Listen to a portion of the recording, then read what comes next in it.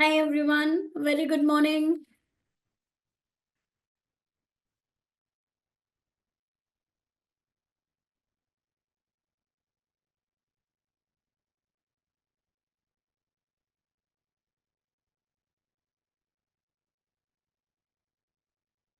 Good morning, Neha. Good morning, Nikunj, Alam, Pooja, everybody, a very good morning.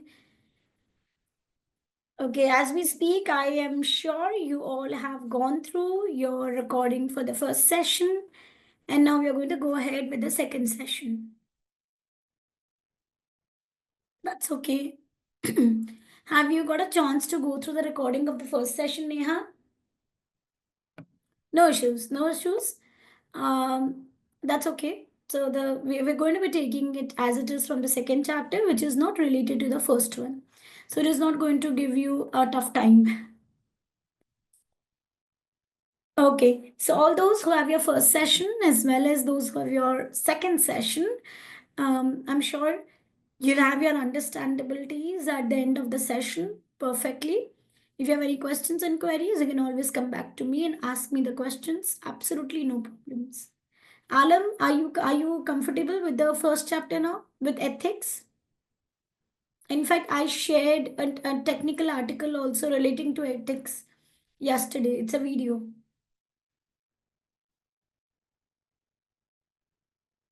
Any questions, Alam? You send me answers, so I would be discussing them soon. Okay. Nikunj, is this your first class as well? And Neha?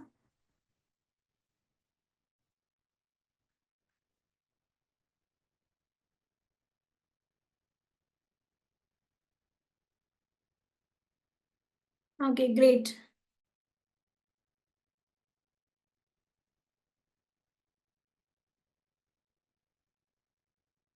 Sure, sure. I'll do that. The market terms? I'll do that. Let me just open the book and I'll do that. So I'll just take up a quick question. I'll resolve it for Alim and then we'll go to the chapter number 2.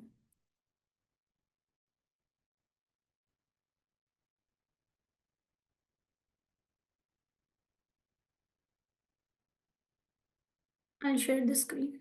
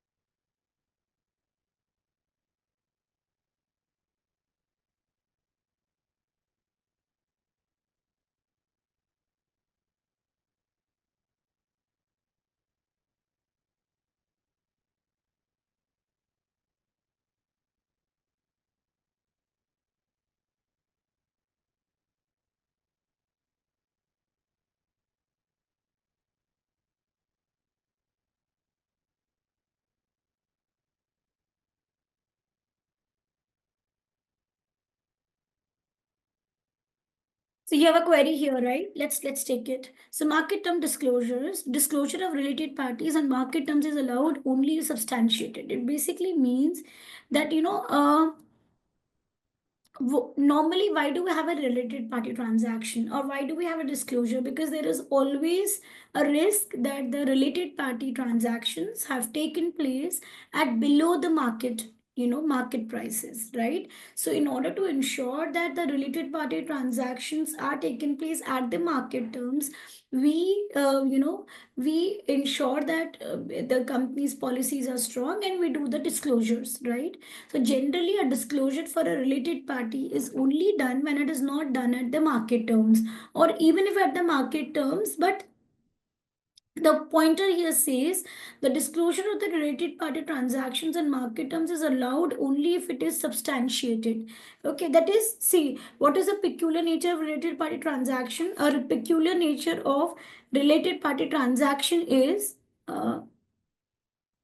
it is that it is not taking place at the market rates. Okay, so we will only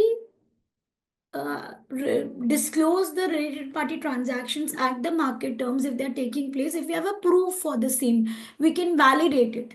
Substantiated means you can validate it. So only if you can prove that yes, these related party transactions have taken place at market terms, because we did not differentiate between a related party and a non-related party, only then we will disclose related party at market terms. Okay, that means you need to be absolutely sure by your transactions, and you should have your evidence that proves that yes, when you sold goods, when an entity, director of entity A entered into a transaction or with another supplier A, and that supplier A is essentially director's brother, and if we can prove that yes, it took place at market terms, only then in disclosure we can write that the related party transactions actually took place at market terms. As in, you should not be doing covering up. Okay, that it is actually not taking place at market terms, and you are disclosing that it is taking place at market terms or market rates. In order to ensure that, you should have the documentary evidence with you. Am I clear now, Alam?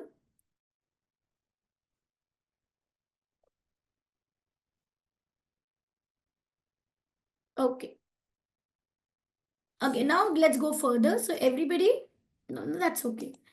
We have done with ethics. I insist you all to go through the ethics recordings if it is possible by today or tomorrow, as per your comfort.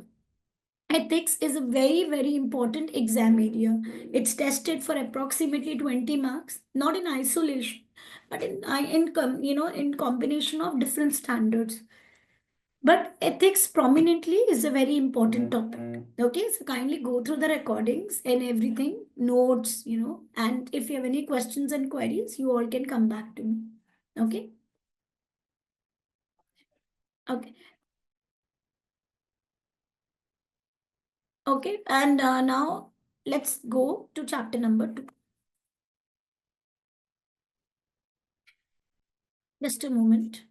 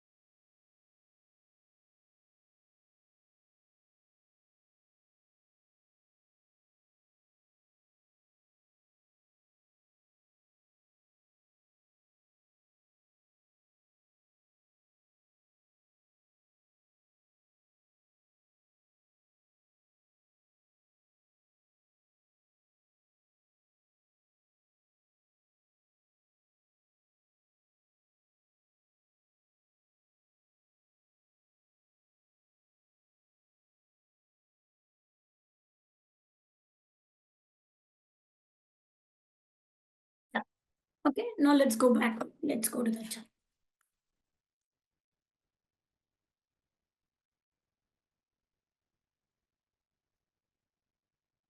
Okay. This chapter is essentially a simple background chapter. I mean, where we're just talking about the basics, that what is the base behind your accounting standards. You all know that in SBR and in the UK, your SBR international syllabus, we always follow IFRS, right? So we are following here IFRS, and here we're just understanding the background of this. That's all. Okay, we're just understanding the background of this IFRS. So basically, if I just talk about the hierarchy,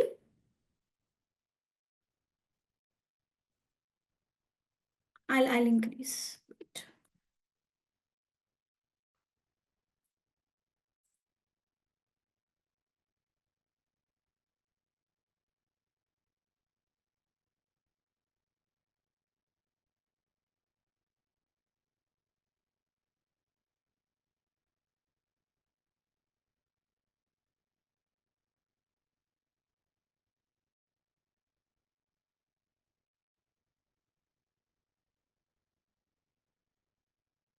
I think it's better. I'll use headphones, so I think the clarity at everybody's end would be better.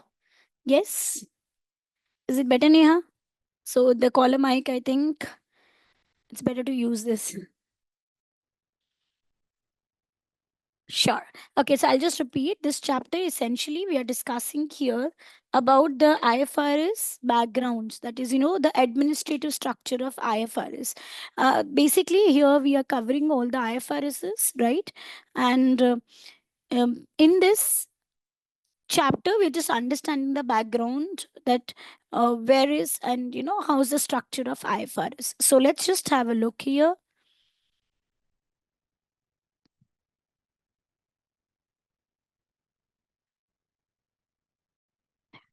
So now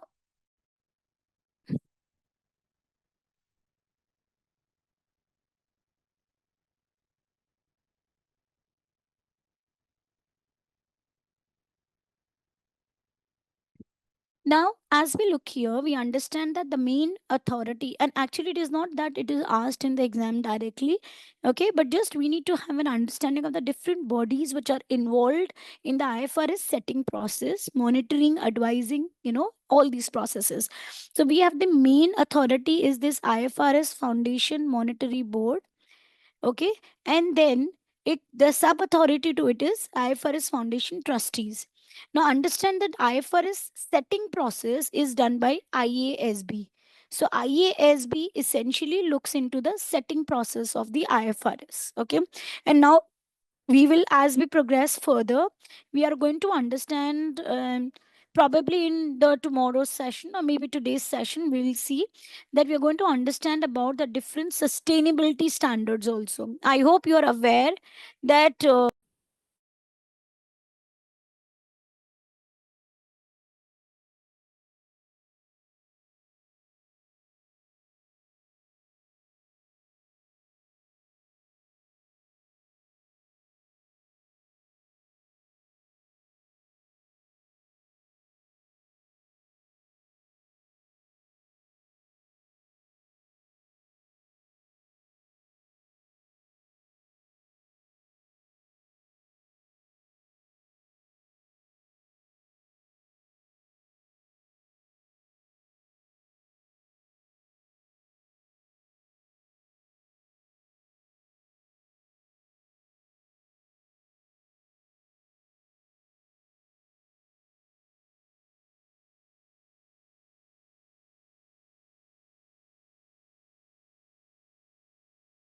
yeah, sorry. Okay, so please understand that now one, two standards have been included in your syllabus, which is essentially not there in the book because they are the new changes that I will be sharing. Don't worry about that. Okay. So these are the sustainability standards. Sustainability standards S1 and S2 have been included in the syllabus. And of course, they are a very, very important testing area as well. Okay, but they're not difficult. I mean, they're just telling us about how do we converge the environment along with your books, that is a financial statements. Okay, so the disclosure, the presentation, all these requirements is basically there in these standards. So anyways, the board which is monitoring this standard is SSSB. Okay, now IFRS advisory council is there. So basically I'll give you just a background between these advisory councils and the relationship between these different bodies. So advisory councils basically are they advise to these trustees and the different standard setting boards. So basically they take inputs from the different countries, from the different accounting bodies worldwide, and based on their inputs, if there is any changes, any new, like there is a requirement for a new IFRS development, because every day there are new changes that are taking place in the world economy. There are new technical points that emerge, so we need to basically to make sure that we are meeting the requirement of those technical points, and to ensure that we have convergence across the different accounting standards. These IFRS advisory council role is to give advices to the foundation trustees as well as the two boards, so that the new standards can be board can be also created, or the existing ones can be updated as per the requirements, or the new developments that have come in the basically with the different accounting bodies. Now, the monitoring board, we can see that it is basically the main board which is monitoring the different IFRS setting process, and it is like it is a link between the different public and the accounting authorities worldwide, and the IFRS bodies, which is governed by the trustees. Okay, so trustees are nothing but they're doing a supervisory role of governing these two boards, because we need somebody who can supervise them, right? So these are those boards are being governed by the trustees. IFRS Foundation Monitoring Board is simply a link or a bridge between the different public authorities, accounting bodies worldwide, and the trustees here. Okay, I hope that you understand the basic administration structure of the IFRS setting process. And then the last here is IFRS interpretation committees, because they whenever a new accounting standard is released, the interpretations also are released along with, and later on also, because there are ambiguities in the law, ambiguities in understanding in the derivation, different um, you know bodies or different uh, accounting personnel will have different implications of a particular law. So in order to have a common, a guidance on it, the interpretations committee releases interpretations on the law time to time. So this is the basic background structure, or the admin structure for your IFRS this your IFRS setting process. Okay, now this you can go through.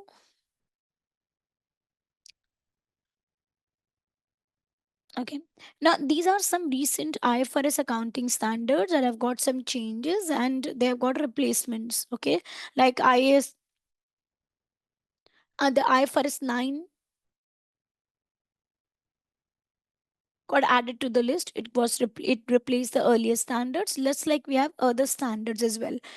Is this needed to, uh, for your exam purposes? No, but for your understanding purposes, yes.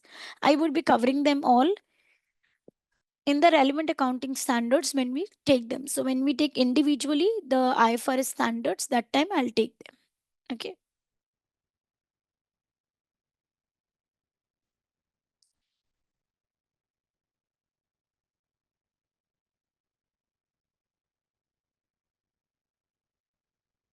Okay. These are something that we need to go through. Okay. Like suppose there are questions which are based in your exam that discusses about what are the challenges in the existing standards, what are the current issues, and what are the suggestions to ensure that these current issues are being dealt with. Okay. Like for example, if I talk about IAS 1, it is the basic accounting standard that is basically on the presentation of the financial statement. So it is also facing some issues, like for example, ensuring that the different accounting bodies that have different government regulations, and um, on the basic totals, like some of the entities or some of the countries, they prefer operating profit as the basic total to come out of the PNL account, while others they suggest PNL profit for the year. So these are ambiguities that are that are faced, right? Because in the presentation of financial statements. So IFRS, now these are the issues that are there with the committees that they are resolving. probably they may just come up entirely with a new accounting standard or make changes to the existing accounting standard.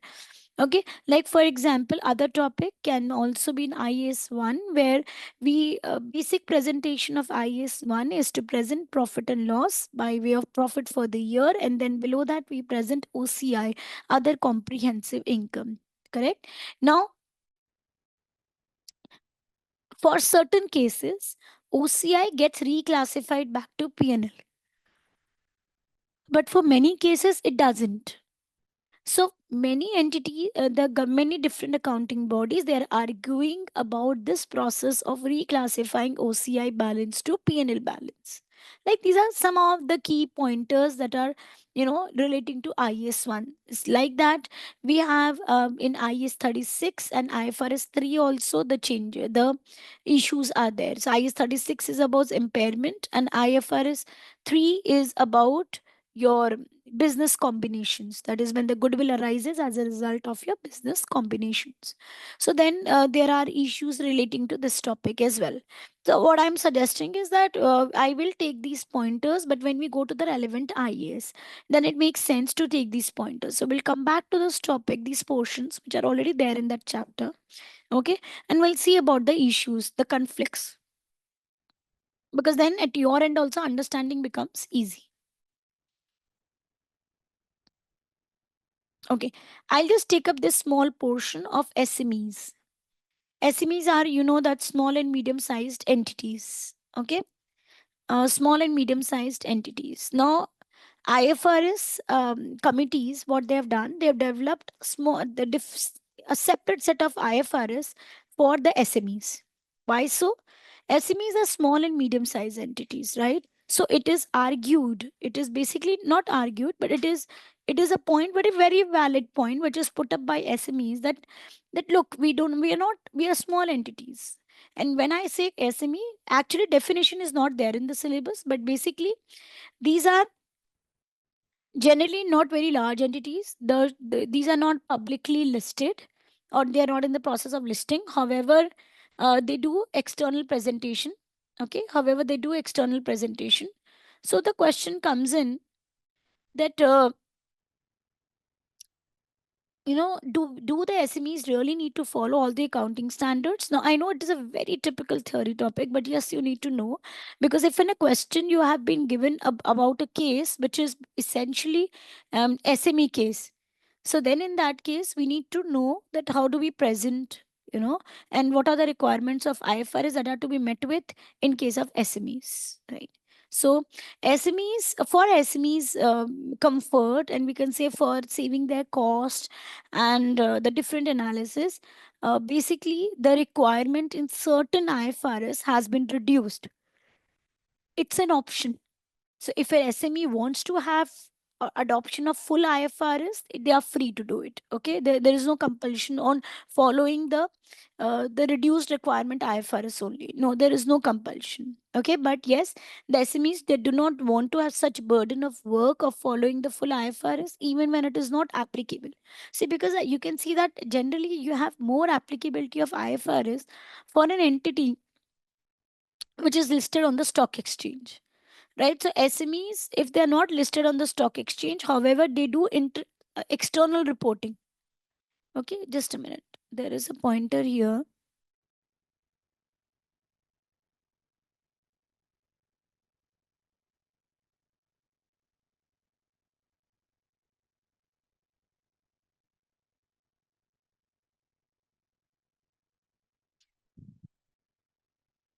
Yeah. Okay, so you can see here, they do not have public accountability because they're not listed on any stock exchange, and neither they are in the process of getting listed. However, they publish the financial statements for external users.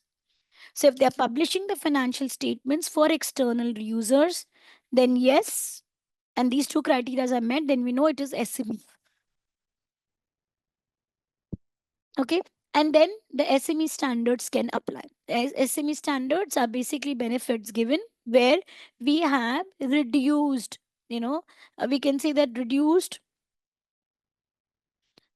accountability, reduced coverage in relation to the application of the standards.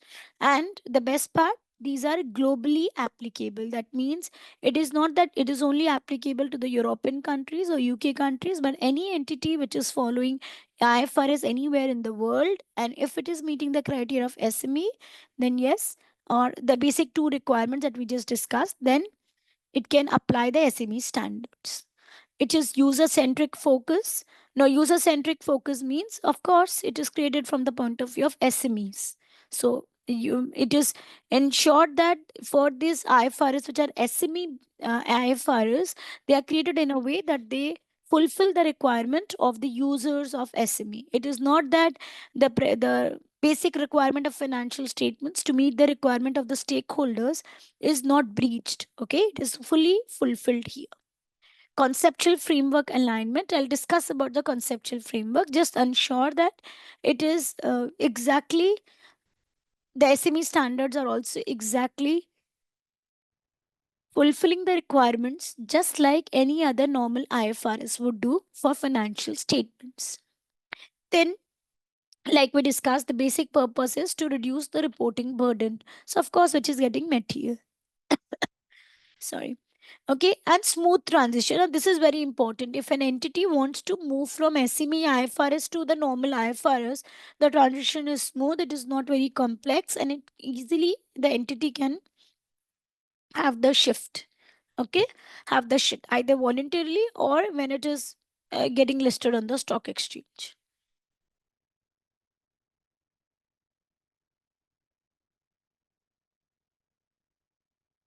So this table is very important. Okay, because if in the question SME standards are asked, okay, or SME case is given to you, then you should be able to identify the difference, or you should be able to understand what is the difference between the SMEs and the full IFRS, like basic differences. I'll just take up full few differences. Okay, I know you will get the clarity most when we study this topic again. Okay, so when we study these chapters, then I'll come back to this. After we completed them, I'll come back to this table again. Now, first is investment property measurement. A quick understanding as per the normal IFRS, the full IFRS that we call it, IES 40, which is governing it. IES 40 says you can follow the cost model or the fair value model. However, for SMEs, we follow the fair value model only. Okay, but there is a criteria given. You'll only follow the fair value model if the the pricing to get the fair values. What are fair values? Essentially your market values. Okay, so the pricing that you are expending or the cost which is going on to be incurred in order to get the fair value is not much, is not high, is not undue. Because if it is undue, then please don't go for the fair value method. Okay, so we say that if it is the cost to measure the fair value is not undue. So simply I'll say that for SME should do SBA, the CBA, cost benefit analysis. Cost should not exceed the benefits of getting the values. If it is, then as per the SME standard, SMEs can refrain from showing the fair values. Though it is not difficult, because if it is a normal tradable product, then we can get the market values, which are not difficult to gather. Then lease recognition, a basic understanding. When you study full IFRS that we are going to cover, lessee shows only lease accounting in the books. It does not classify it as operating or finance lease, which classification is done by the lessor. But when we talk about SMEs, the lessee can classify it as operating or finance lease. However, once the lessee classifies as operating lease, it cannot have the presentation done in the statement of financial position, just like the normal cases, where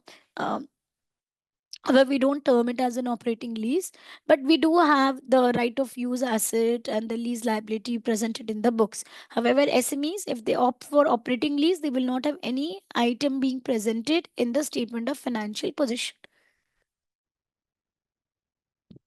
Okay, next we have borrowing cost. Simple understanding, IFRS says borrowing cost on the asset subject to the conditions. If it is fulfilling, it will be capitalized. SME says it will all be expensed off. We'll not capitalize it in any case. Next, development cost. So just like we have the research and development expenses, which are essentially covered in your intangible assets chapter, based on if you're meeting certain criteria, these expenses will be capitalized in the books. SME says, boss, everything will be expensed off.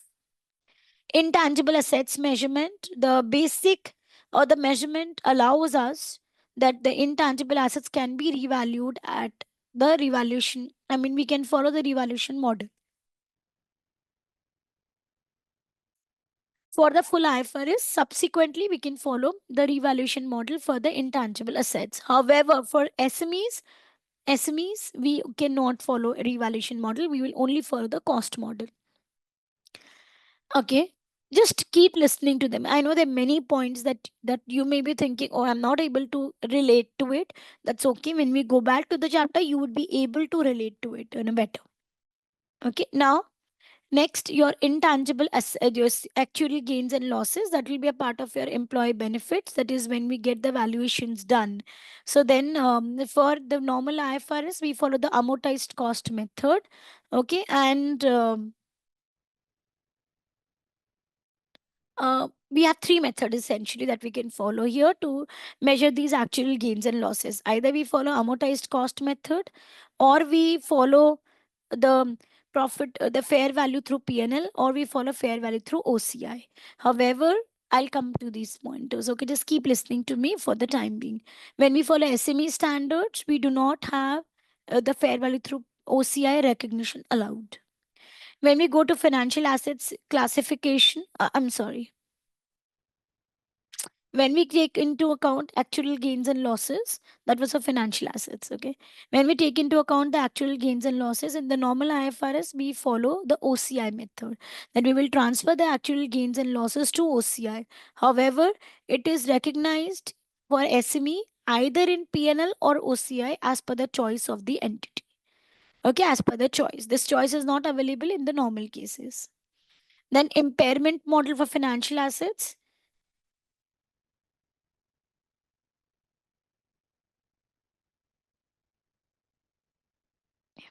In case of impairment of financial assets, we calculate the expected loss and we apply a formula.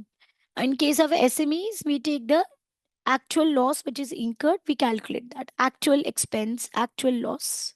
So, like this, we have all the different entries which I think you can go through. But I will take them again when we go to the relevant chapters. Okay, then we'll take these portions again. This was just a snapshot of the differences that can have. Let's take a quick question, small question. Okay, where we are going to consider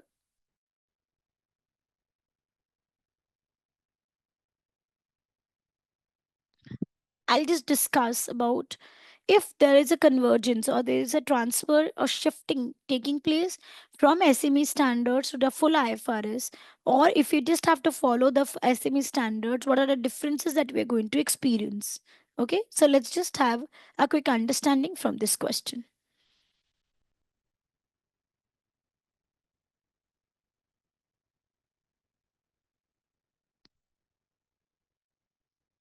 Now, Walton is considering purchasing a majority shareholding in Lula. I hope it is visible to everyone. So, we're just discussing a simple question. Right now, we are doing oral discussions. As we go further, we'll do the written discussions as well. Guys, are you all with me? Please just revert to me.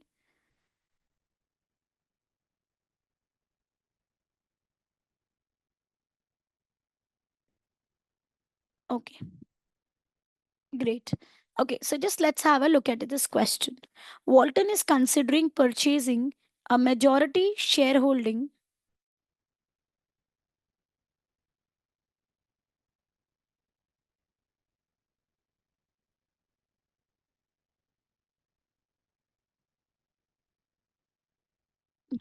A majority shareholding.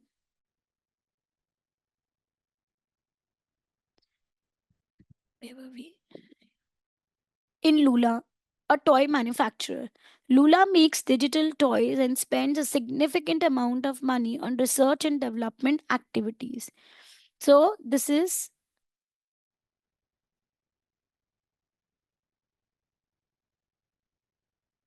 activities, and it normally part funds these by way of bank loans. So, we'll have, when we have bank loans, we will have,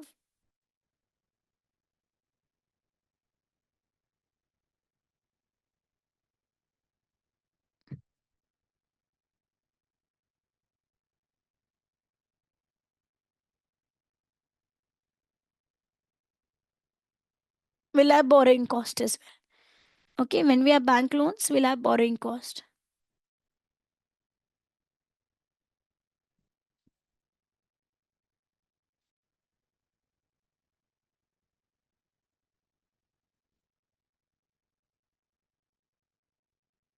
Okay, now,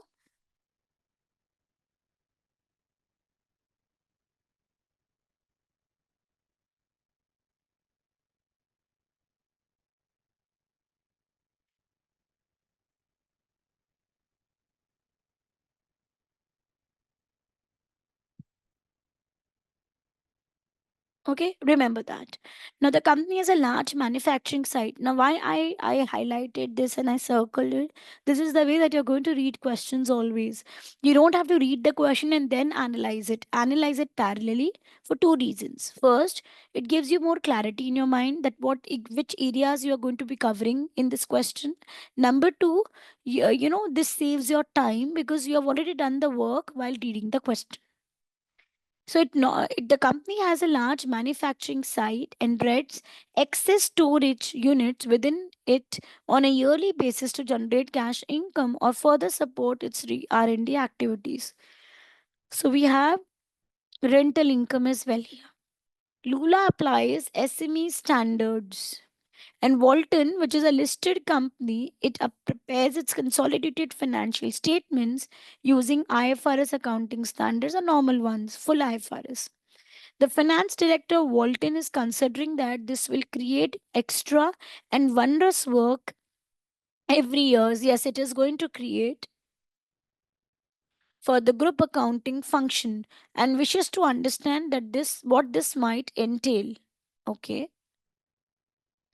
Now advise the finance director of the relevant differences between full IFRS and SME addressing its concerns. So we just don't have to give the difference just like we've done the earlier ones. We have to explain it to the situations that are given.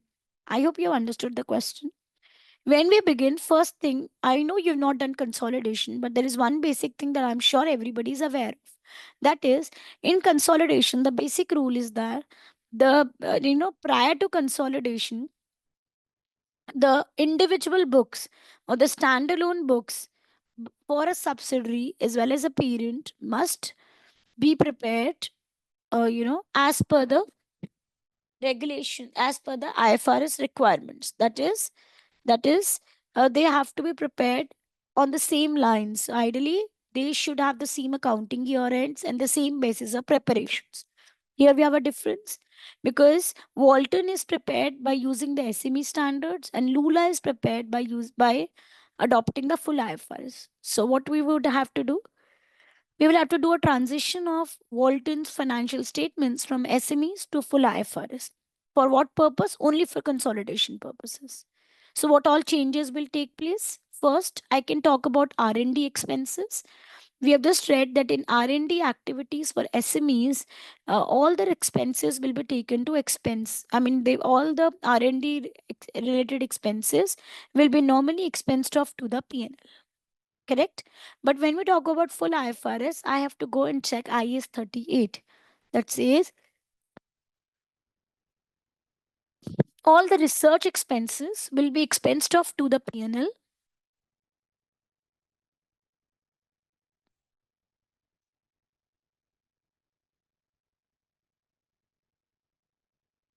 Yeah, I'm sorry. Well, yeah, for Lula, we need to change because Lula is following the SME accounting standards. So it's a subsidiary, right? And we need to change for it for Lula. Um, Because earlier, before consolidation, Lula is prepared by following SME standards, and Walton is prepared by following the normal full IFRS. So first change will be made here, like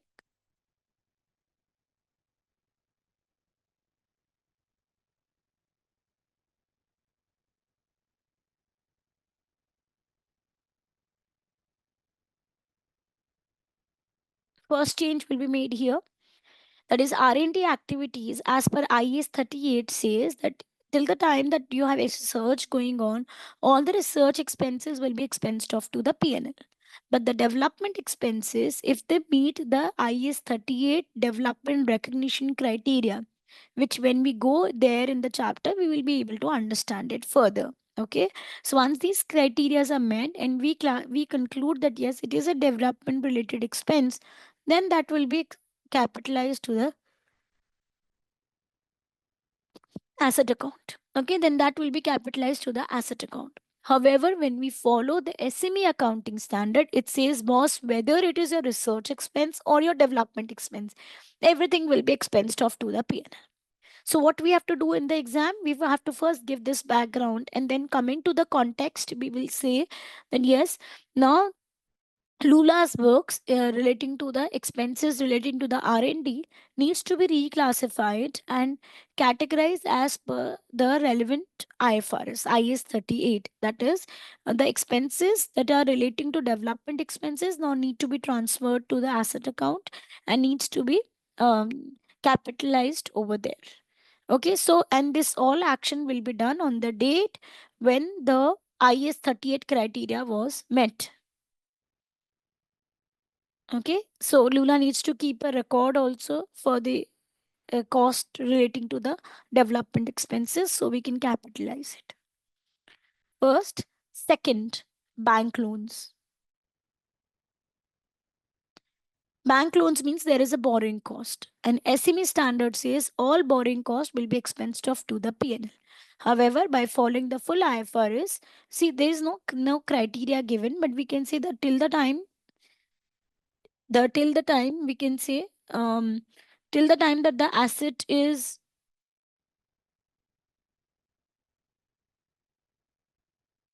um not till the time the asset is not ready for use, all the borrowing cost, or till the time the asset is not um, you can say that brought to its present location and condition. Okay, all the borrowing cost will be capitalized as per IS 16. Okay, as per the full IFRS. SME says, boss, every cost will be expensed on. So again, here also we need the changes to be made. So we'll write about this point also for the changes to be made. However, overall, if you see the large manufacturing site, which is a building, we don't need to do anything with it because it is not written here for anything. So we understand that IS 16, and this would give you the same answer. So there is no difference here. Now excess rental. Now, okay, one more point. Why you are having this site?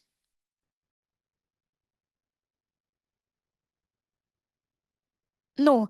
Okay. So, Nikunj, there is no criteria given.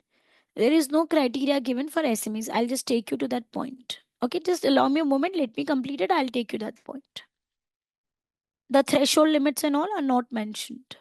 Okay, now here, lastly, we can also talk about this. See, understand if there is a part of the building which is used for investment purposes. Why? Because we are earning rental income from there. So, any part of the building which is eligible for earning rental income, that is, it is being held as an investment property, we need to apply the IS 40, that is, investment property standard over there.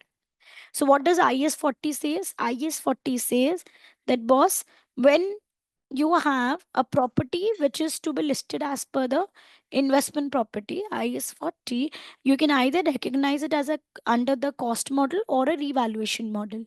But there is a very important criteria that if you apply this model to one of the properties, you need to apply it to all the properties. Now we don't know anything about the question, the scenario, because the question is not telling, is silent. So we will create an assumption that if the properties are not If the investment properties are already recognized at cost, then either we will apply revaluation model for all the properties and bring them to the fair value, or we will take this property also at cost. So that is at the option of the taxpayer, the entity. However, as per the SME standards, we will only follow the revaluation model. Okay. So we need to make the changes. If we want to bring it to the cost, then we need to make the changes. If we are to bring it, if we want to keep it at the revaluation model only, then there is no change which is needed. Okay. So like this, you have to explain in this question relating to the standards and then relating to the context. So we can discuss that if the Walton is not required to have the SME standards followed if voluntarily they are following the full IFRS. However, if there is no voluntarily following of the full IFRS, like mentioned in the question by Lula, so then we need to make the changes and then consolidate the books accordingly.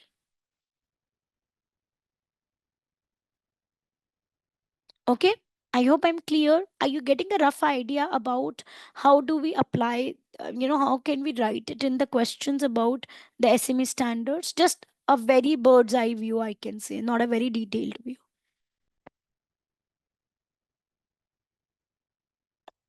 Great. Now, Nikunj, coming to your question. Alam, I hope you have clarity. And Pooja, I hope that you have clarity as well.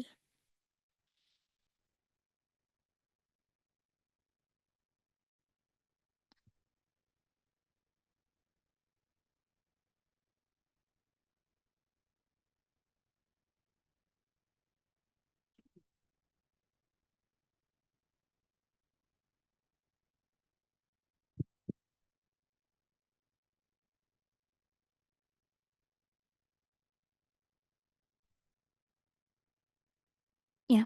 Now, Nikunj, your point, the SME standard does not establish any specific size threshold to define SME.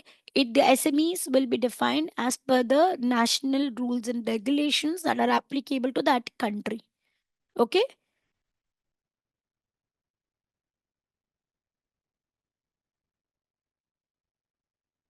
I'll come to that point. Neha. Okay, first is the question is asked by yeah, Alam. Do SMEs have revaluation option for accounting as per IS 40? So if we go back,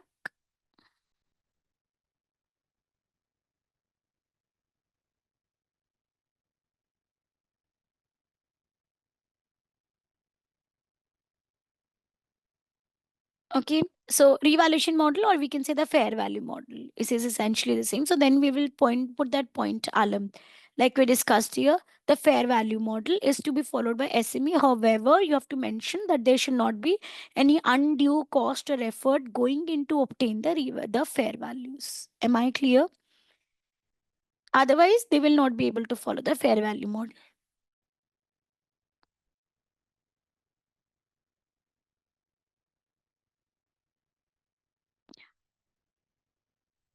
Okay. Now, the very interesting question is asked by Pooja. No, Neha. What should be the process? So, as I've discussed already in the first class, I'll repeat it here again. Your answering is always a three-step process. First step is to take in all the questions of SBR, you have to follow the same way. It can be four step also in some cases. When you're writing any of the answers, remember that you have to always begin your question with, even if it involves calculations, you have to write theory. Okay, you have to give background for that question. So you, once you read the question, you would be able to identify it is relating to which topic and which IAS or IFRS. You will always give background of that IFRS or IAS relevant to the question. Okay, give a background, give understanding to the examiner about that. And then second step, you will relate it to the context given in the question. You will never directly come to the context. Then if you have any calculations to be made, you will do the calculations parallelly. Otherwise, at the end, you will give a summary. And here we do not give a perfect conclusion that, look, I am suggesting the company will follow this. No, you're always going to give suggestions, keep it open ended. Give the pros and cons, give the explanations, but you are not required to conclude firmly. unless question wants you to do so. You will have questions relating to discussions, explanations, and that do not require firm conclusions. So if you're not asked with firm conclusions, you will not give the conclusions directly. You will keep them open ended. That means you will explain about that, you will give pros and cons, you will give suggestions, and then you will close your answer. But you are not going to give that, look, in my opinion, this should be followed. They are not asking your opinion what to be followed. They're just asking for a discussion. So please do that. Am I clear, Neha?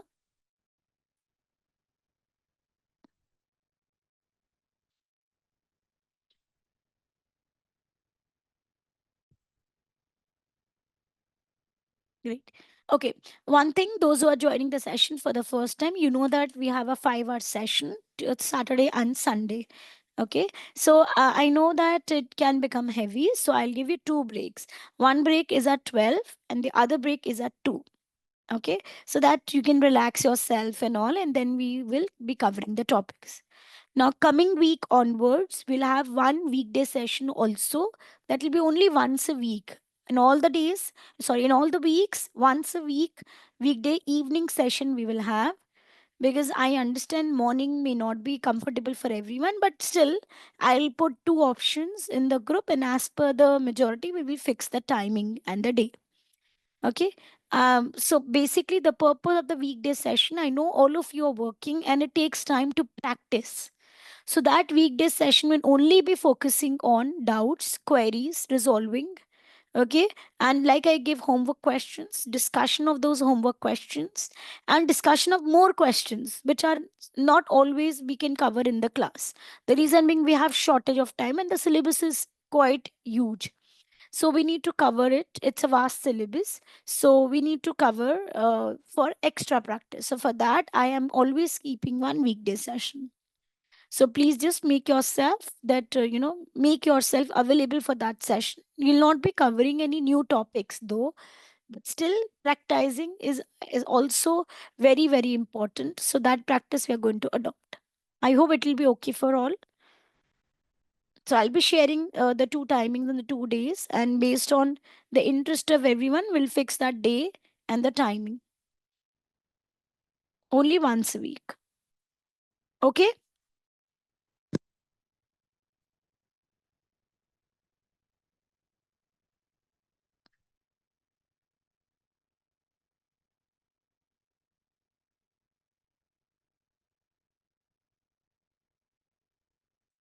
Okay, now I'll be making you understand a very interesting topic of conceptual framework.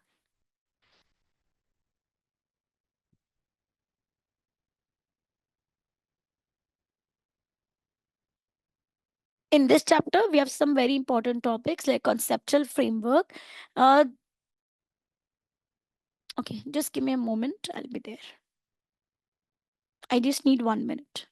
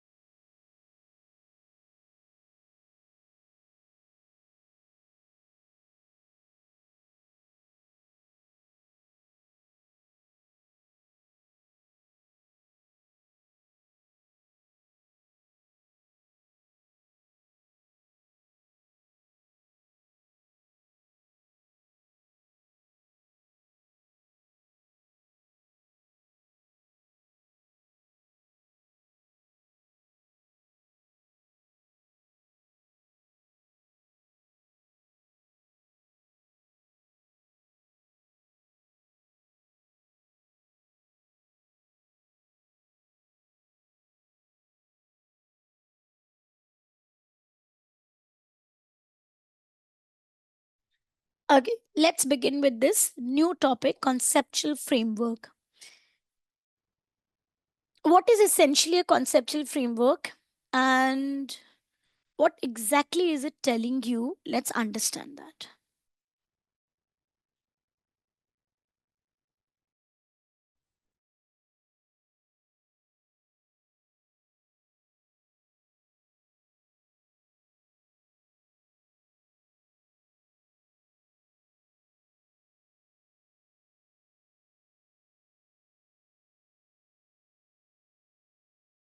Yeah. So let's have a background understanding of conceptual framework.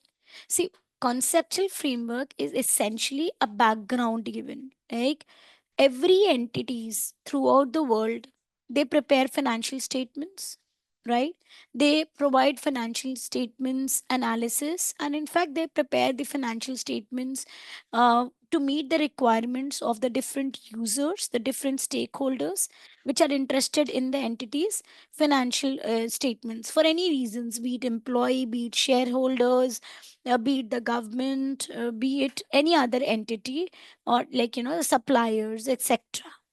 So we all the entities essentially need to have a basic structure, right, for reporting the financial information. That what are the basic requirements to be fulfilled? Like for example, point number 1, that your financial reporting should involve the presentation, the disclosure of the financial information by following the relevant IFRS. This is a basic requirement. So we can say that conceptual framework is nothing but it is a foundation that gives us an idea, that gives us, you can say, a guidance, that gives guidance about how the standard should be followed, how they should be applied, how we should be presenting our financial statements, financial information, how should we disclose it. Okay, basically to meet the requirements of the different stakeholders if for the in the financial statements. Okay, and also it gives us a guidance about if there is any area for which we require a new accounting standard, then the development of that accounting standard or making changes to the existing accounting standards in case of any inconsistencies or in case of any disputes. So essentially conceptual framework.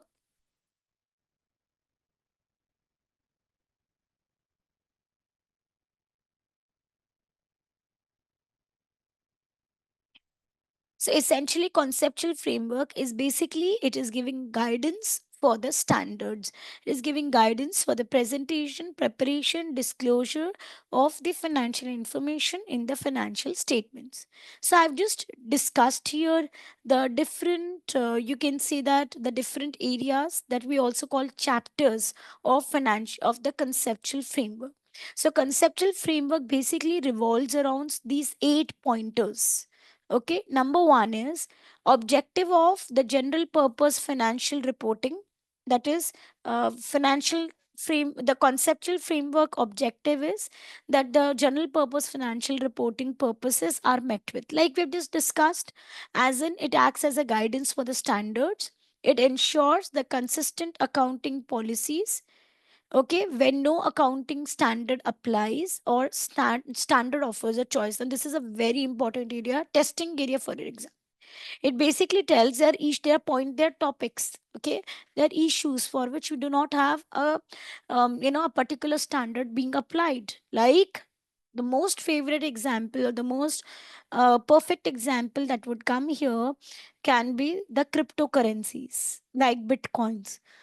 We do not have any specific accounting standard on that. However, there is it is all in the draft stage. Okay, the standard on cryptocurrencies. That's a need of the day. Correct. But as of now, we do not have any standard specifically for cryptocurrencies.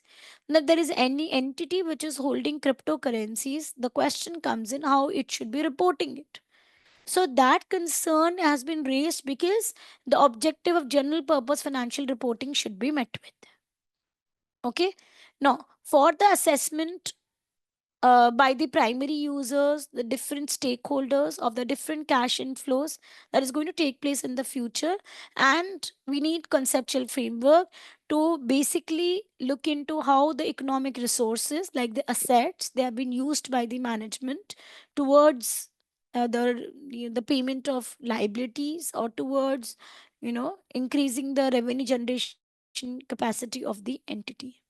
So conceptual framework is giving that background, is giving that foundation for the entity. Okay.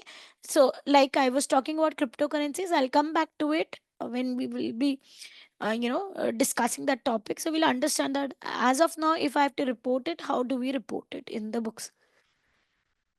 So conceptual framework gives us the guidance that if we do not have a particular standard applicable, then try to look for a similar nature, for the standard that meets with the similar criterions, and then you select that how we are going to deal with that issue. Okay. So this is basically understanding drawn by conceptual framework. In your exam, you'll have a lot of questions that will say, please give the guidelines as per the conceptual framework. So it is not that it is a very technical thing that I've asked. That just asked that what should be the reporting requirements, as per the conceptual framework guidelines that we are discussing here, 8-step process. The next is, it's not the steps like step 1 to step 2 to step 3, step 4. These are the different areas we can say in the conceptual framework that we are covering. Number 2 is utmost important. Say 2, and then as we go later on, one more pointer, these are always tested in the exam. Okay. So 2 points. The second point says qualitative characteristics of useful financial information. I have given in bracket APM, if you observe here. What is APM? APM is nothing but these are known as additional performance measures. Okay. These are a tested area for your exam, and we have a typical chapter dedicated on it. Okay. These are additional.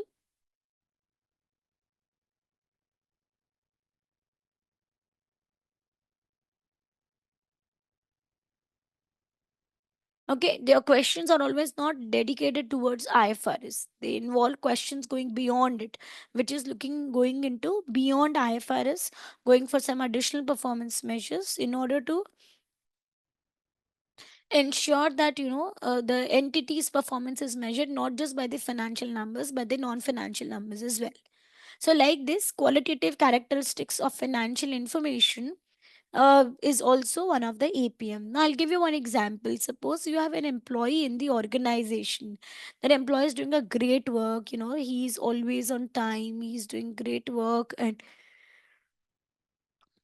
so he's very honest, and all these traits that he's having. So definitely, he's an asset for the organization for sure.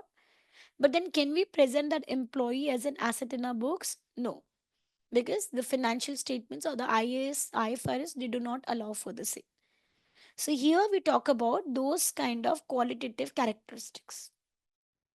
Which are the qualitative characteristics that are being discussed here? The two characteristics. One is relevance and another is faithful representation.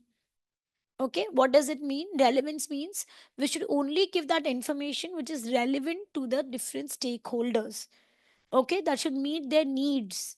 It is not that we can just discuss and share every information. So the information which is not relevant, we should refrain from sharing it. Okay, because we should have to the point information. The information which is meeting the requirement of the stakeholders. Okay, so it helps the stakeholders make a predictive and a confirmatory analysis. Predictive means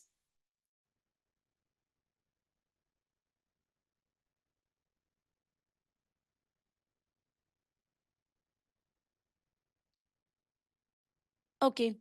VGLD book. I'll just discuss that point and stop. Sorry, I'm just stopping. Neha has asked a question. I'm confused. Should I focus on notes provided by VGLD or the notes provided by you, ma'am?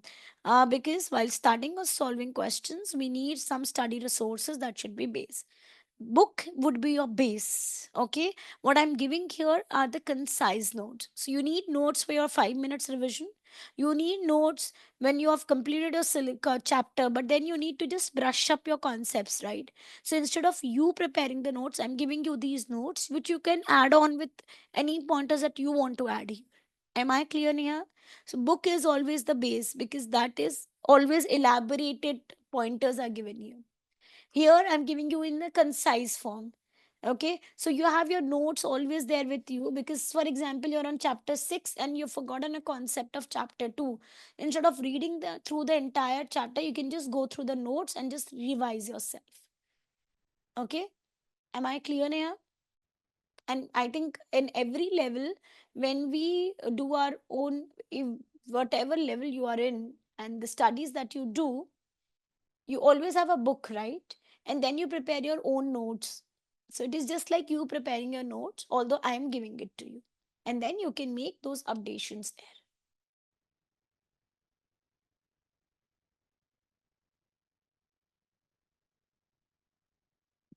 No, no, no.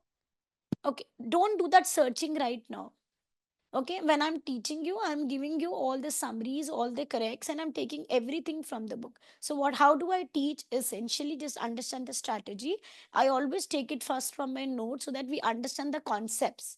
Okay, then I'll take up the book as well, and wherever it is relevant, we'll discuss those questions, we'll discuss those pointers. So instead of reading through the book, which I find maybe may not give you that clarity, I discuss it here with the notes where I've given the summary at one place. Yes, yes, yes. Okay, yeah, it's a summary. Like I said, it's a summary. Got it? Yeah. So you can say it's your add-on that you're getting along with the VGLD book. And please, everyone, it's a request. Do not read through your books right now. Book reading is when you are doing it on your own. In the class time, just follow with me on the screen. Okay, because here we do understand everything.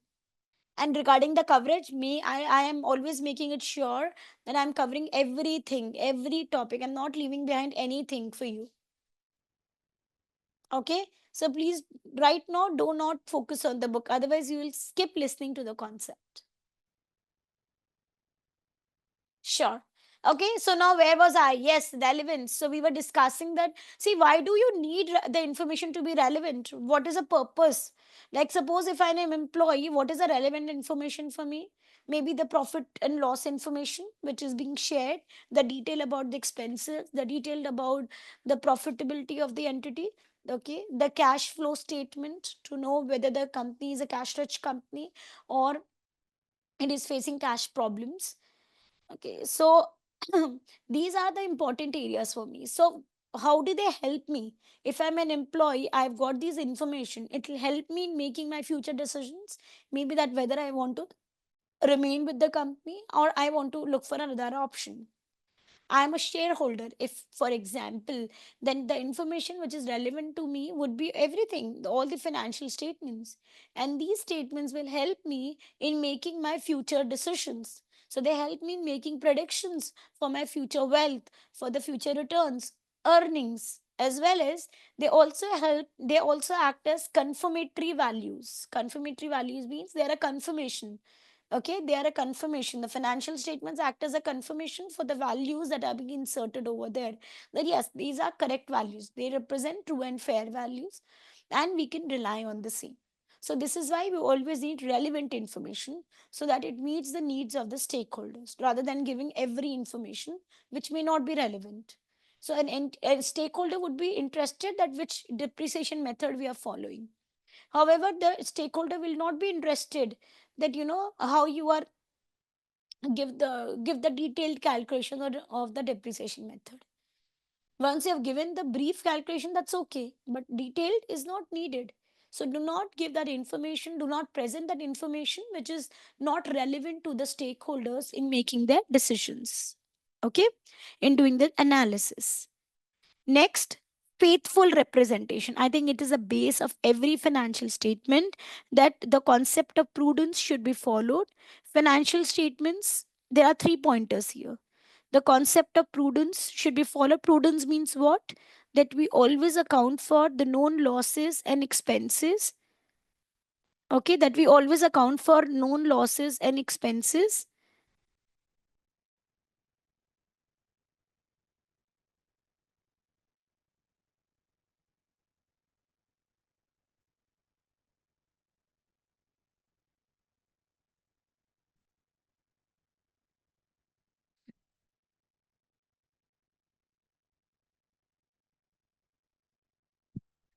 We always account for the known losses and expenses, but we do not account for any known revenue unless the entity has earned it. So only when the entity earns it, only then we recognize them in the books. So faithful representation says you are not doing any understatement of expenses or any overstatement of expenses, as in the case maybe if we want to reduce the profit. So if we want to manipulate with the profits, we can have over presentation of the revenue so that we have more profits being presented, or under that is, or the representation of expenses. We should follow strictly the concept of prudence. Number 2, the financial statements should be complete and should be free from errors. So we can say that for prudence also I can attach one more point, that they should be free from biasness also. We should not have any biasness involved there. Okay, that is leading to the window dressing of the books. That is not allowed. It should be complete. We should not be hiding any information. Okay, everything is presented in the financial statements, and these should be free from errors. Of course, this is a basic requirement. However, the concept also says when you follow IS 8 that if we find any errors, then it is the duty of the management to ensure that those errors are reported to the, or those errors are reported.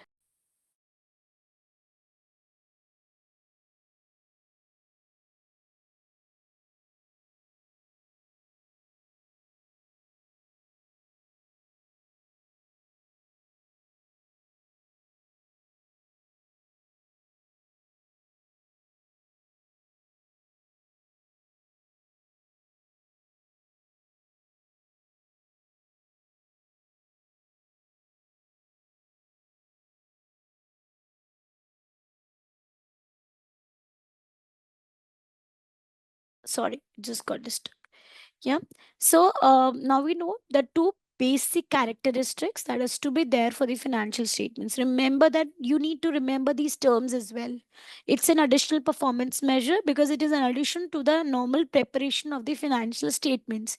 We have to ensure that the books are following the principles of faithful representation, as well as they are relevant and the relevance principle is being followed.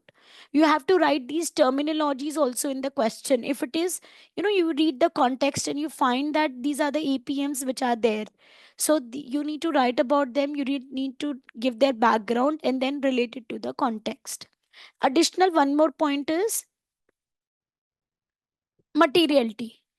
Okay, materiality is a very important concept that we do not need to present in our books anything and everything. We have to follow the principles of materiality. If there are too many immaterial items, you club them together and present as one information.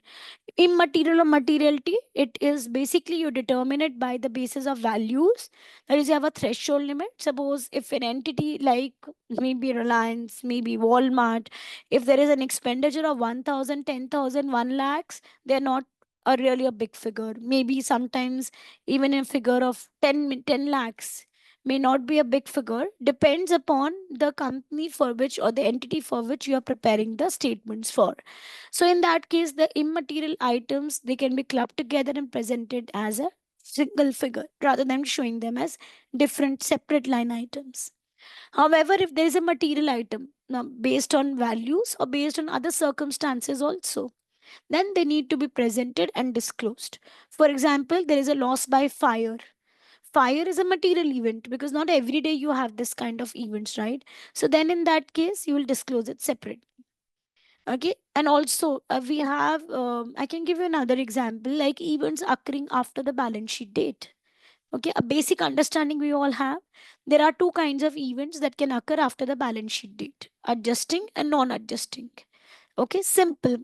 So adjusting events are those events which are getting adjusted in the financial statements, and non-adjusting events are those the conditions of which was not existing on the balance sheet date. Okay, and so we do not present them in the financial statements by including them in the SOFP or SPL or cash flow statements. Rather, we disclose them by way of notes to accounts. Okay, so we disclose them by way of notes to accounts.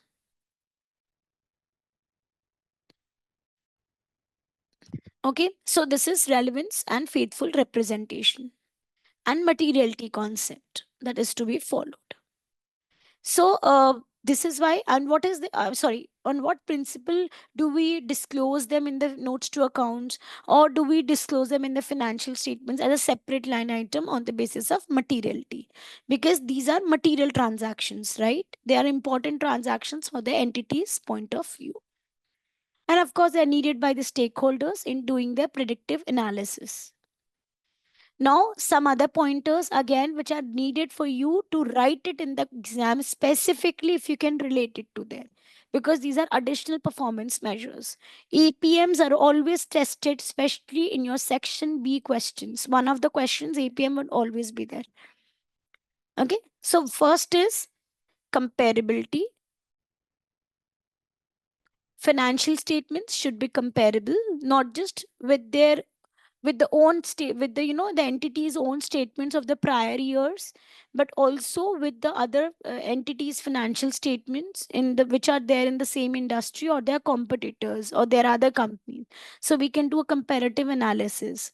Okay, financial statements should be verifiable, that is you can always verify the amounts that you have presented in the financial statements, be it the P&L account, be it the statement of financial position, cash flow statements, or any other presentation disclosure that we are doing. The figures should be verifiable. Okay, we should be able to verify them. Then the next is timeliness, a very important point. Okay, now suppose there's a shareholder is thinking of doing investment in the in an entity A. Okay, and shareholder has not yet received the financial statements, or they have not yet been published. So the delay in the publishing of financial statements is affecting the decision of the shareholder. If the financial statements were published on time, then the shareholder may not have faced any difficulties, right? So timeliness is getting the data on time when you're needed, when you are, needing that, or when you're expecting to receive it. So financial statements, cash flow statements, P&Ls, notes to accounts, and other reporting requirements should be met within time, because if there is a delay, it affects the decisions of the different stakeholders. Understandability, of course, the language should be simple, it should not be too complex.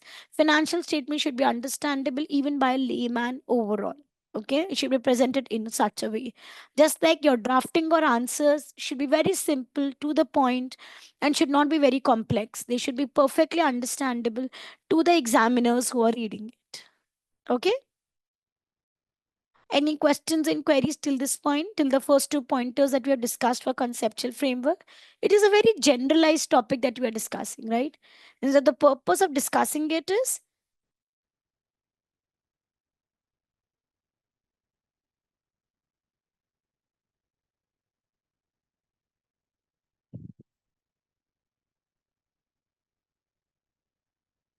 okay, let's go further. I know the topics are very easy, but they are a base. Conceptual framework is a base for all the chapters. So here we're essentially discussing the base.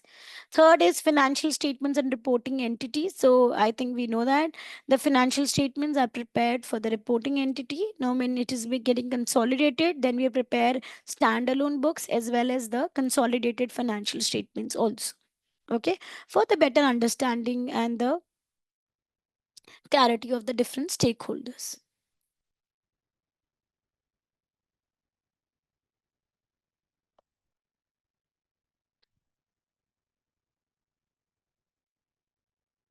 The elements of financial statements. Now, the next topic. I think precisely we know that there are five key elements of the financial statements. That is assets, liabilities, and equity, which are a part of statement of financial position. Right.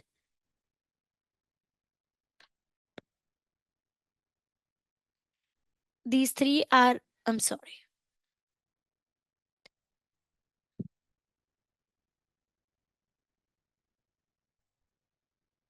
assets, liabilities, and equity. They are a part of statement of financial position.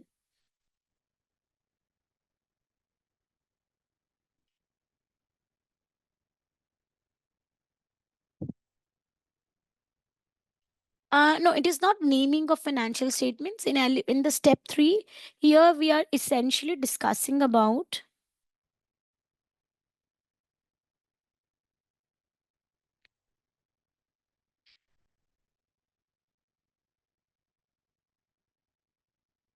Yeah, step three, we are essentially discussing about that the financial statements should be prepared as per the, each reporting entity. You should not prepare just a generalized financial statements, because every entity will have a different line items. Of course, we'll have different reporting requirements.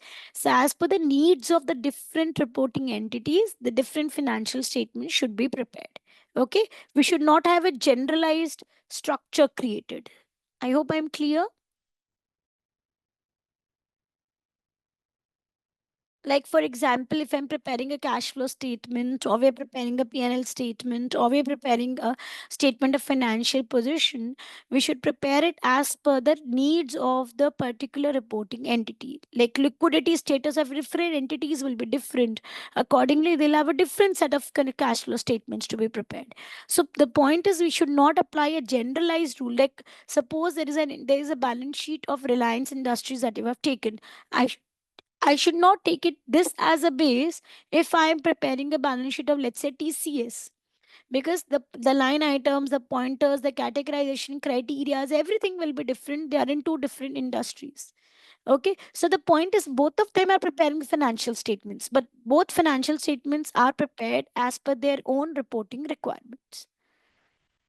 Am I clear?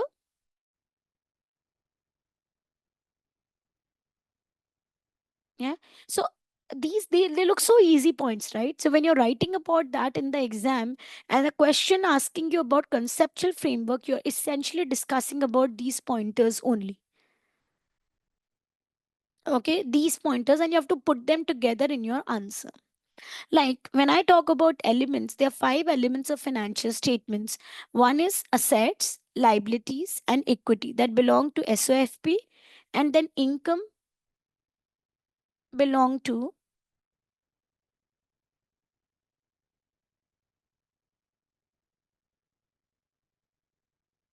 SPL, expense belong to SPL, right? They belong to SPL, right?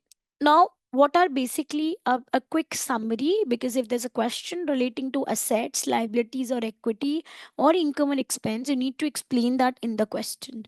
The definition of assets, the definition of liabilities, and the equity, income, expenses, everything. Yes, it is asked. So, what is an asset? We can say that asset is simply a present resource, the present economic resource, which is controlled by the entity, right? And it is arisen as a result of a past event. It's an economic resource which is controlled by the entity. Very important. So in order to understand, or in order to identify in a particular question whether we have an asset or not, we need to see the controlling feature also of the entity. Okay, and then it is as a result of a past event that has taken place. Now remember that the assets are an economic resource. So when I say economic resource, means these are capable of generating either revenue or any other future economic benefits for the entity in the future. Okay, future economic benefits or generating revenue. This is how we say it's an economic resource, not an obligation. So important feature is that it should be controlled by the entity. So now we have different assets. So whether it's a financial asset, like we have any financial instrument and the asset is recorded in the books as per the rule of IFRS 9, or it is any lease right of use asset which we apply as per the provisions of lease IS 16, or it is any other Normal asset, the non-current asset that is taken that we take care in the books as per IFRS 16. All the assets, be it non-current assets, the financial asset, or the right of use assets, all these are required to meet with the basic definition of an asset. Okay, so whatever category we put in, but the basic definition of asset should be met with. And what are the basic characteristics? Number one, economic benefits. Number two, control. And number three, past events. It is arisen as a result of past events. And controlling means what? Because it's a very important feature. Controlling means only the reporting entity is able to, have a prime access to these assets. Okay. And no other entity would be able to derive economic benefits from it. Okay, they cannot, there are two pointers. Okay, I'll come to this point also. Control, please understand, when I talk about control, I'm basically talking about 2 points. Number one, direct the use of the asset. Okay, and number two is economic benefits.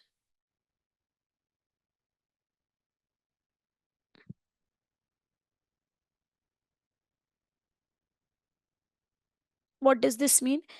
Direct the use means the entity can only direct the use of the asset. How do you want to use the asset?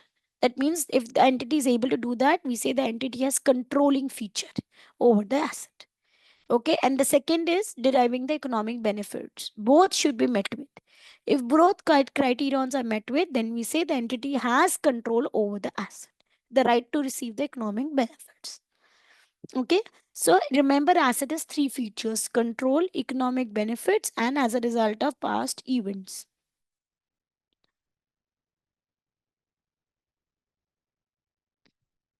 Yeah, for intangible asset also same criterion. Intangible asset also is covered here, same criteria. It will be only classified as an intangible asset again if the entity is able to direct the use of the asset, and the entity is only able to derive the economic benefits from the asset. Okay, yeah, same category. When I say non-current asset, we cover both tangible and intangible.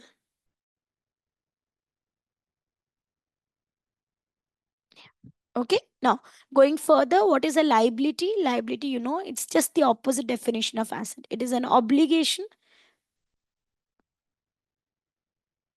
Yeah, the leased alam, the leased asset. When we talk about leases, we have an asset which is known as right of use asset.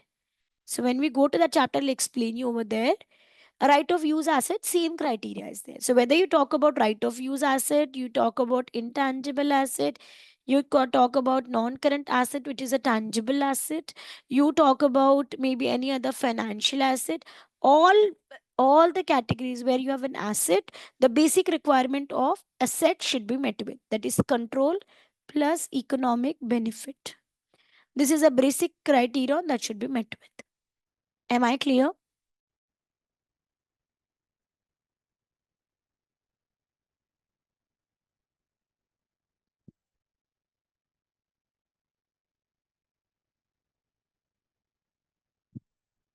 Okay. Now going further, and let's talk about liabilities. Liabilities, we already know that they are a present obligation. Okay. They are always an obligation that is requiring. Now here it was a resource that was generating economic benefits. Liability is an obligation that requires transfer of economic benefits. Okay. And again, it is arisen due to past events. So here also you have the same criterion.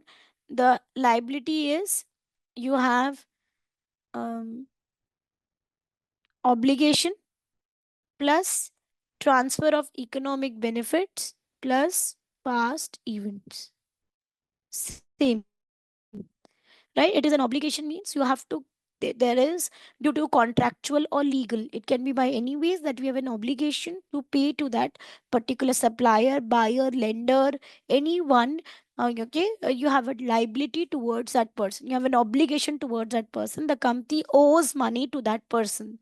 Okay, so then then the entity needs to transfer that in the future. Money is going to go out, so that is an economic benefit which is going to go out. So we say second one, transfer of economic benefits as a result of past events. Because for example, we have already purchased goods from a supplier A. So goods have already entered into the factory, production is already going on, and then you are making payments to the supplier. So past event is that the goods have been purchased and they are a part of production. So then we need to make payments to that particular entity in the future. So that is giving rise to an obligation for the transfer of economic benefits arising as a result of a past event. Am I clear till this point? Any questions till these four topics that we have covered in conceptual framework? If you have, please put it in the chat box.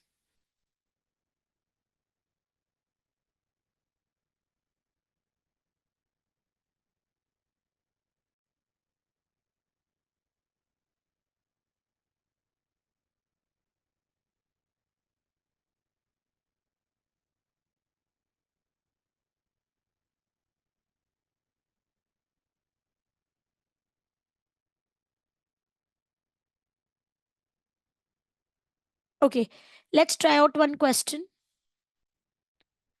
Right, so I'm just giving you a question. You all will apply your brains and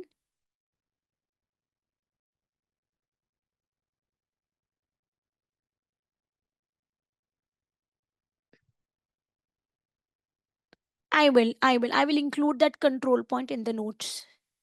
I've okay. In fact, I'll not remove these points later on. Whatever I write it in the notes, no, I'll put them in the notes only then. Not a problem. I'll keep them like this. Okay, you can make the changes.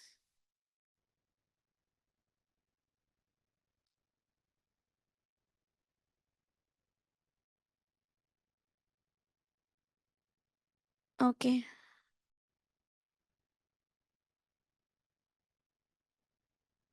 sure.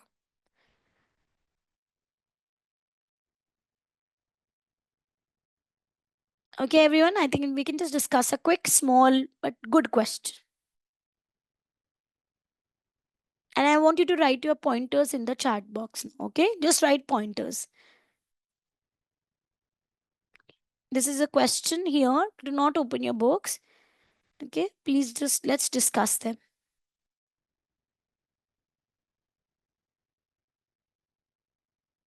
Okay, the question is in front of you. Give your answer in the chat box.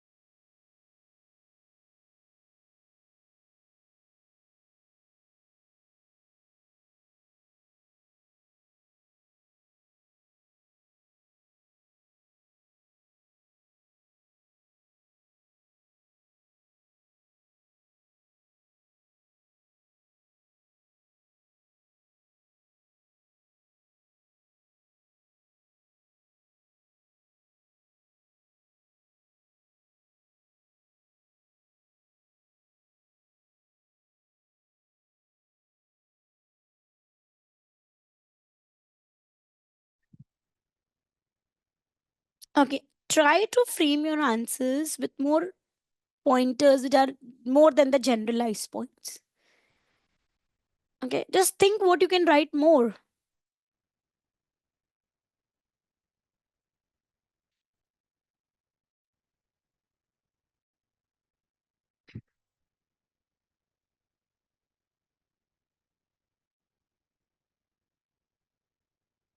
So, like Nikunj has given, Nikunj, write your messages to me directly. Not sorry, write your answers to everyone. Hi, good morning, Imran. Today you're late.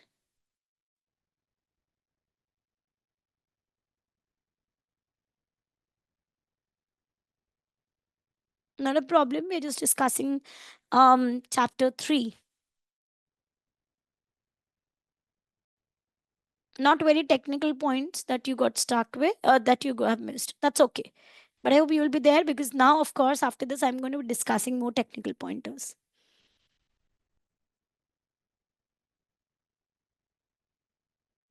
Okay, so I have few answers.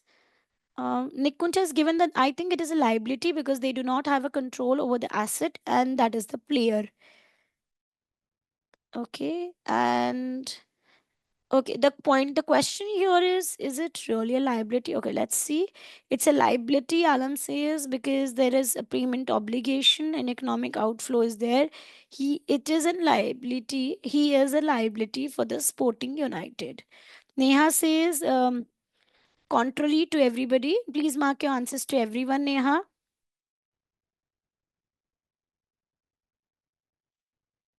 For asset, we have control.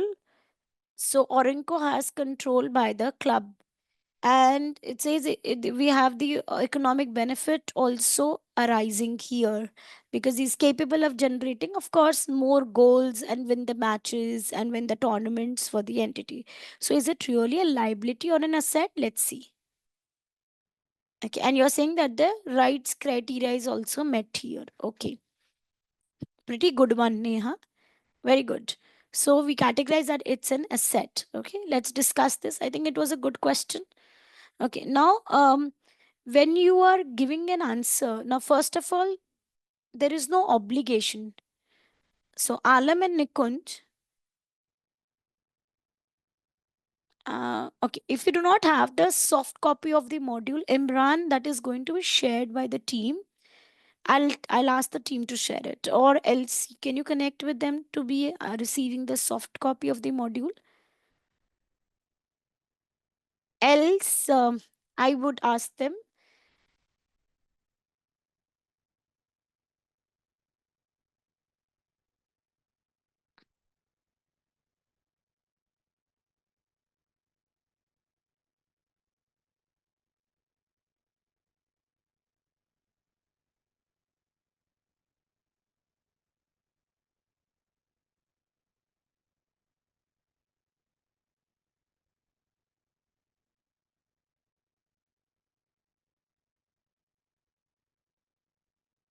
I'll ask them also if it can be shared. So whatever it is, I'll speak with them.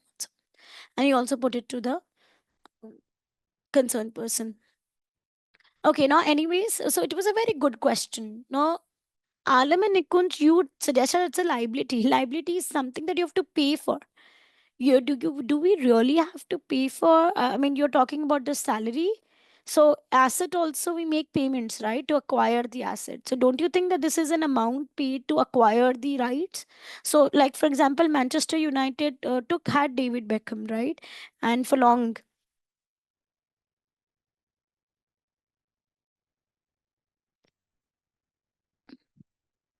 So Manchester United had David Beckham for long. Now they signed, I think, the different clubs. They signed different players in IPL. Also, they take different players and they make a payment for it.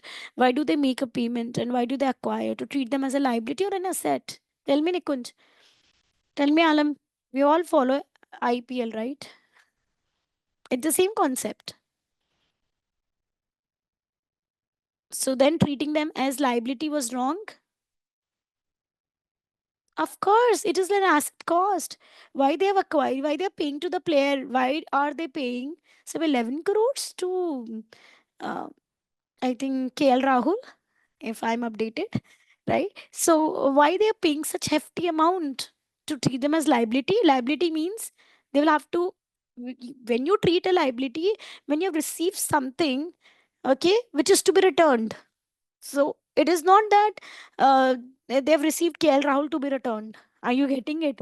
So they are paying for the services to be obtained from KL Rahul. And for example, here Orenco has been signed up by this team, by this club, so that it will he'll score more goals. And the purpose is to play well, to win the tournaments and make them win the prize money.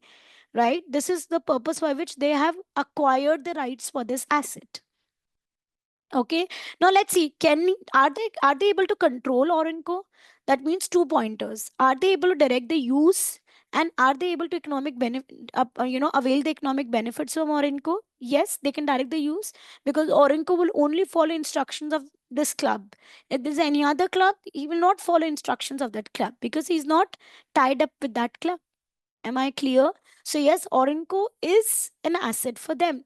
They are able to control, they're able to generate economic benefits from Orenco, as well as they are, the rights criteria that they have, the right over Orenco is being met with.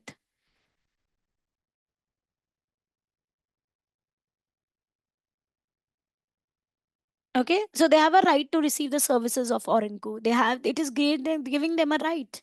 So the rights criteria, the the the criteria for the control and economic benefits all are being met with. Hence, we can conclude here by saying that yes, Orenco is an asset for the club. Am I clear? Now comes a point that there is a salary to be paid. This salary is going to be a current liability for them, because the entity, about the prudence concept. So we have to provide for it. So the entity will create the club will create a current obligation, okay, towards that 40,000. And this has already been paid 1 lakh bonus. So this is an outflow that is already gone through, right? This is the cost of acquiring the rights of Orenco. So we can capitalize that in the books. Okay, so it's a very good question that you have already been experiencing. Then we, generally, okay, this is not there in your syllabus, but I'm telling you practically what happens. So practically, if the player is not well, okay, he's not performing well. Well means he's not performing well. He's not meeting the criterions. Then we test the player for impairment, and we book that in the book. So we have altogether a different rule. But although it's a human resource, right? So human accounting is still an area which has got a lot of ambiguity, which is not very very clear. It's not treated like any other tangible asset. But then ideally the asset should be tested for impairment. Okay, impairment is testing for their fair values and all. Otherwise it's a contract term, and then we create a provision for the losses that the entity is tentatively facing because of acquiring that asset. Am I clear?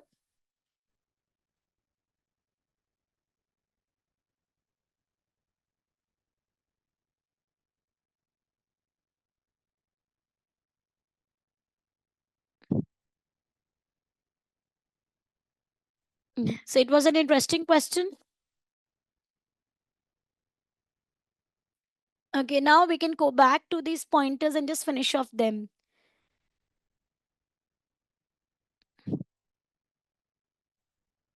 So first pointer that we have discussed, I'll just quickly repeat it. Objective of the journal purpose financial reporting. It is being met with qualitative characteristics of useful financial information, which is again an APM, and that is to be, followed in the same way in the exam. Sure. I will give you the time, Neha. Um, as per the question requirement. This was a very simple question. Pointers would have been done. Okay, would be done. And as we go further in the technical formats of the question, give you more time. In fact, I will need you to write your answers and send a screenshot to me so that we can discuss it. Yeah, and then we have financial statements and reporting entity that we discussed. The elements of financial statements also discussed. One more pointer here, I did not discuss it, income and expenses. See, income and expenses, we can see that it is nothing but it is a result of the economic benefit that you have obtained, right? You have obtained the benefit of, suppose that you've got an asset. Now, as a result of that asset, you have depreciation expense. Okay, so like you have amortization expense. So you have obtained the right to sell goods and services. As a result of that right, you've got sales, you've got expenses taking place. So income and expense is nothing but it's a result of the benefit. So we can say that the income and expenses,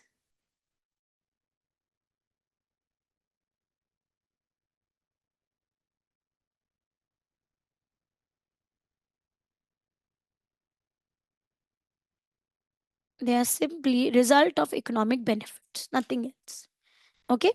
Now, derecognition and recognition, it's just a very, very important criterion. But again, okay, as per the relevant IFRS, I will tell you how do we recognize an asset in the books and how do we derecognize. But what is the basic term? Recognition means what? Recognition means you are recognizing the asset in the books. You are presenting the asset or the liability in the financial statements or SPL as per the relevant requirements. Okay, as per the relevant requirements of the IFRS and the criterias, you are recognizing them in the books.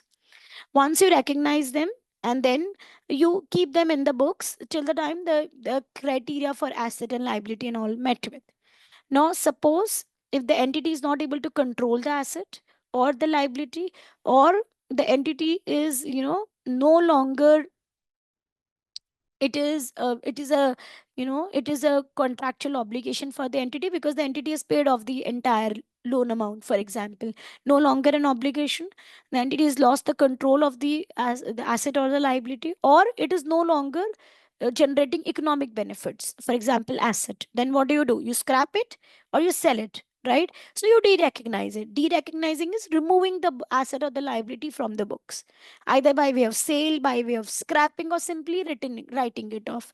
Like we have receivables, the debtors balances, and we have bad debts, right? So we write off them. So this is derecognition. Clear? Lastly, the second last point, measurement. The third last, actually, there's one more point, I'll add it here. Now, measurement says that, boss, either you will measure the books. There are different ways by which you can measure the assets or liabilities in the books. That are, either you can measure them at historical cost, or you can measure them at net realizable value, like in case of inventories, or you measure them at fair values, or you measure them at current values.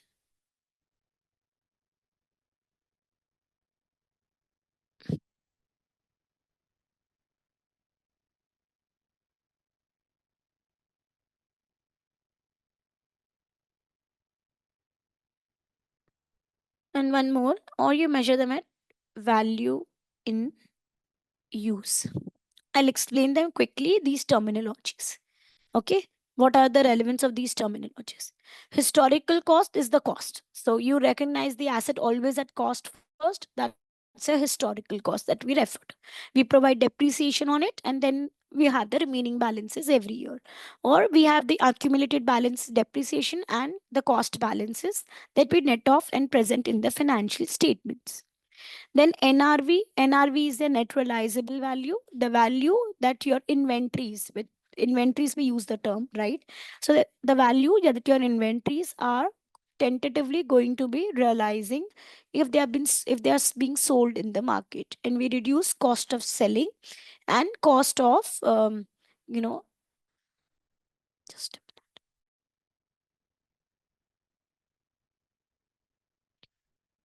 so I can see that historical cost is your cost, NRV is market value less cost to sell,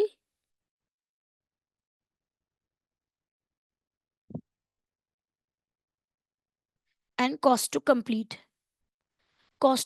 the asset and cost to sell the asset. Fair value is again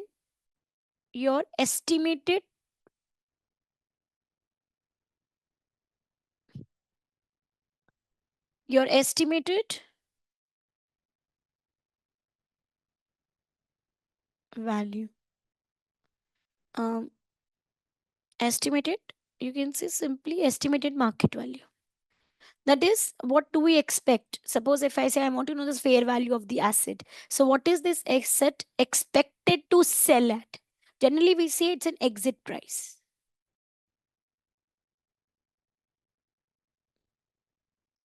Exit price means what? That this is the price that we're expecting the asset to fetch when it is being sold in the market, exiting the financial statements. Likewise, what is the value, fair value of liability? That what is the price that we are expecting it to settle with? That is known as the fair value. Okay, fair value is a settlement value, or the um, the value that the asset will fetch when it is sold in the market. So it is an exit price. Current value, or before that I will discuss value in use. Again, this value in use is also known as exit price. You'll have these terms in the exam. Exit price means what is value in use. When we use the term called impairment, then we use the term value in use. Value in use is nothing but it is a present value of future cash inflows. Okay, including the inflow from the sale of the asset that we are expecting. So we create our expectation, apply the present value factor, and get the value today. That is known as value in use. What is your current value? Current value is known as your entry price.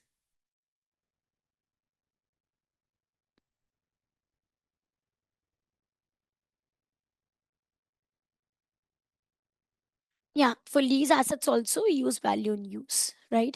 For impairment also we use value in use. A lot of places we use it. Now, current value is known as entry price. Entry price means current value is your current market value that you expect in order to buy a new asset. So that is the current value. Again, it's a market value, but this is not the value that we expect to sell the asset at. This is the value that we expect that we will buy the asset at. So this is known as entry price. I hope we are clear. So we have to measure the assets in the books as per the relevant IFRS. Okay, and if we do not have any relevant base, we have IFRS 13 that talks about fair value measurement. That takes that if you do not have any basis to calculate fair value, how do you measure it? So whenever you find fair value referred to in the act in the IFRS or in the question, you always have to refer to IFRS 13. Though there are some exceptions, okay, that I will cover in that relevant chapter.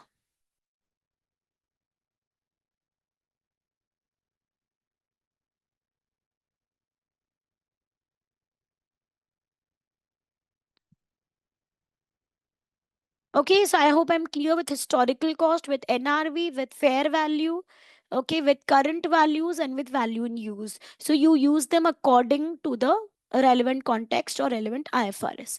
In your exams, sometimes these terms are used, exit price, entry price, and all. So you know now that you know what concept we are exactly talking about. Okay.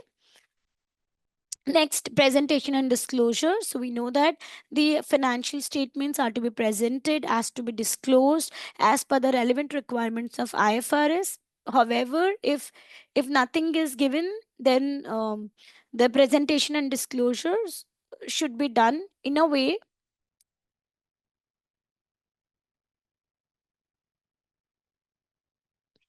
that fulfills the requirement of the stakeholders.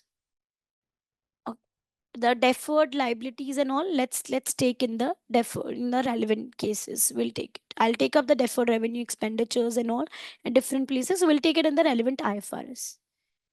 Yeah, so deferred tax liability or deferred tax asset, if you're saying, we have a chapter dedicated to it, so I'll take it up over there. Okay. So this is a generalized concept that says your financial statement should always be should always be presenting and disclosing all the relevant and important financial information for the stakeholders to take decisions. Okay, I hope I'm clear. I'll just take up the last portion, which is capital and capital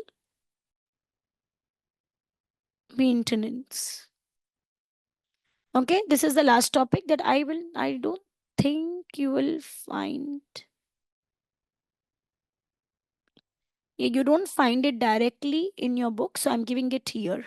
Okay, so I'll just explain what is capital and capital maintenance. After this, I'll give you a break, okay, so that we complete all the 8 steps. And we'll be discussing after the break the fair value measurement IFRS, and then we'll begin with revenue. Okay. Okay, now what is capital and what is capital maintenance? So you just have summary, you don't have very detailed versions of it. Remember that capital, when I say, we talk about 2 capitals here. One capital is physical capital. I take it like this. Okay.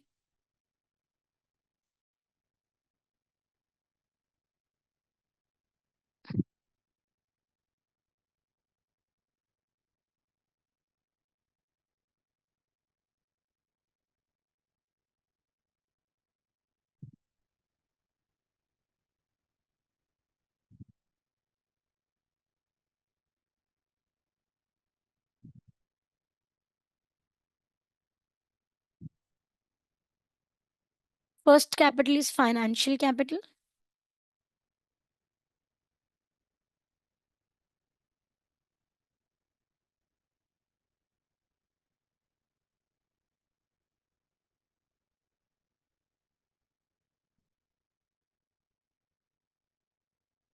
Okay. Now, as the term suggests, what is a physical capital or a financial capital? Financial capital is basically here, when we say capital, I refer to the net assets.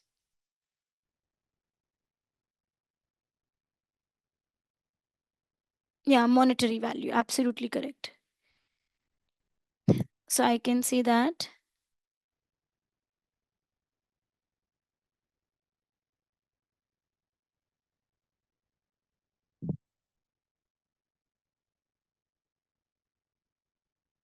financial capital is basically referring to the net assets. Okay, net assets of an entity or equity. So that is the financial capital of an entity. Then the capital which is measured in monetary terms. And what is the capital? Capital also the equity shareholders, right? But that is essentially the net assets of the entity. What is a physical capital? Physical capital is your producing capital. Okay, that is your, in short, I can say it is the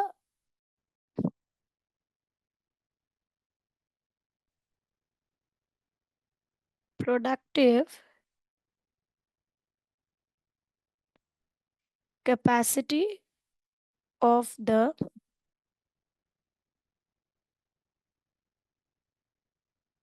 entity. Okay, so it is the production capacity of the entity that we term as physical capital.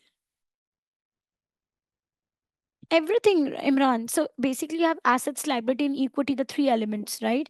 So what is the capital of the entity represented by equity shareholders' wealth, which is what? Assets less liability, which is net assets. So we say it's net assets.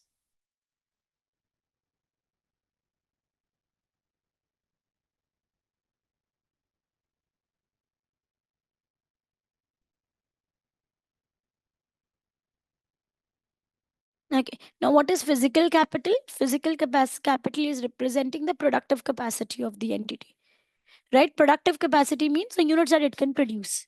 So that is the physical capital of the entity, the units, the actual production that it is making.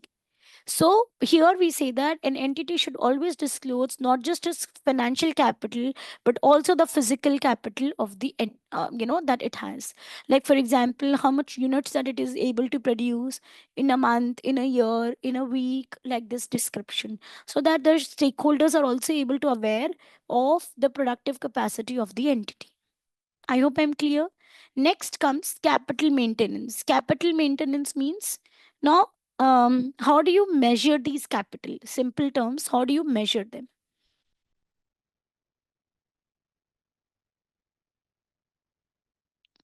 So it is, how do you measure?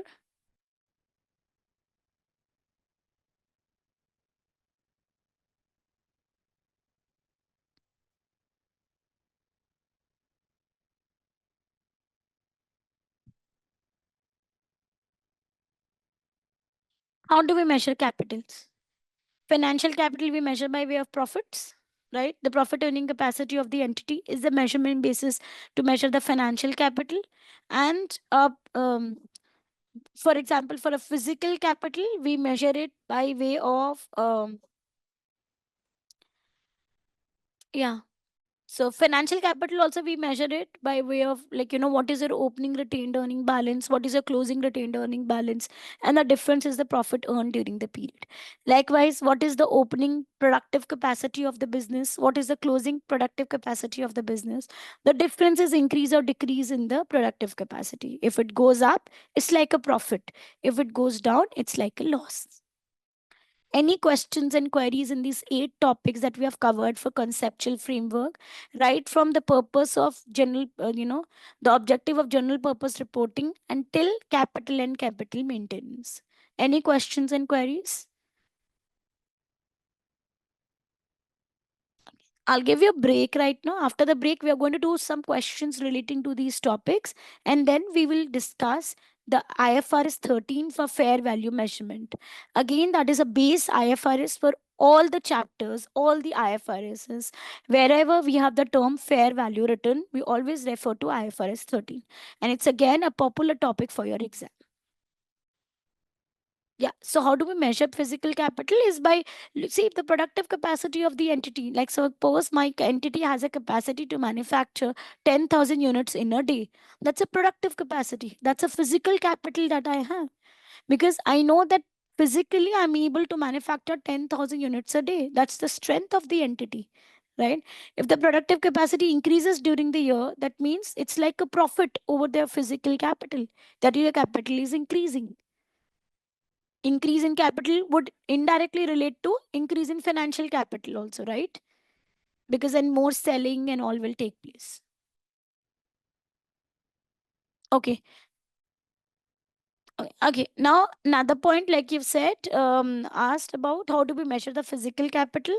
So Imran has given that either through the current cost or replacement cost of the asset. Yeah. So preferably we have the current replacement cost, that term we use. Okay, and then yes, we have different areas to measure. So that costing part, this is a costing part, right? That is taken place, that you will understand more in PM or APM. It is not current replacement cost always. We have the opportunity cost also, and different costs that come up. But yes, we measure physical capital as per the application of costing rules. Okay. And physically, if you have to measure it and present it in the financial statements, we apply as what is the opening balance and what is the closing balance. And then the difference, we report it as a profit or a loss of productive capital. Generally, yes, it is. It is for manufacturing setups, it is more relevant because there you have production going on. For a training industry or for a consulting industry, for example, it is not relevant because we don't have any physical capacity as such. We are only dealing with financial capacities.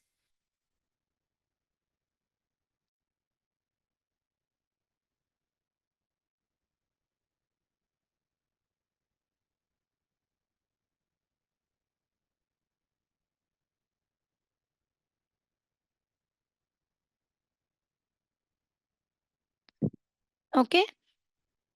So let's have a break. It's 12:15.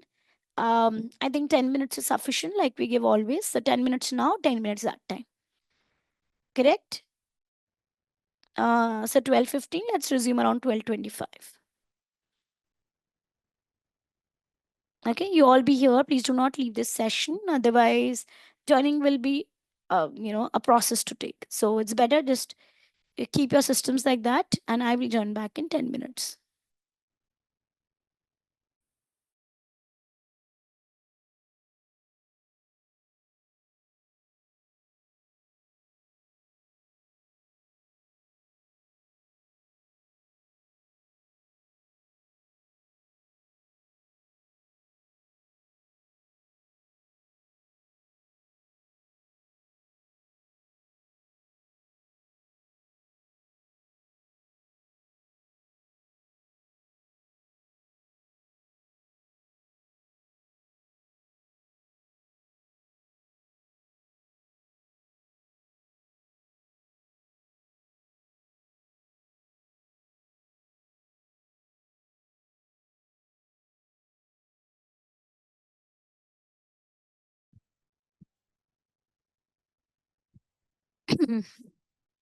Yeah.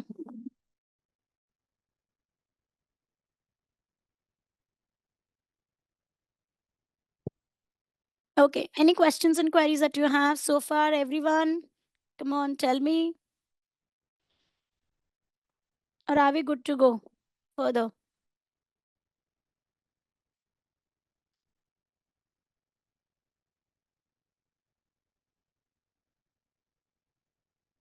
Guys, are you all with me?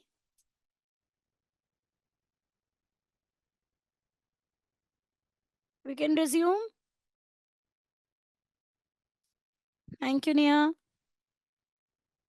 Okay, then let's proceed. Let's have a few questions before we go on to the next IFRS.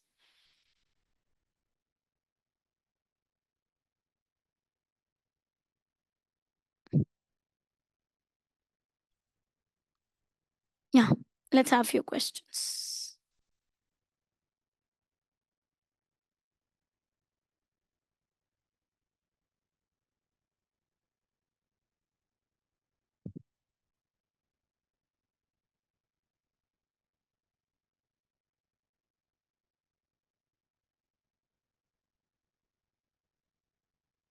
Let's have this recognition question discussed. Very good question. Small, brief, read it and answer it. McDonald's agrees to a guarantee of $1 lakh 100,000 bank loan taken by its subsidiary, King. There are no current indications that King will default on the loan, and it is forecast to generate sufficient cash flows to service its debt in the next year. Okay, discuss whether a liability should be recognized by McDonald's with reference to the conceptual framework. That means by fulfilling, now you know the liability requirements, the three conditions to be met with. If they are met with, then yes, they will recognize liability, else they will not. So please just think for those three pointers: obligation, economic benefits, which are going to go out, and past events. Accordingly, tell me whether they should recognize the liability or not. Think and then tell me.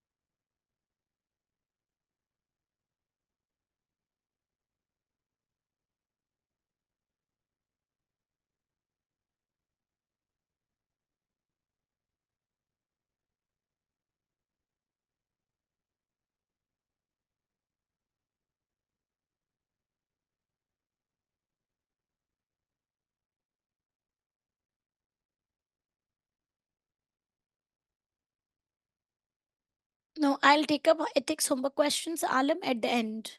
The reason being, it's only you has done it, right? So I'll take up the discussion at the end. Don't worry.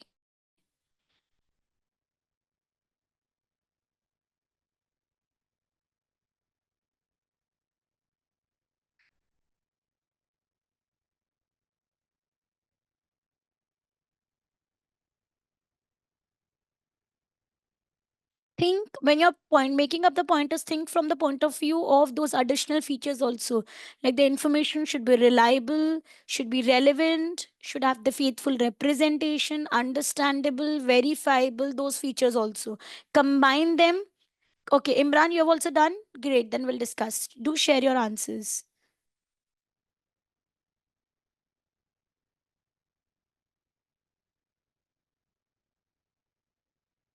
Okay, combine those pointers and then give me your viewpoint. Please try to write it in a paragraph if you can. So I'm giving you 2 to 3 minutes for this question. Please type it.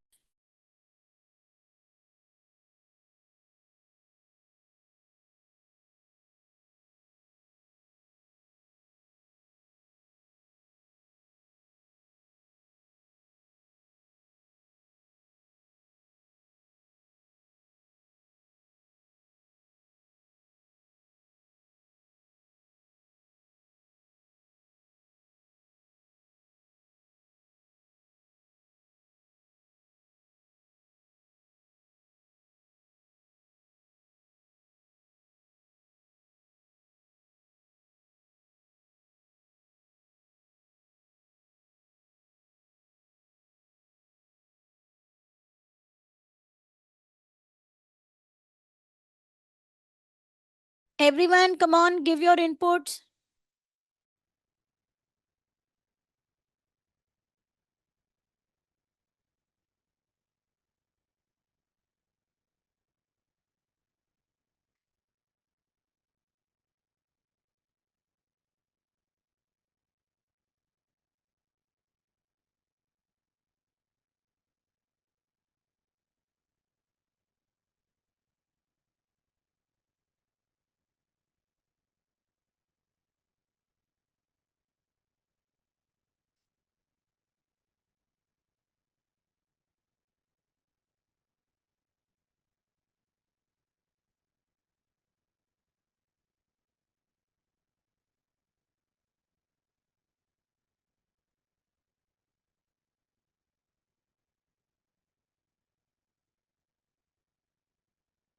No answers from anyone else? Nikunj, no answer?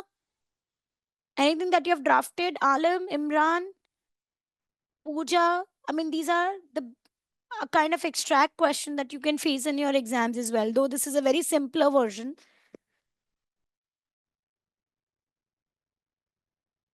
Please frame your answers and mark it to everyone so that all of us can discuss it. Another 1 minute, please. Speed up because we have to maintain the speed also.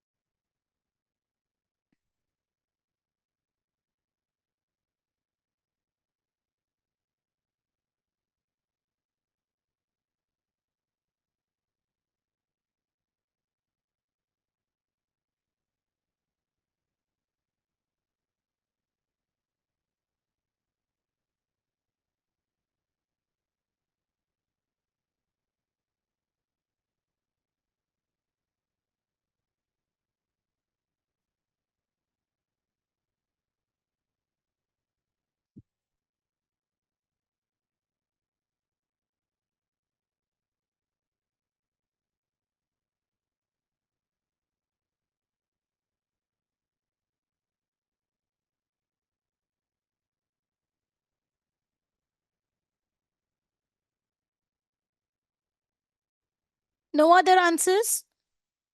Okay. Surprise, this was a pretty comfortable question. Now, here, first, we will determine. I like the editing that you've done, Alam and Imran. Okay, so first let's frame the answers. I will discuss your answers. You have to see from the three criterions that number one, as per the conceptual framework, liability would be recognized in the books if the following three criterions are met with. That is that there is an obligation, okay, that there is a present obligation of an entity and which is requiring it to transfer the economic benefits to the other entity in the future and which is arisen as a result of a past event. Is there an obligation? First, we'll put it in the context. So, in the context of the question, there is a present obligation as McDonald's has agreed to be a guarantor. So, being a guarantor always carries with itself an obligation to pay. That obligation will lead to release or transfer of economic benefits or economic resources in the future. Number three, this there is a past event that is given rise to this present obligation, which is acting to act as a guarantor for the organization on behalf of King, the subsidiary. So this is a past event. Going by these three principles, it is definitely a liability to be recognized as per the conceptual framework. However, conceptual framework also tells that you will never write your answer in isolation. Okay, also tells that we will be only representing it as a balance sheet, presenting it as a liability in the balance sheet if the requirement of the information being a faithful information, that is a faithful representation, as well as the relevant information criterion and the other criterions are met with. Given the data which is given to us in the question, I'm telling you how we are writing. So it's the way I'm speaking, the way that you're going to write. Okay, given that the data that is given to us in the question, we can say that we do not have actually any data given on the faithful representation, verifiability, or anything like that. However, we have got information that yeah, we can always talk about the relevance, right? The relevance here. If we present it as as a liability, it is not going to be a relevant presentation for the users. The reason being, there is given here that king the subsidiary has sufficient cash flows to service the debt in the next year. That means as of now, currently, there is no obligation which is arising at the part of kings, right? No obligation which is arising, sorry, on this front of McDonald's. Hence, to represent it as a liability will not give faithful representation of financial statements. I've taken both the pointers, right? Hence, the liability should not be recognized. However, like Imran suggested, we can disclose it as a contingent liability because it has got some possibility of taking place in the future. It is not probable, but it is possible. We are following IS 37 to conclude it. Got it? So, based on which, even if you don't write contingent liability, that's okay. But if you write it, of course, it's going to be an added advantage. So, am I clear with it? That how do we present it? Now, I'll just look back at your answers. Alam has given.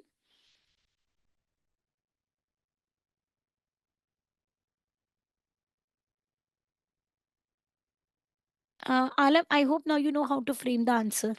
Okay, because there is some framing confusion.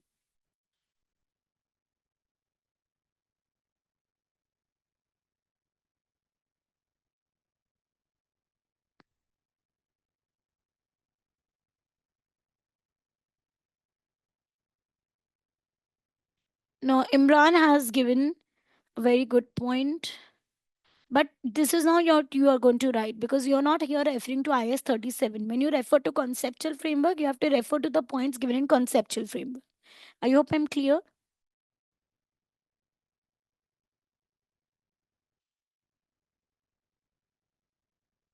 Neha, yes, you're given the pointers, but next time I want you to write a paragraph. Nikunj, I hope you're clear.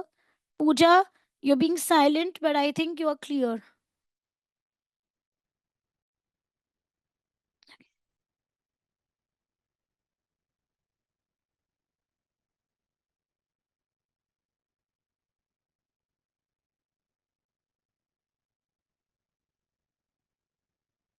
Please mark your messages to everyone. I had answers from Alam presented here, Imran, Neha. Only these three answered. Okay? Nobody else answered. These are all pointers we have discussed, so I'm skipping them. Okay? You can go through while you're reading because I've already covered them. The pointers that I have not covered, I'm covering them now. Okay. So you are aware of this concept of substance over form. Substance over form means it's not always a legal form that we're going to go into. We have to always see the substance. Okay, that is like here, as per the legal rules, this was a present obligation and every criterion was being met with. So we should have presented as a current liability, right? But based on the substance, we found that this information will be irrelevant as currently we are not having that obligation arising. So we are not shown it as a current liability, rather a contingent liability. So what is this? Substance over form. That means you just don't have to rote learn your rules and the laws. You have to apply them in a way so that you know that you're getting the it is all relevant to the users. Okay, you just don't have to follow the other rules blindly.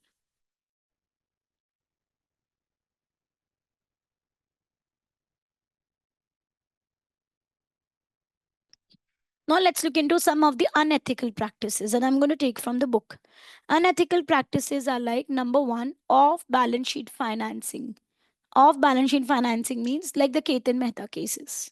So what happened in those cases? You have a company and you have got debt raised from some other entities. That is your own created other entities, fictitious entities. Okay, and then you have chain debts. One entity taking loan from other debts, then from another entity, from the other entity, and you made it like a sister concern. Okay, made it, and now what you are doing is you are not disclosing them in the books, hiding them. This is known as off balance sheet financing. That is, you have got some financing done, but you are not disclosing it in the balance sheet. Okay. Now, the why you're not disclosing them in the balance sheet is also you have netted off that amount. Okay. Like for example, you have shown it as a group company. So what happens in group transactions? You net off the amount. So exactly like what case had happened with Ketan Mehta in India, the same case here. Okay, that is creating the fictitious entries, showing the debts, settling them. Although these are all, you know, practically that is not reflected in the financial statements only. Why? You have just cancelled it off. Suppose I took a loan from other entity, made it as a part of my group. So it's an intergroup role and I've cancelled it off like that. Okay. Okay. And for example, like in the guarantor case. Okay. Now, in the guarantor case, if the question would have mentioned that King does not have sufficient cash flows, in that case, it would be liability of McDonald's to present it as a current obligation. But then instead of showing it as a current obligation and creating a provision for the same, we are still showing it as a contingent liability. So, what is this? Off balance sheet financing. Why? Because ideally, it should be recorded in the financial statements, but you're not showing it in the financial statements. Just like other example is operating leases.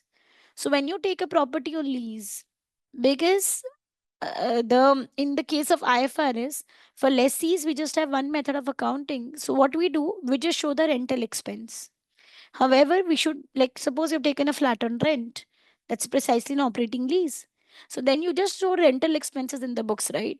Do we show the parallel asset and liability in the books? No.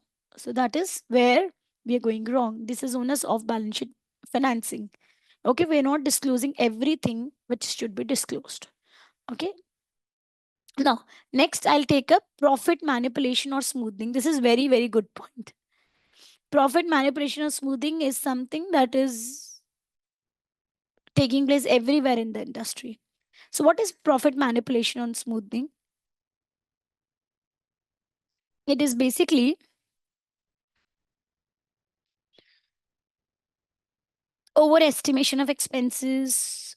You know, like suppose in the current year the entity wants to have lower profit, so it will overestimate the expenses, increase the provisions, it will do early provision bookings, and in the next year when it wants lower profits it will convert them into expense, reverse the provisions, book new provisions like this.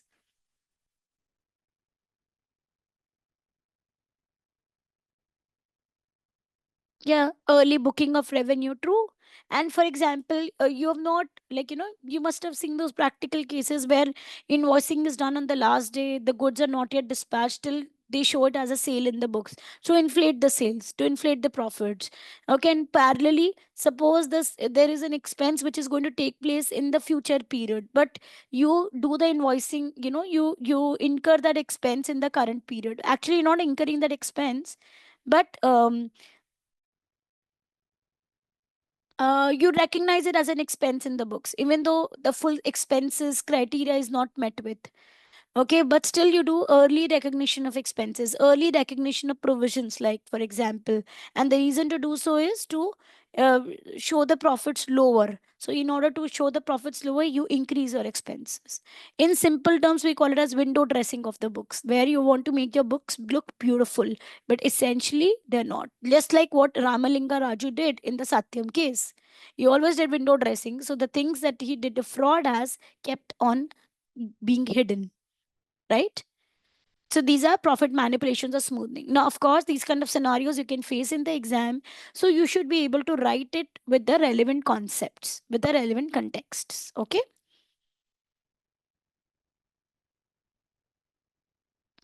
Then we have another term which is cookies are reserves. Cookies are reserves is basically the entity is trying to create reserves for its future doing excessive provision booking, excessive warranty expense booking, excessive bad debts provision. Why? These are subjective concepts. So, and then the company does excessive booking of them. And in future, it wants to increase the profits, it will reverse those bookings, reverse those expenses. So profits will increase, right? These are all the just like manipulation of the books.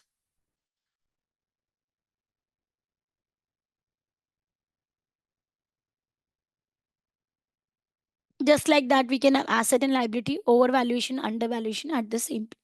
And parallel, it will increase it will affect the income and expense. This we have done. Now I'll come to fair value measurement. Till this point, any problems in conceptual framework, please tell me, because today I will be giving you some homework questions. You may do it at your own pace. I will discuss it in the weekday session. Okay. Uh, but the question that I will be giving you would be relating to those ethics, to the conceptual framework questions. Okay. Scenarios where you have to run your brains and write.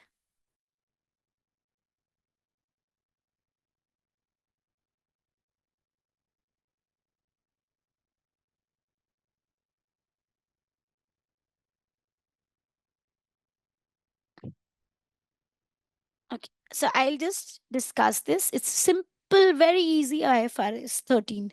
But in every exam term, you have a reference to the IFRS 13. You have an extract where you are referred to IFRS 13 and you have to reply back, or you have to answer according to IFRS 13 for that portion.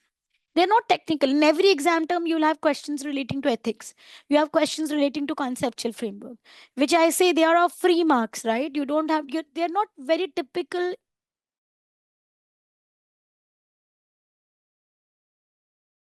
One, please. That's all. Let's take up.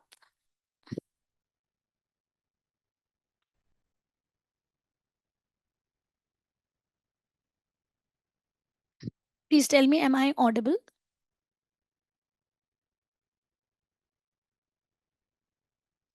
Please revert, am I audible? Because I think there was some internet issue that it was reflecting to me. Okay.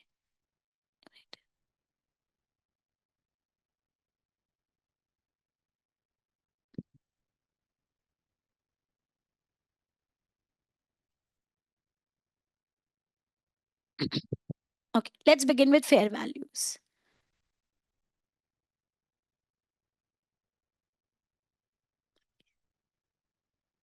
Like we already know about fair values. What are fair values? These are exit price. Now you know why do I call it as an exit price. Can anyone give me a reason why it is an exit price? Let's see how much you paid attention to when we discuss this.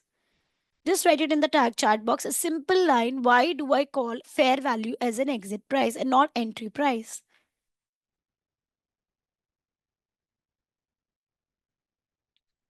Let's see who all heard me carefully. Anyone?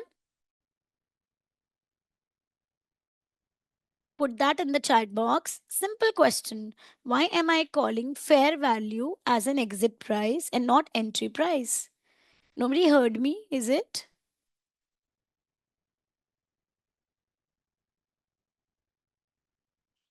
It's absolutely correct. Yes, Alam, very good. Thank you. Why it is an exit price? Very good, Neha. It is the price for the removal of an asset. That is, it is the expected value to dispose of the assets that we have held, right? Either by way of selling generally. So it is the value that we are expecting, that the entity expects, that we fetch for an asset. Okay, that an entity expects that will fetch for an asset which is sold. So we can simply say that fair value is a price at which the asset is realized or a liability is settled. This is very important term here. In an orderly transaction in an active market between market participants which are willing and knowledgeable on a measurement date. Too many terms, right? I'll underline them instead of orderly transaction. active market,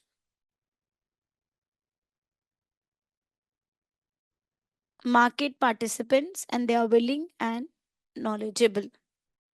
What is an orderly transaction?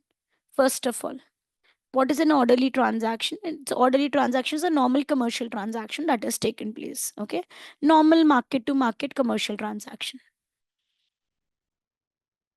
Okay, what is an active market? Active market is we call it as an active market. Two criterions are met with. Okay, so please understand what are the two criterions. An active market is that marketplace.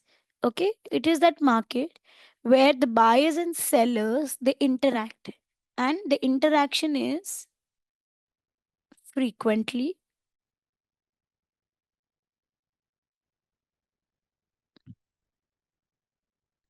Okay, so one feature is that buyers and sellers are meeting frequently and in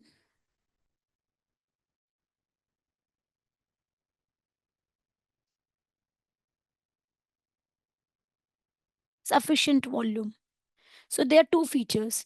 One is interaction is frequently, and second is in sufficient volume. So it is that market where the interaction is frequently and in sufficient volume. That is what we call as active market. Why I'm writing it in your question, sometimes you have to identify it also whether it is an active market or not. For example, when we talk about intangible assets, generally we do not apply fair values over there. It's difficult, so intangible assets are difficult to recognize in the books. Why? Because they do not have an active market. You do not go and buy sell goodwill like that. Do not go and buy sell maybe customer list like that, right? So they are intangible assets which precisely are not presented in the books. They are not measured. The reason being they do not have an active market, which is a requirement for fair value, that here a commercial transaction should take place in an active market. Sufficient volume is not determined. Okay, that we have to identify and that we have to understand with respect to the different circumstances. Now it is taking place between the market participants. Who are market participants? Buyers and sellers. They are willing and knowledgeable. That means they're well aware of the bylaws, the rules, regulations that are relating to these IFRS. So we are talking about those players. Okay.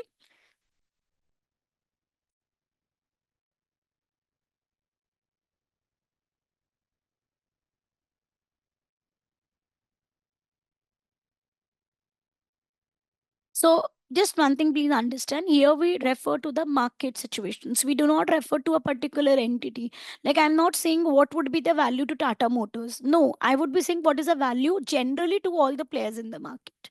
That is referred to as a fair value. So fair value is a market specific value and not entity specific value. I hope I'm clear. Now, going further, so we need a measurement date as well. What is the measurement date? The date on which you want to get the fair values. That is generally the reporting date. That is generally the reporting date that we take for fair value measurement. Okay. Now, it is also important to understand that not every standard follows fair value measurement.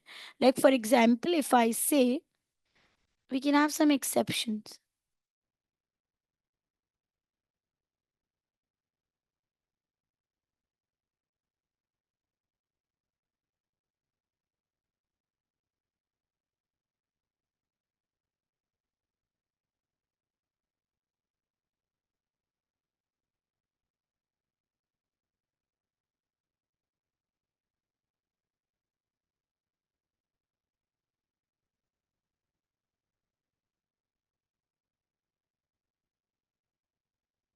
Okay, suppose I talk about IFRS 2, which is SBP, share-based payments, that we'll study later. Share-based payments does not adopt fair value definition like this. Share-based payment says that fair value over there is the amount for which an asset could be exchanged and liabilities settled, or an equity instrument granted could be exchanged between the knowledgeable parties at the arm's length price. So definition is a bit different for share based payments. Yes, generally if the IFRSs don't talk about anything for fair value, we adopt these fair values. Okay, this as the basis for fair value. So measurement date, market participants, we all are clear. We are clear with all these terminologies. Once you know what is a fair value, now let's understand the different steps that we should be adopting to identify the fair values. So the steps to identify the fair values are: number one, identify the asset or the liability, that we are doing a fair valuation for an asset or a liability. Then we identify highest and the best use. What is highest and the best use? I will make you understand it. Okay. Please understand, the fair value is exercised to the asset or the liability specific and not the entity as a whole. So if an entity has 10 different assets, all different assets will have all different fair valuations. If I get a fair value for asset number A, it cannot apply to all assets. If I get fair valuation for liability number A, it cannot apply to all liabilities. Okay, so it's a specific asset or specific liability we do fair valuation for. Assess all possible uses and determine the value under all the uses.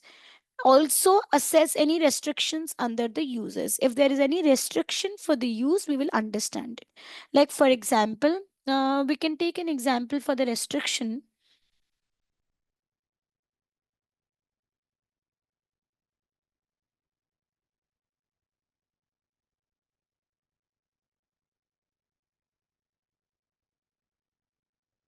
Yeah, that we have to take the fair value of the product which is sold to the customers, but only in the Asia market. I mean, not we have a restriction. I cannot go and check the value for European market, for the US market, for the other markets. I just have to see the fair value for Asian market. So considering that restriction, we should be able to recognize. We should be able to value the fair values. Okay. Now the next one, so we have assessed any restrictions also, considering that we should be able to assess the uses and calculate the value of that use. Yeah, we see ideally no, Alan, we don't need to do fair valuation for all the assets and liabilities. We need to follow the relevant accounting standard. Suppose, like for example, IS 40, it says that first the asset will be recognized at cost and then subsequently at cost of fair value. So if the entity wants to go for fair valuation method, fair valuation, then it will follow these rules as per IFRS 13. Am I clear? If the entity wants to continue with cost, then it need not follow. So first we go to the specific standard, see the rules over there, and then wherever the term fair value is used, we will use the rules as per IFRS 13 to determine the fair value. Am I clear? Okay, people. So first step, identify the asset or liability. Second, we have to identify the highest and the best use, that I will explain. But few pointers to understand that the fair value exercised to the asset and liability is specific to that asset and liability. Number two, then we have to assess all the uses, all the possible values for these uses. And if there are any restrictions, we have to assess that as well. Assumption is always considered that the asset's highest and best use is in the current use. Okay, not in the future use, in the current use. So let's understand it. What we mean by highest and the best use?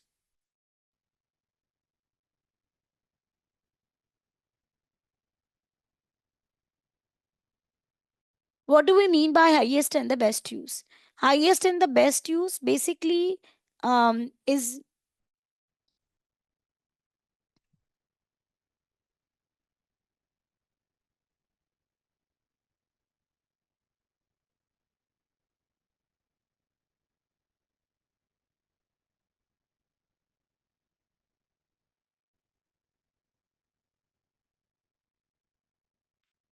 so highest and the best use is basically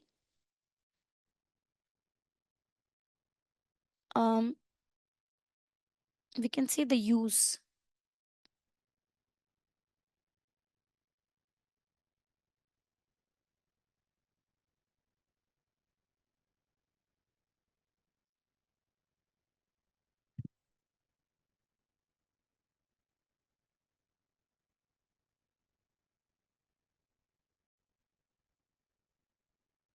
I will write here.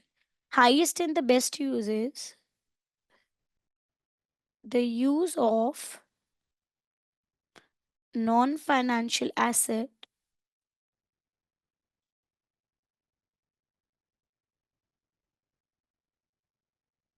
the use of wait, I'll write down. I'll type it down. That's better.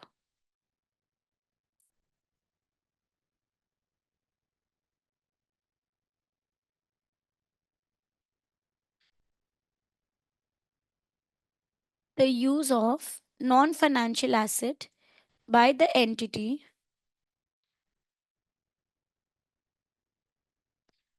um by the market participants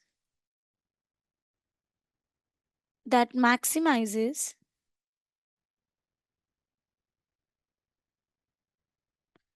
the overall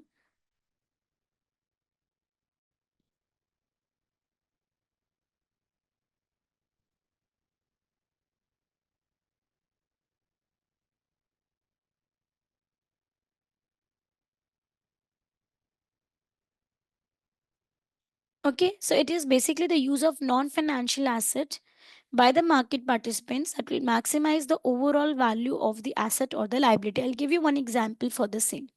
Okay.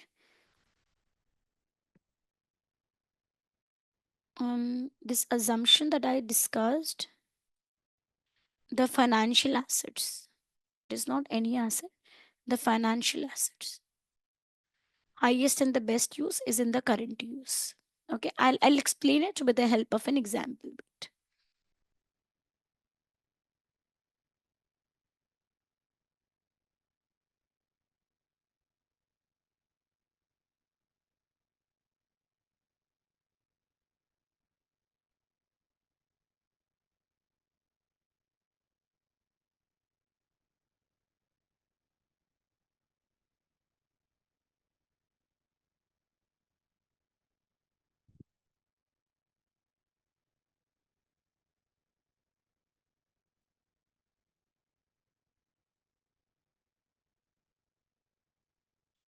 Okay, let's cover it with the help of an example here.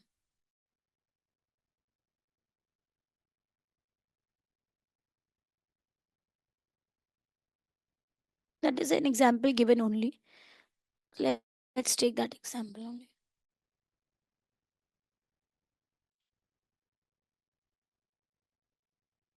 Okay, let's discuss this. GOD, a mineral exploration company, obtained a project relating to researching and developing a novel mining process through a business combination. The company does not plan to finalize the project because the completed process would create competition with one of its existing and developed processes. One of its existing developed processes. Instead, GODI intends to halt the project and restrict access to it by the potential competitors. Discuss how fair value may be determined with reference to the highest and the best use in order to apply the requirement. Now, in order to see what is the highest and the best use, what we discussed, the definition, it is the highest and the best use is basically the use by non financial asset by the market participants that maximizes the overall value of the asset. So what is the use by the market participants? Okay, what is the use by the market participants? Now look here, market participants are already using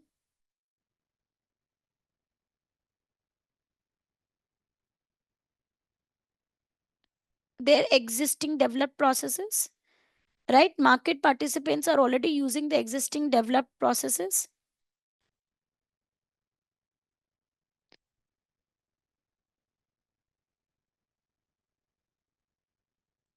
What is the maximum? What is the maximum? What is, I would say, what is the use by the market participants? Are they using the new technology that has been developed? No, they're not using the new technology, right? So if I have to take the fair value, then I cannot take the new technology value. Why? It is not used by the market participants. What is used by market participants is existing developed process. So I will take this value as the fair value because it is the highest use and the best use of this um, of the project. I mean, it is the highest and the best use that is taking place for this asset. Now, for example, if I can make an assumption that the potential competitors are already having the technology upgradation, due to which these can be made accessible to the and there is no need to halt the project, and the entity can continue with the project. Why it is halting the project? So that it can restrict the access to the new competitors, because then they will not have any required technology. If the competitors have already obtained the technology, then there is no use of halting the project, because if the competitors already have it, so then in that case, what will be the fair value? The highest and the best use will be the new project. So fair value will be this new project. Fair value would be what is the value of the new project from the current use. Am I clear? We can just go through this answering also once. Okay, so the determination of the highest and best use of the project will be contingent upon how market participants would utilize it, as we have discussed. If market participants they lack similar technology, then they might opt to continue with the existing one only. And the fair value would be based on the price which is achievable in the current scenarios, current transaction, assuming R&D would be utilized with associated assets and liabilities. Okay, but not with the existing assets and liabilities, because they're already, having the technology with the existing projects only, not upgraded with the new project.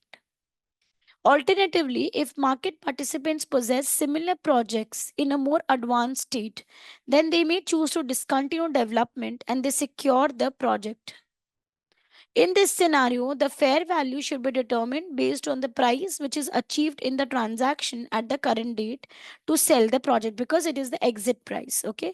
So, what is the price to sell the project at the current date on a locked up basis along with related assets and liabilities? That is on a group basis.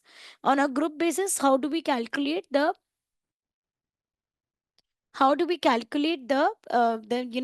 current value of these assets and liabilities with the project that they have halted? So then we'll not halt it, we will continue with it.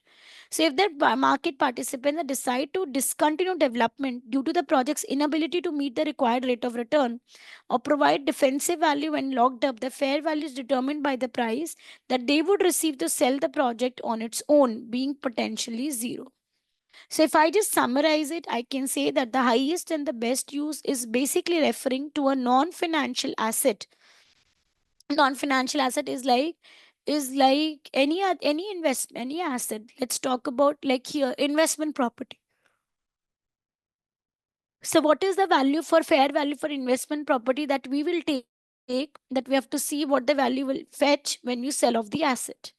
So the criteria is that we should always take highest and the best use. That is, essentially, it means the market in which this asset is used, or it is used in the most maximum number in quantity. That is known as the highest and the best use. Theoretically, if we talk about, it basically says that it is evolving or evaluating the use of the asset that is physically possible, legally allowed, and financially feasible. Okay, so accounting for highest and the best use may involve making assumptions that the asset will be combined with other assets available to the market participants. Okay, so it basically means, simplest way, that what is the maximum use that you can derive from the asset? Maximum use. Okay, highest and the maximum use that you can derive with the asset. If we can derive the asset maximum use with the existing technology, we will take the fair value at, the value at which we can sell of that asset. And if we are adopting the new technology, okay, then we have to take the fair value relating to that technology. Simply, it is the value that is the maximum value for the non-financial asset, which can be generated once you sell off the asset in the market. Am I clear? And if you do not get any, if, like, the last pointer was here, that if the development process is discontinued, then we do not have any fair value because the product has not been created. So then the fair value will be 0. Am I clear? Of course, Salam. Why? Because see, we are determining the fair value, Alam, of the asset which is still there in the business and which we are about to sell in the future. I'll explain every point again, okay? I think in the most simplest way that I can. Just allow me a moment.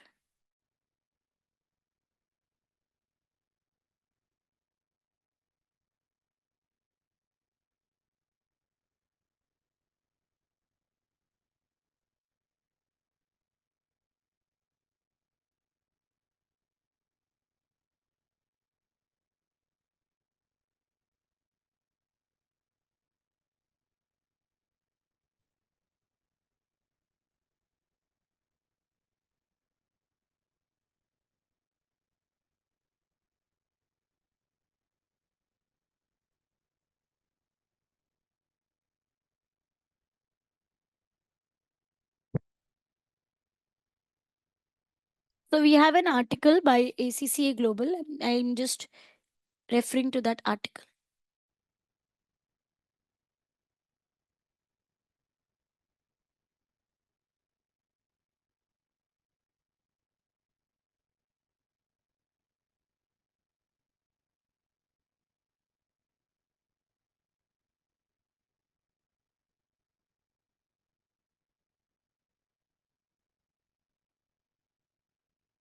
I'll take up a question from the ACCA Global side. That is a question which is asked in June 21, right? So I think that would be a very good pointer for us to understand how do we deal with these kind of questions. Okay.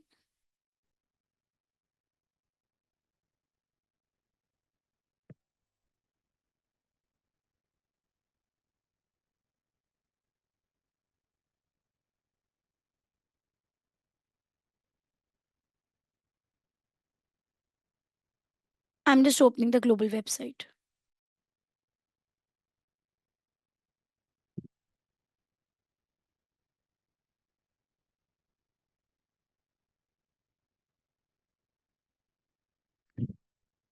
I'm sharing the screen. The best examples you always get on the ACCA global site, referring to the earlier questions. Okay, this is an entire article on it. I'm referring to a particular question for the highest and the best use. Where is it?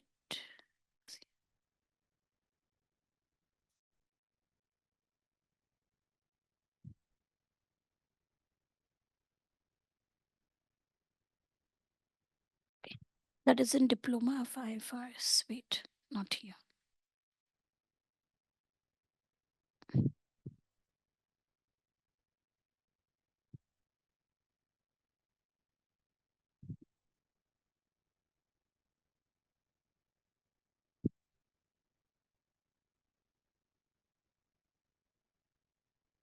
You can also refer back. I mean, there is no need though. They're very elaborated, but I'll just take care of the example. This has been asked in June 21 there in DIP IFRS. But just have the understanding with this example. Okay. So let's just look at the concerned example and the suggested answer to relate to it. Omega has a herd of 300 cattle, which are all 6 months old on 31st March 20x5. A herd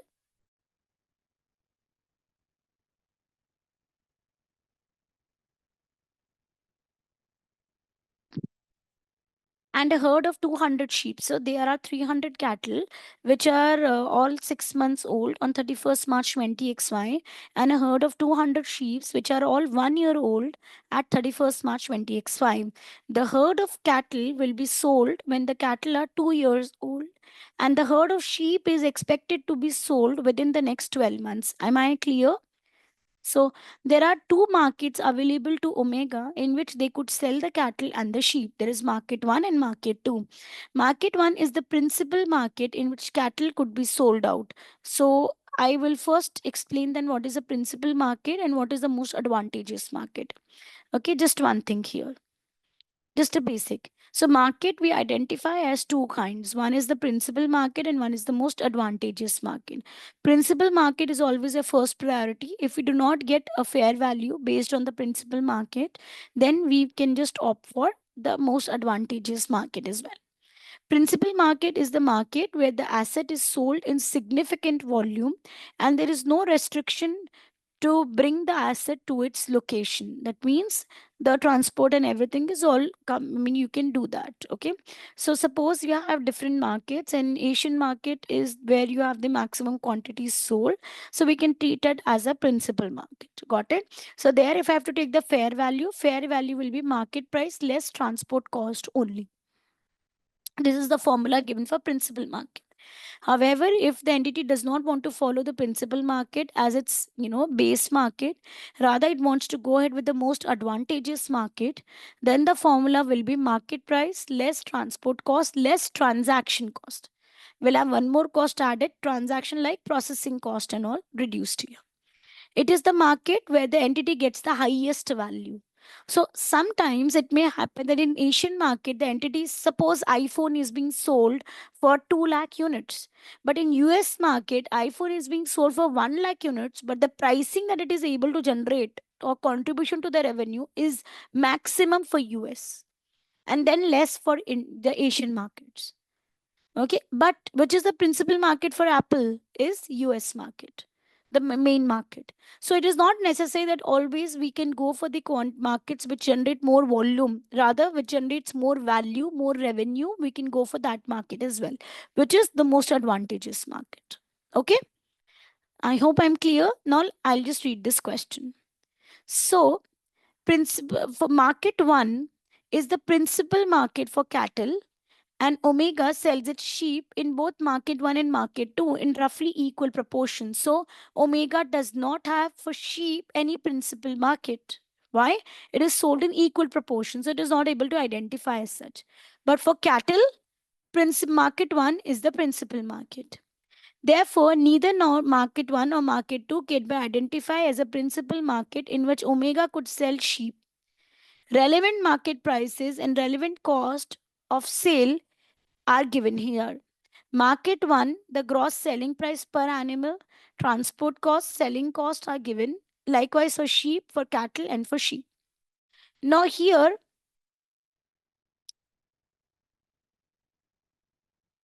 the question is asked to determine the fair value. So now under the principles of fair value, we can identify that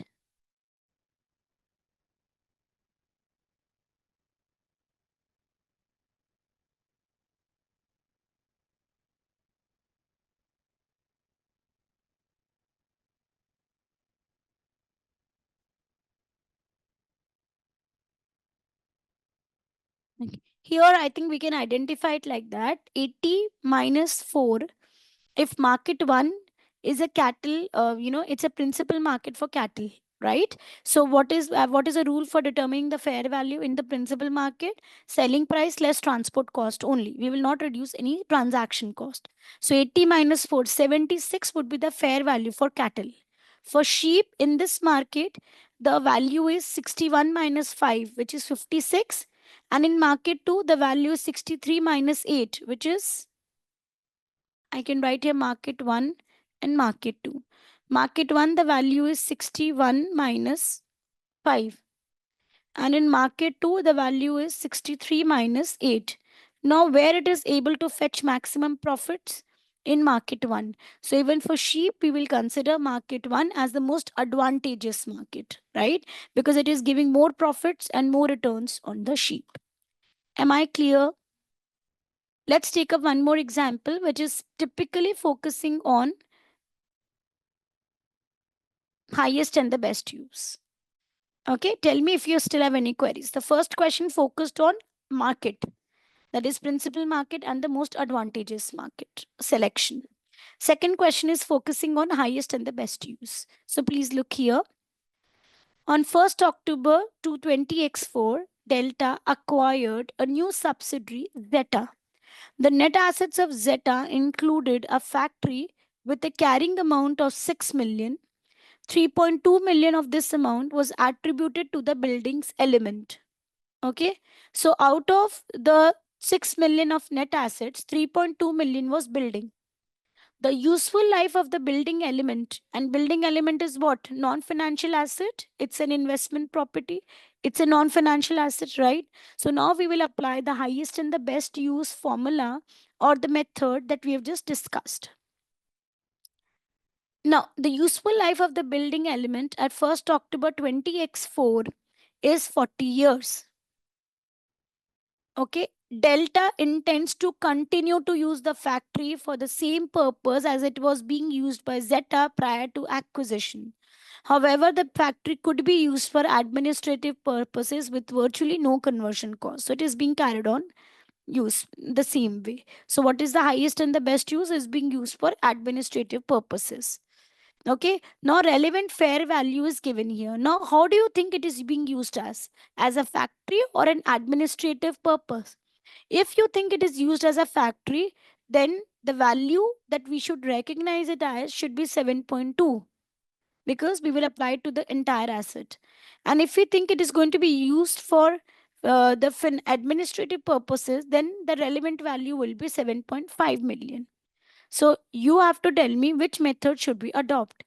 And we will apply to both land and building because both are non-financial assets. So same rule for both. If it was financial asset, then we would have used current use as the financial asset value. That is the current value. The value which is going to buy the asset. Current value means your entry price, the price at which you're going to buy the asset. Okay, please tell me in the chat box, what do you think? What value should we recognize this in the books? Following the principle of highest and the best use. So in the books of, as in the books on 1st October 20x4, how should we recognize that as? The useful life of the building and everything is given to you for delta. Okay, that how it is going to use the building. So what is the highest and the best use? Is it used as a factory or administrative purposes?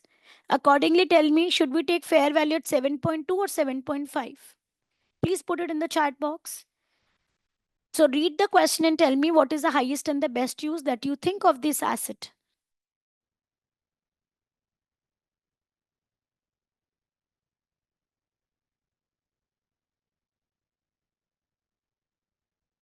Absolutely correct, Imran. Absolutely correct, Neha. Pooja, mark your messages to everyone.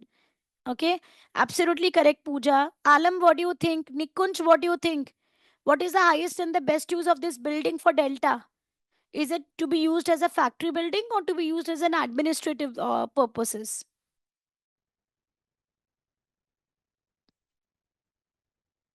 Absolutely correct, all of you. Wonderful. It is admin. So what value should we recognize it as? 7.5 million. Absolutely correct. Very good. So it is admin.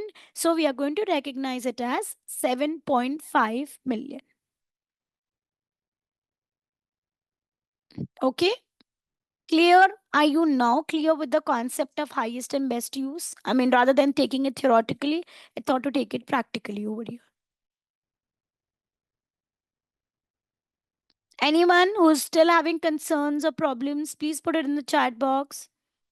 So now if I take you back to the highest and the best use from the understanding, it is what is the use of the non-financial asset by the market participants, that is the entities in the question, that maximizes the overall value of this asset. Now suppose if the question would have said it is not going to be used as a building, it is not going to be used as an admin purpose also, it is not going to be used for any purposes, so then the fair value would be 0 because it has got no use at all.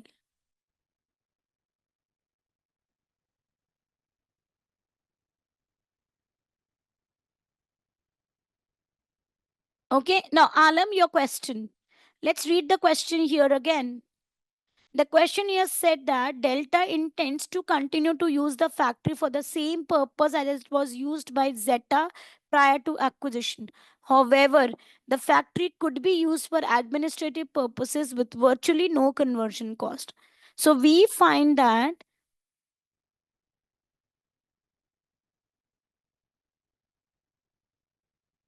The maximum use the delta is intending to receive is from having the administrative use. Now, if you look here, the highest value is being generated with administrative purposes. Highest value.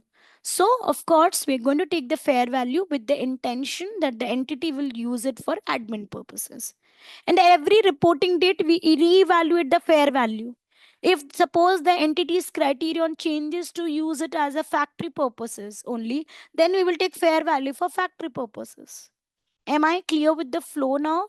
And if the entity is not clear how it is going to use and it really doesn't know whether it is going to use the factory or not, then we're going to take fair value as zero. Because in unsure situations, we do not know any specific purpose. So then we will take it as zero. Uh, we can only look into market competitors only if the question gives you the data, but no, we'll not look into market competitors because it is entity specific. Okay, so I mean we are going to look into the highest and the best use from entity's point of view. Value, we are going to take what is, by the market participants, but purpose is entity specific, right? Are you all clear till this point? Any questions? Alam, Imran, Neha, Nikunj and Pooja, thoroughly are we clear with this?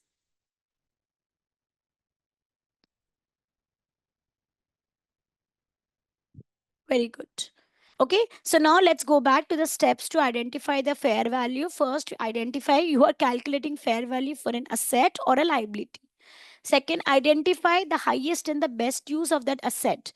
Accordingly, you'll calculate the fair value. Then you have to see what fair value to be calculated. Then we will see what kind of market do we have in. Is it the principal market or the most advantageous market? And accordingly, we will exercise the judgment of applying the fair value. Okay, that's all.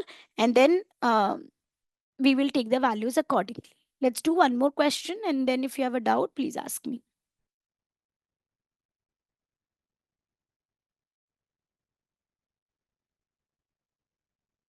So here, the highest and the best use was, we have not concluded because it was not given. So we gave from both the point of views.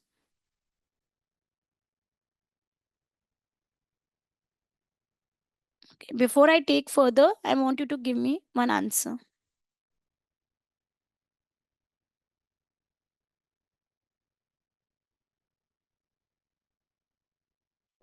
Okay, tell me please, discuss the measurement of the fair value. So what value we will be taking for the business?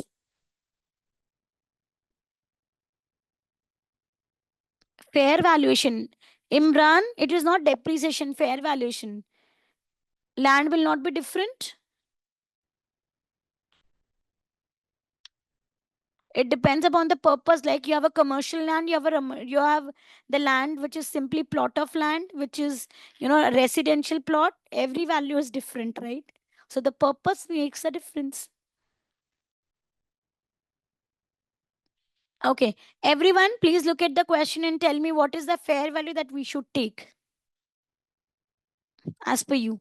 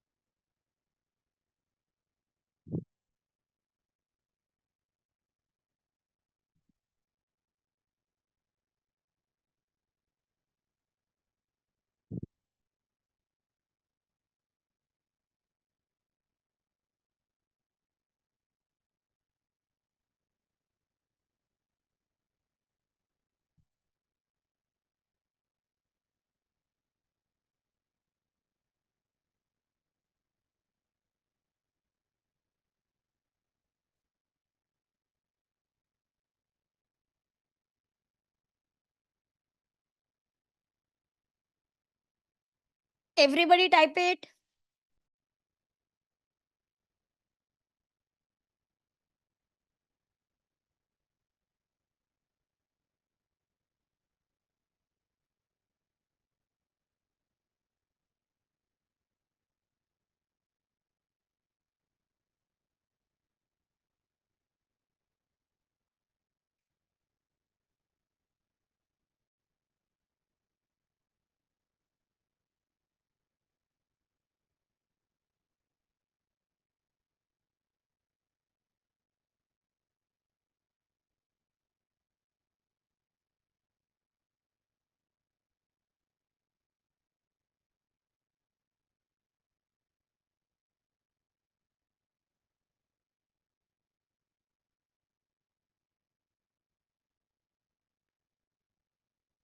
Okay, very good, all of you.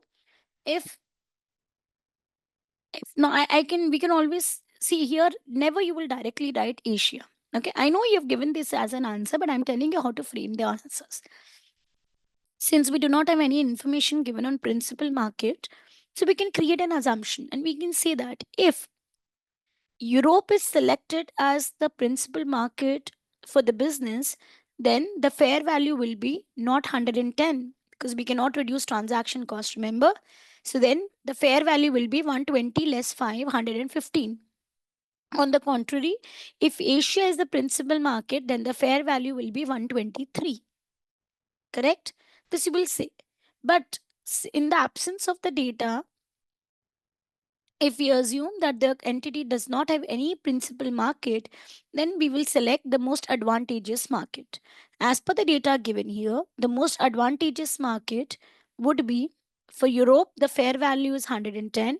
For Asia, the value is 112. Since Asia has got higher fair value, a higher value given here after adjustment of the cost, so we will take Asia market as the most advantageous market. Hence, the fair value for the business based on the most advantageous market would be 112. So you'll get all the four scenarios and all the four figures.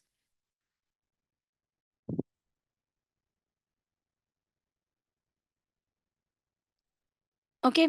Now, what will be the fair value? Wait, sorry. The fair value will be 112 and 110. No, 110 and 12 is only determined to calculate which is the most advantageous market. But now if I have to determine what is the fair value, the fair value is always calculated as the market price less transportation cost. Okay, so I will write it here also in the notes. That is not the fair value, it is the value to determine the most advantageous market. Okay, fair value here will also be market price less transport cost, because fair value principle says that transaction cost will not be included, will not be a part of fair value calculations. The reason being, they say that they are considered cost associated with entering into a transaction and they're not related to the measurement of the asset. So in fair value, we are measuring an asset, right? By this logic, they say that transportation cost is needed because we need the asset to be brought to its present location and condition. So we need transportation cost to be incurred. But transaction cost is a cost relating to the transaction taking place. It has got nothing to do with that asset or the value of the asset. Hence, we will not take transaction cost. So we are determined that the most advantageous market is the Asian market, but the fair value to be taken there would be 123. Okay, I hope I'm clear. Okay, now look here. I'll take one more point. So I will write here one more point. This is for an asset. If I have to take an liability, then what is the fair value going to be? Look here, please. Fair value, in order to look into liability, the most advantageous market would be, see, if for an asset, I want to increase the value, right? For a liability, I would like to reduce the value. Am I clear? So in case of liability, the most advantageous market would be, very good Neha and Imran, it would be Europe, because Europe has lower value. So lower value means lower liability. Lower liability, hence the fair value would be then 115. So actually I will give it as a note rather than writing it like this. I will write here note for an asset. The most advantageous market would be the one that generates highest value. Okay, just a minute.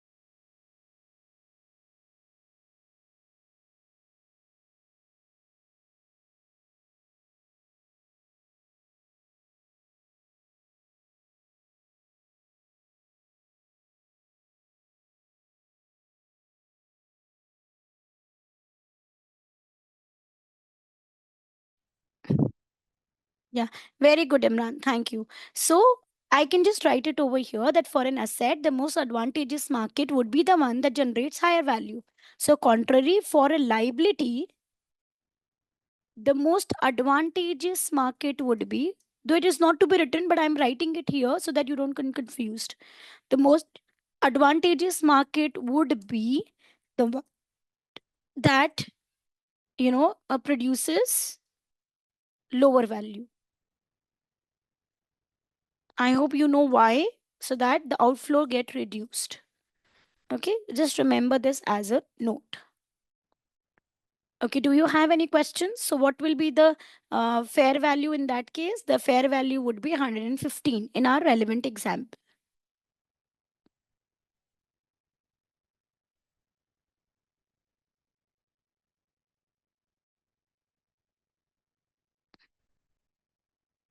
Okay, guys, last pointer, the disclosure requirements for IFRS 13. If an entity measures or uses the fair value method to measure the asset or the liability, then they need to be categorized under the three categories, either as a level 1 input, level 2 input, and level 3 input, not technical.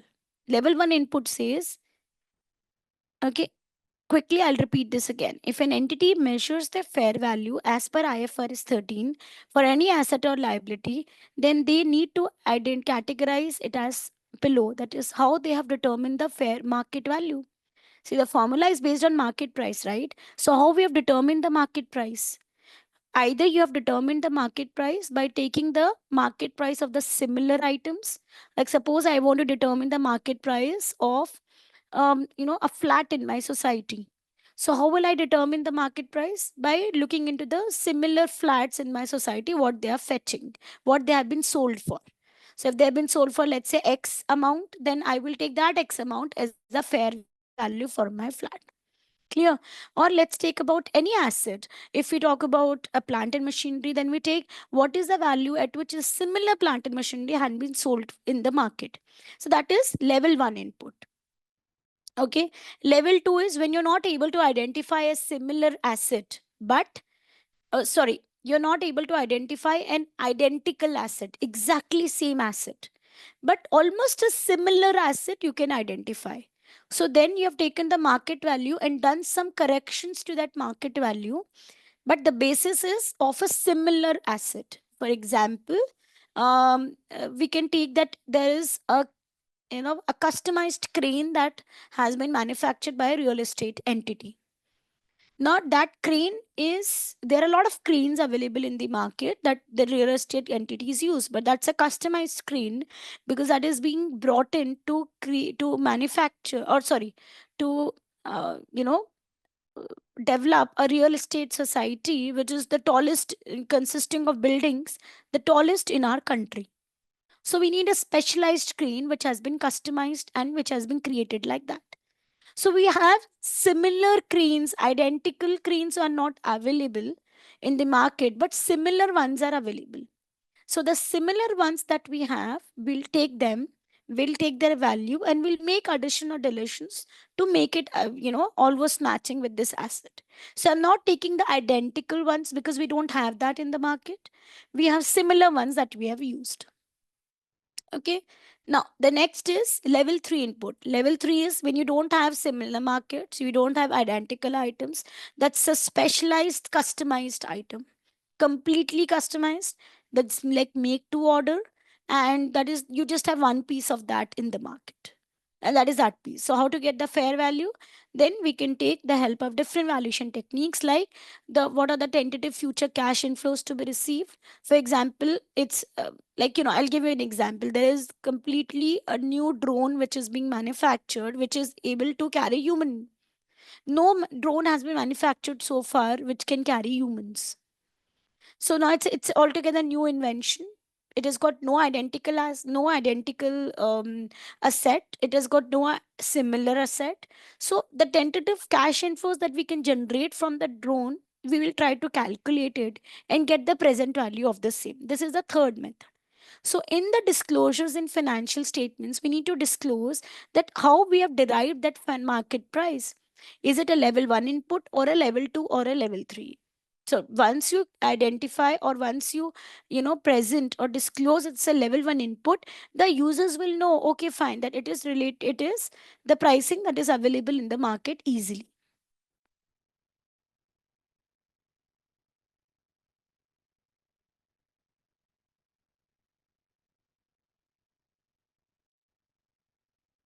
Okay, any questions? Now we can just take a look at one more questions.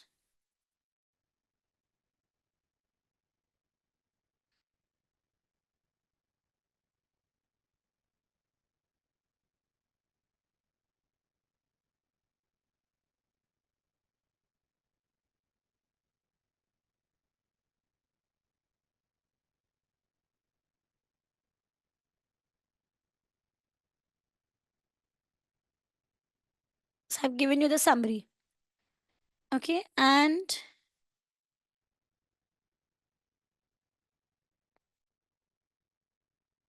let's have one or two questions discussion. Guys, are you all ready? It's a very good, very easy question.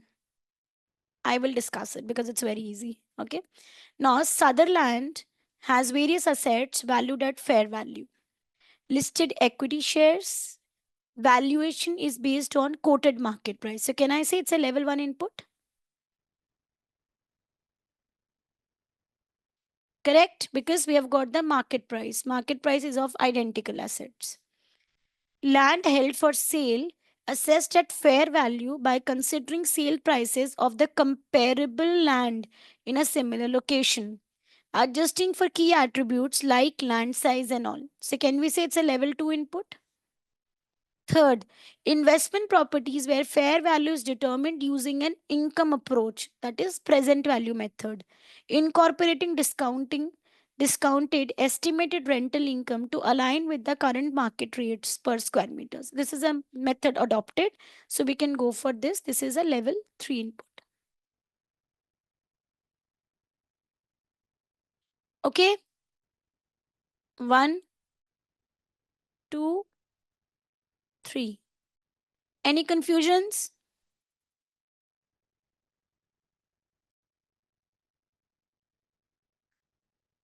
Third one, this example.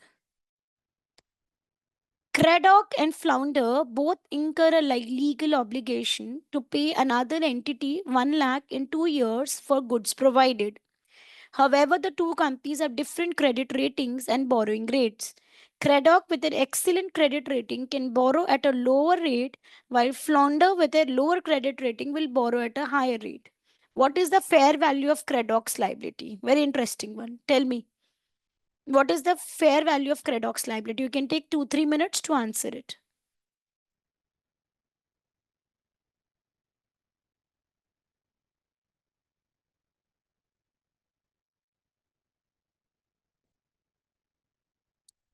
Okay, please try to write it properly in the chat box. At least 2-3 lines, please write, and don't write it in the form of pointers only.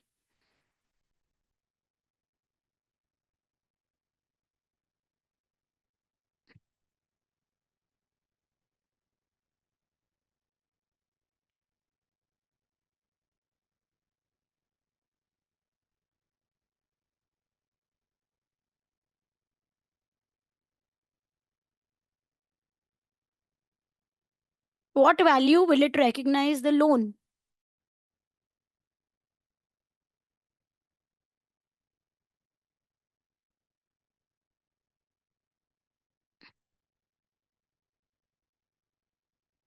We don't have a market rate. We don't have a for level 1, level 2. You have to apply level 3. So level 3 is present value method. Apply it.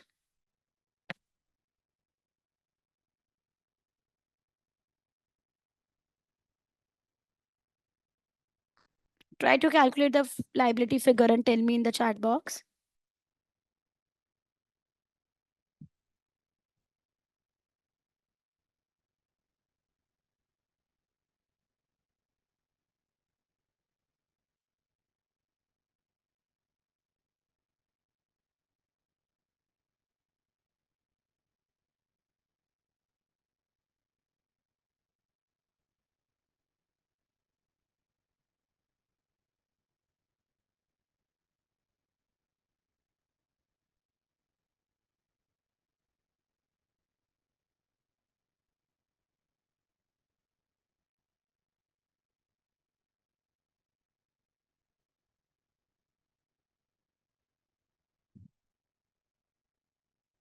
Quick rewards.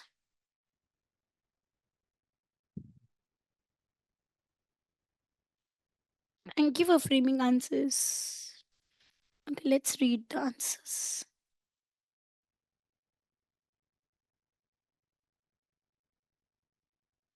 No issues. I'll help you out. Yes, absolutely correct, Nikunj. Perfect answer. Neha, I'll help you out how to write the answer. See, you will start with it, right? You know about this. So you will write the answer that the fair value in case of a liability is the value at which the liability is settled, right? The value at which the liability will be settled here.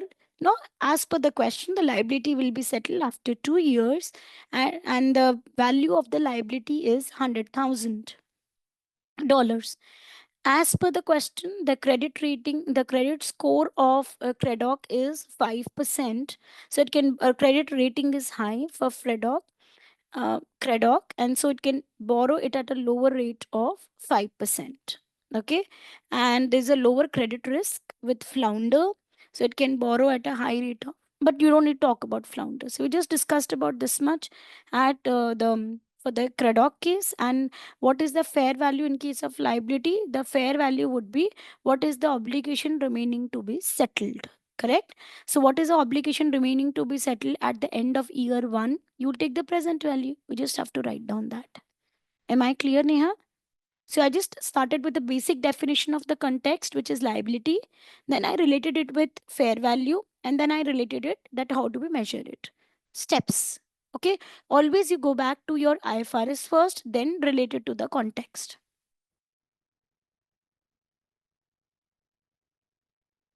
Nikunj, perfect.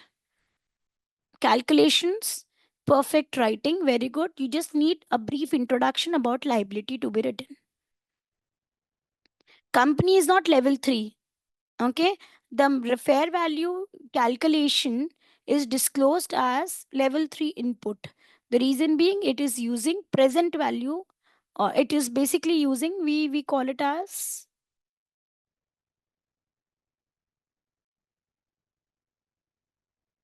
valuation techniques. It is using the value of fair value. It is using the computation of fair value using valuation techniques. So the fair value is calculated using level 3 input. You will write like that. Fair value is calculated using level 3 input. But your answering is correct. Good, Alam. Absolutely correct, Alam. Calculation also. Very good. So yes, it is going to be, you will take the present value at 5%, 1 lakh multiplied by 1 by 1.05, because you're doing discounting for 1 year. Okay.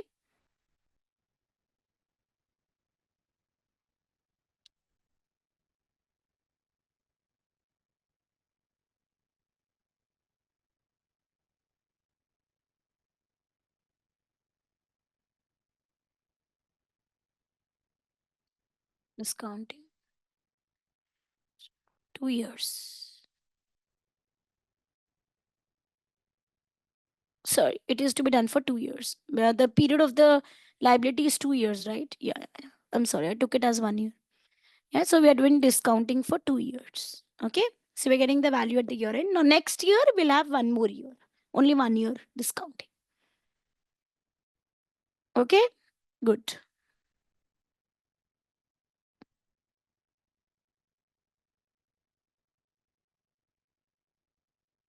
Okay. This question, I want you to give it as a homework. This is a simple calculation question, not very difficult. Okay, so it's not got any theoretical concept to discuss. Please do it in your homework, activity 1. Okay, and you don't need to send me answers for this. Just keep it with you.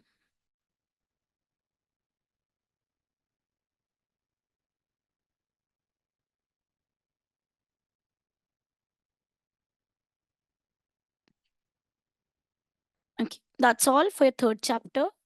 I'm going to be starting with your fourth chapter as well, because we will be discussing about the revenue concepts, one of very key IFRS. So now, fourth chapter onwards, let me just take you to the index, because I want to show you something. I really hope that nobody is missing out on the classes henceforth. Okay, because we'll be covering very, very important concepts now. Okay, look here. From fourth chapter,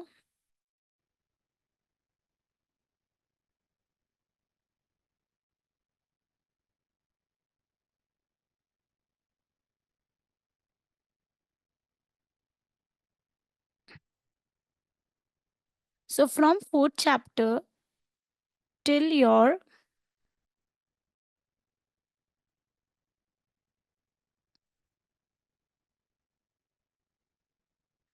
13th chapter, what you have are all individual IFRSs. Okay, individual IFRSs, which are always a testing area for your section A, section B. The group accounting onwards, group accounting concepts are covered in section A, question 1 for 30 marks.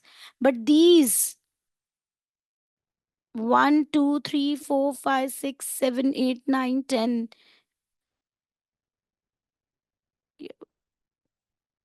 yeah, almost 10, 11 chapters, they are accounting for at least 50 to 60 marks of your syllabus. 50 marks minimum. They're accounting for 50 to 60 marks, you can say that. So they are very, very critical chapters, but they're not very difficult if you understand in the flow. Okay, try, unless and until it is an emergency, try not to miss the sessions. Okay, if you have any concerns, if you have any problems within the session, my teaching style, or any concerns, you're always free to reach out to me. But for any reason, you're not missing out on the sessions, unless and until it is emergency. If there's anything that can be resolved, that I can help you with, you please come back to me. But we're not going to miss any sessions. I hope I'm absolutely clear on this.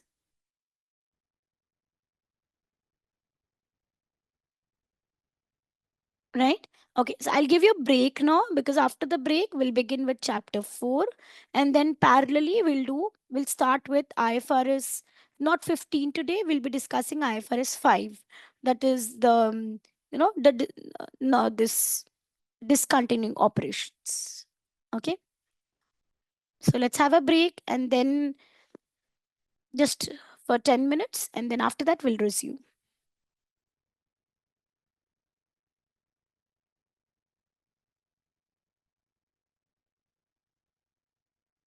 So we'll resume at around 2:10.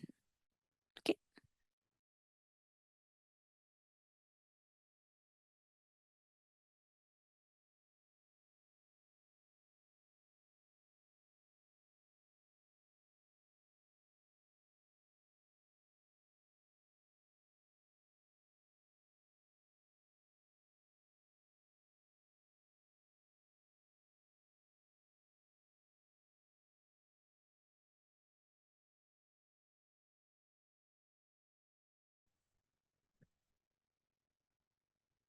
So we are good to go. You're good to resume.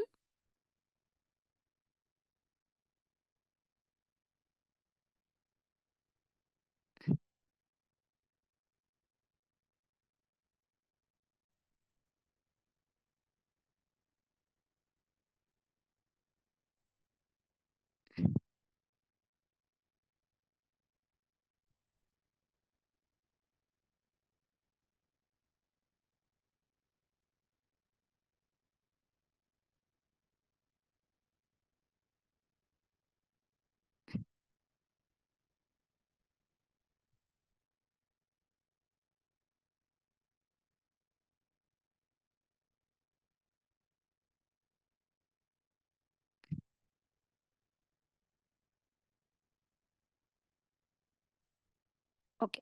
So let's go to this chapter.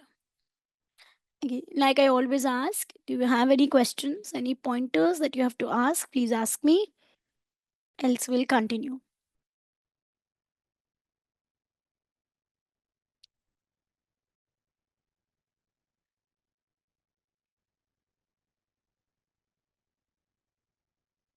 Okay, then let's continue.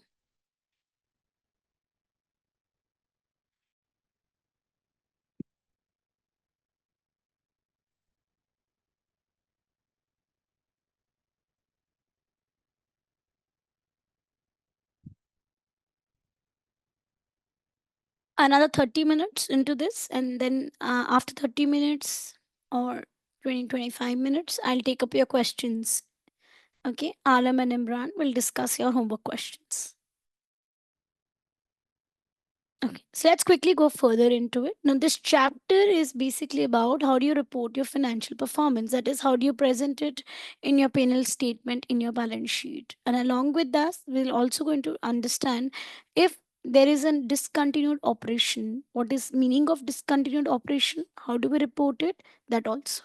And then we have the IFRS on revenue recognition, that how do we recognize revenue in the books. Okay.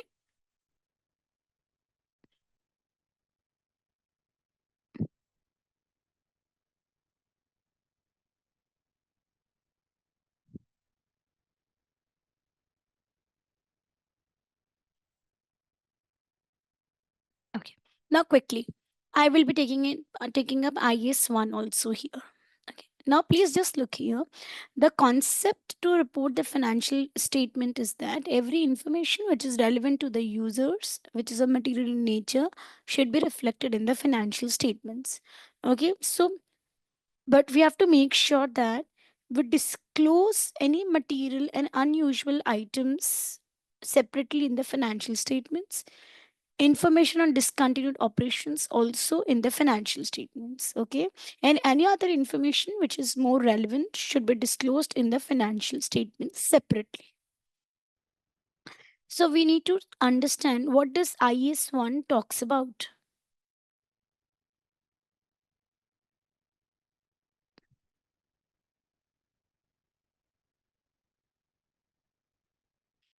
I've given some examples, some references also here. Okay. Now just look here.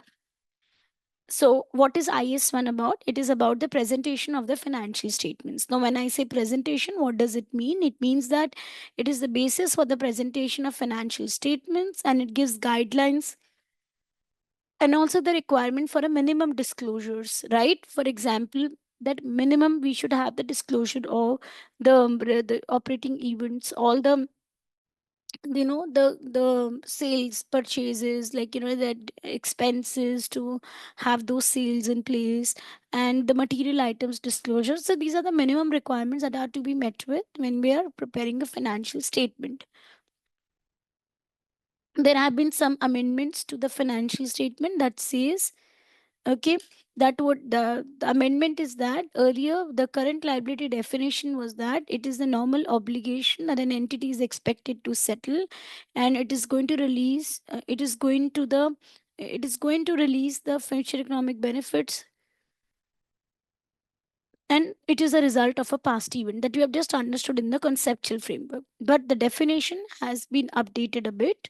So according to that, no, the definition, if I say, of the current liability is the liability which is no, this is about the current liability. Okay, so what we had discussed about the definition was the liability definition. Now liability or assets are classified into current or non-current depending upon how they are able to convert the assets into cash, and liabilities how they are able to settle. So, as per the IFRS background, it says that an asset or a liability will be classified as a current or a non current asset or a liability if it is converted into cash or is settled into cash, within a period of 12 months from the reporting date or operating cycle of the business, if that is longer. So, operating cycle means it starts from when you procure the raw materials, that is the resources, and when you receive payments from your customers. So, complete cycle from procurement to payment. This complete cycle is known as normal operating cycle. So, the normal operating cycle of the entity is longer than 12 months, then we take that longer period, else we'll take 12 months period. Okay. So all the assets which are received into cash are expected because it is in the coming 12 months. So the assets that we expect to receive in the coming 12 months into cash, okay, that we classify as current assets. And likewise, the liabilities that we expect to be settled in the coming 12 months, we classify them as current liabilities. Okay, otherwise they are non-current assets and non-current liabilities. So I'm repeating the same definition here, which is as an updation made to IS 1. Okay, that is, as per the IS1, the current liability is what the entity expects to settle in its normal operating cycle or within the next 12 months if normal operating cycle is longer. The entity holds a liability primarily for trading purposes because it is going to hold it for 12 months only maximum. The entity does not have the right at the end of the reporting period to defer settlement of the liability for at least 12 months. It means that once you've classified this as a current liability, it is going to be settled in the coming 12 months. You cannot make the period extend beyond 12 months. Once your liability, you have classified it as a current liability, you have published the balance sheets. Now, of course, you cannot make changes to it and you cannot change the classification. It would be a current liability only. Then again, you will see the the liability status at the end of the reporting period. Okay.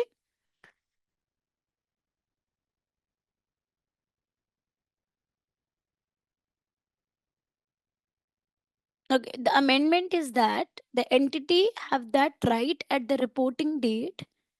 Okay, if the entity, so the amendment that was brought in was that if you classify a liability as a non-current liability, what do you do? That means the liability is going to be settled beyond a period of 12 months,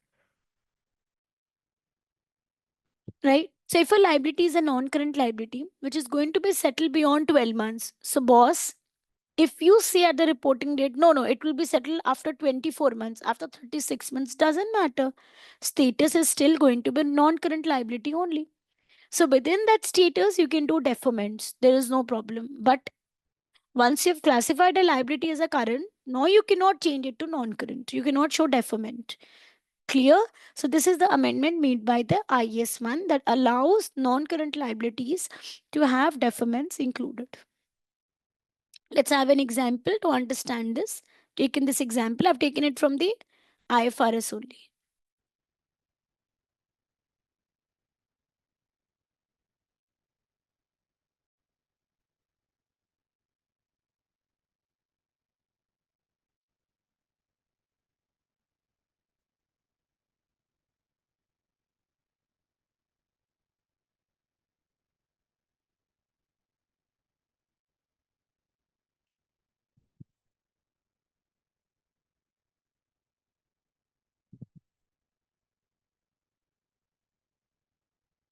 Let's take the example.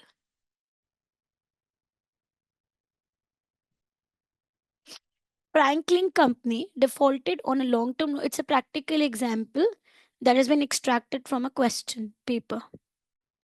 Okay, so look here. Franklin Company defaulted on a long-term loan on 28 December 20x1. The loan was originally due for repayment until December 20x5. The terms of the loan mean that due to the default, the loan became repayable on demand. Okay, due to the default, the terms of the loan meant that if there is a default, then the loan will become repayable on demand basis, not just on the maturity basis, on demand basis. Franklin Company renegotiated the loan with the lender on 15 January 20x2 before the financial statements for the year ended 31st December were authorized for issue. As we go further, we will discuss about the changes that occur after the reporting date. So there are changes occurring after the reporting date till the authorization date, and there were conditions already existing on the balance sheet. So the loan was already there in the balance sheet date, and there is a renegotiation that has taken place. So now we are going to classify it as a current liability because at that date, okay, just look here. Franklin renegotiated the loan with the lender on 15 January 20x2. Were there events already existing at the balance sheet date? You will say, yes, ma'am, loan was there. But did the negotiation process started? Did the renegotiation process started till 31st December? That is a reporting date.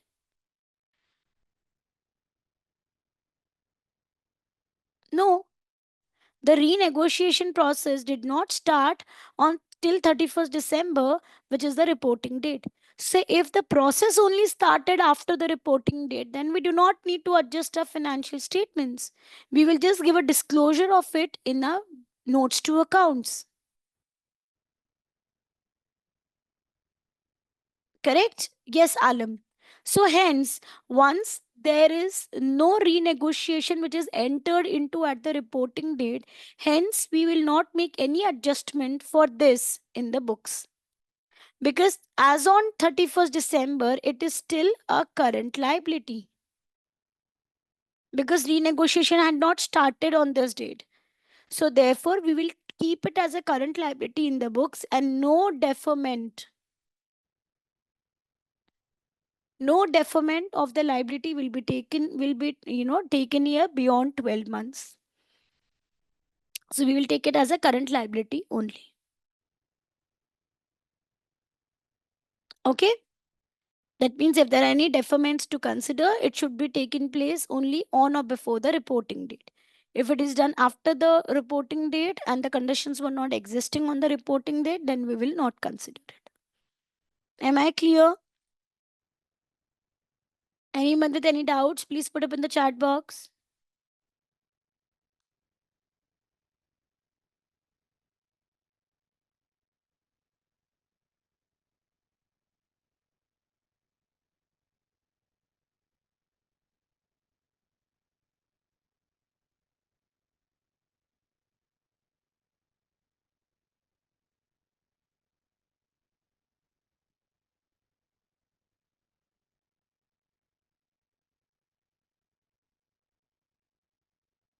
28th December, wait. 20th December is the date when he defaulted on the loan. Okay, so it is still a liability, right? Because then it becomes repayable on demand. Just look here. 20th December he defaulted on loan. Just because he defaulted, now the loan has become repayable on demand. Otherwise was repayable on 20x5. So if it was repayable on 20x5, it was a non-current liability.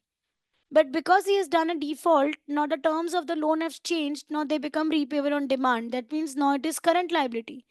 Repayable on demand means when it is demanded by the lender, the entity has to repay that loan. Am I clear? But the renegotiation took place after the reporting date and that had never started on the reporting date or before it. Hence, we will not take care of this renegotiated terms. Am I clear now?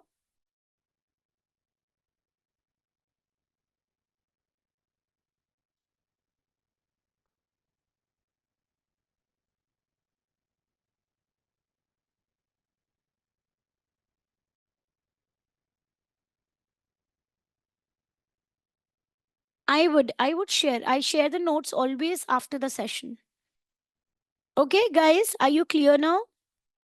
Yeah. Imran? Yeah, sure. However, I'll remove these notes. They will create confusions.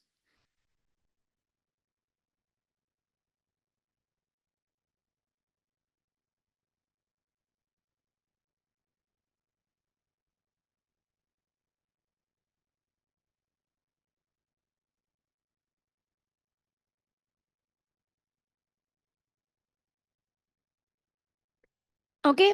Next concept. Now these are concepts that you may find, ma'am. This will not be asked in exam, right? They're not asked directly. They're asked as a part of a question. And then these are simple points, right? If you identify them, if you write about them, you'll gain easy marks. So that is why let's not skip anything. Okay. Now let's discuss this. So going concern assumption, we know that whether the entity has prospects of continuing in the future, and if that prospect is there with on the reporting date or not, that within the 12 months at least the company entity is going to continue the operations. If the entity is not the management is not sure about the going concern status, and there are doubts over the entities being continuing the the business for the coming 12 months, so then in that case, then that should be reported in the books. Okay, that should be reported in the notes to accounts. And if there are very less chances of the entity operating as a going concern, then we are going to classify it as a discontinued operation. Okay, and while assessing the entity's going concern status, management should consider the information like current and expected profitability levels, debt repayment schedules, and the potential replacement financing. Okay, in order to ensure that, see, going concern will also will also have outflow of resources, right? So that should be considered.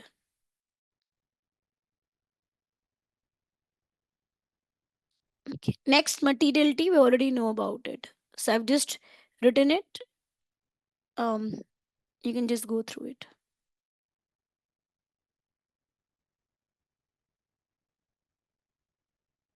These are not from the book. Taken extracts from your ACCA materials.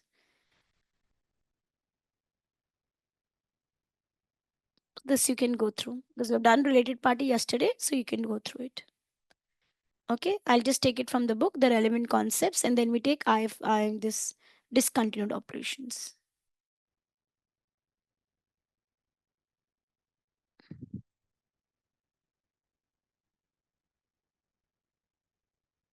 Okay. Now, what are the components of financial statements? We have statement of financial position at the end of the period. We prepare statement of PNL or OCI, other comprehensive income for a period.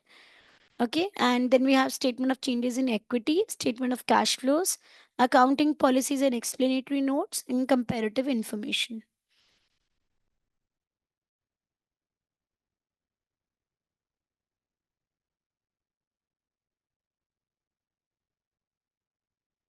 Okay. If there is any deviation on the accounting standard, that should be disclosed in the notes, and management's perspective should be given that why there is a deviation. Sometimes there is a deviation because that would give more better presentation, or that would better disclose the items. If that is the case, then that should be explained clearly. And if we are not following the IFRS, then what method we have followed to record that expense, income, asset, or liability, that should be expressed, or that should be presented in the information, in the statement. Going concern, we have discussed. Few more points. We follow accrual basis of accounting, and there has to be consistency of presentation, especially of the accounting policies, because if there is any changes that we have done for accounting policies, they are taken care for on a retrospective basis, right? And that we will discuss when we discuss IAS 8, which is accounting estimates, accounting policies, and the prior period items. Materiality we've done. Aggregation, I've already discussed that. If they are similar non-material items, you group them together and present them as one item. If there's a material item, then we don't group them, we don't aggregate them, we show them as a separate line item.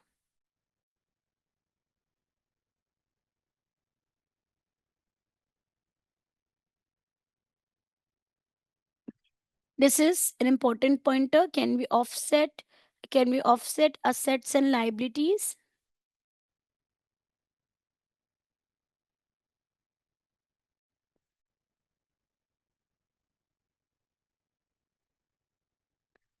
Can we offset assets and liabilities? No or yes? Let's see what the IAS says. So we have a general rule is that assets and liabilities, income and expenses should not be offset. But the IFRS allows us unless another standard or interpretation allows. So we have a standard, for example, that allows for the same. IAS 12. IAS 12 allows the offsetting of current tax assets against the current tax liabilities and DTA against DTL. This is the reason why we always have one current tax shown and one DTA only shown in the books. DT is either we show only DTA or DTL. We don't show both of them together, right? Because its offsetting is allowed by IAS 12. We cannot offset current tax and deferred tax, but in between deferred tax and in between current tax, we can have adjustments. Yes, so we can have. So when you're doing this portion in your exam, you should you should be able to recollect it. Okay, this is again a very important factor that is generally, not tested like that. But when you're writing, these are some small pointers that help you. Like for example, when we present comparative information, what is the general rule? That we present the current year information and we present at least 1 year's comparative information, right? But if there is a change in accounting policy has retrospective amendments. So if there is a change in accounting policy with a material impact on the statement of financial position at the beginning of the last year, then we will present it with one more year also. Okay. So that means if there is a retrospective change in accounting policy and that is material. So unless and until mentioned in anything, you will assume it to be material only. Okay, so then the change in accounting policies, we will not have two financial statements presented, current and previous year. We will have three financial statements presented, current year, previous year, and previous to previous year. Okay, 3 years will be presented. Otherwise, normally we have 2 years only.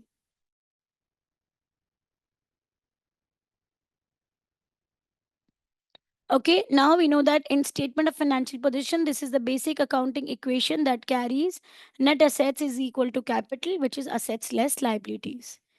Okay, now when we look into the presentation of financial statements, I'll just show you an example here.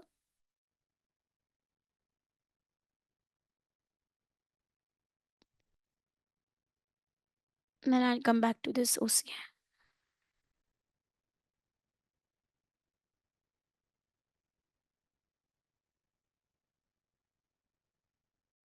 Please look at the presentation.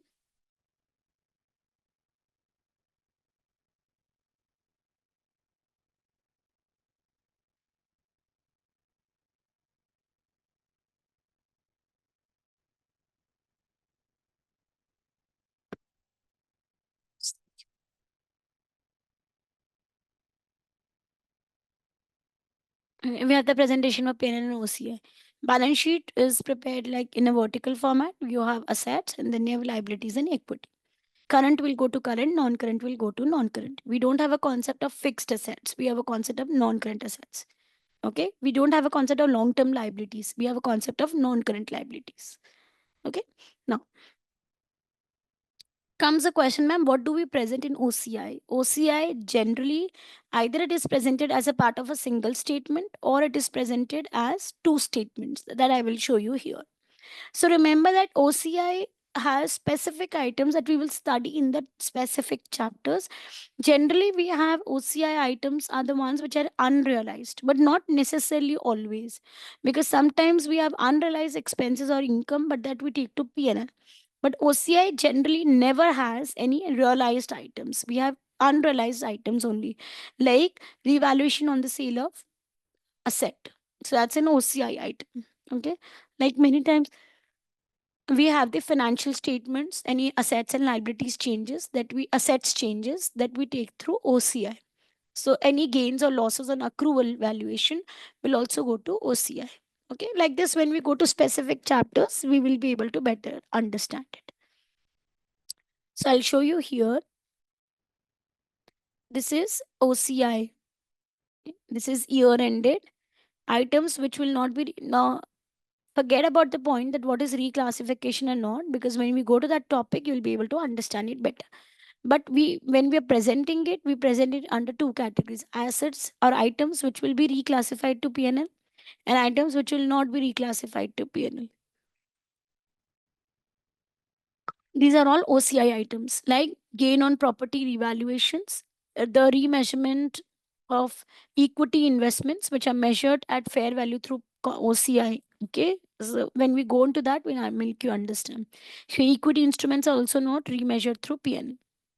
Remeasurement of defined benefit pension plans. When we go to employee benefits, you will be able to understand it. Okay, then share of OCI of associates is also never remeasured through PNL. Okay, then incomes which are remeasured through PNL is, that is when remeasured to PNL, any exchange differences on translating the foreign operations, remeasurement of debt which are recorded as measured at fair value through OCI, and cash flow hedges. These are all financial instruments and accounting for foreign operations, that is foreign um, foreign transactions. Okay, that will take in the relevant standards. I know things are going over the head right now. Yes, Niku, just another 10 minutes. Don't worry. I won't take more than this. I'm just discussing the format. Okay. Just another 5 minutes. Okay. I'll give you leverage. Just 5 minutes more. Okay. Just understand this. You have two ways to present it. One way, you'll have profit and statement of OCI separate, like we discussed in the last illustration. Here, everything is combined together and you get total comprehensive income as the final answer. Okay, don't look into the tax, just look into the total OCI income. I will not take reclassification. I will take it in the relevant format. Otherwise, it will give you confusions. Okay, this onwards, I'll stop here. This onwards, I'll take tomorrow. Okay, I won't take anything new. So only Imran and Alam can stay back. Otherwise, others can leave. Not a problem. I'm just discussing their homework questions. Okay. Yeah. Thank you, Nikunj. Thank you, Neha. I do hope that you had an understandable session. Okay, Pooja has left. Okay, no issues. So I hope everything was well understood. Please join tomorrow because we're going to be discussing important context. Sure, on time. Okay, bye. Take care. Yeah, Imran and Alam, let's discuss your questions. So I'll open the homework questions. Just 3 questions that I gave you. Imran, have you sent me your answers? Because I just have answers of Alam, I guess.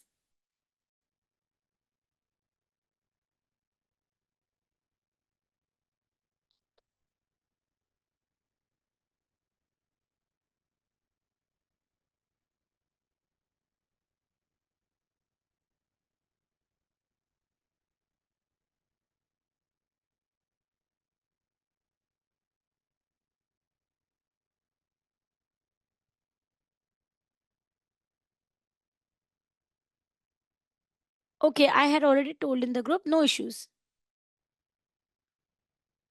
No issues, no issues. Let me discuss the questions. Now, coming class onwards, coming homework questions, whenever I give you, you please, tomorrow only then I'll give you because I've not covered that portion that I wanted to cover.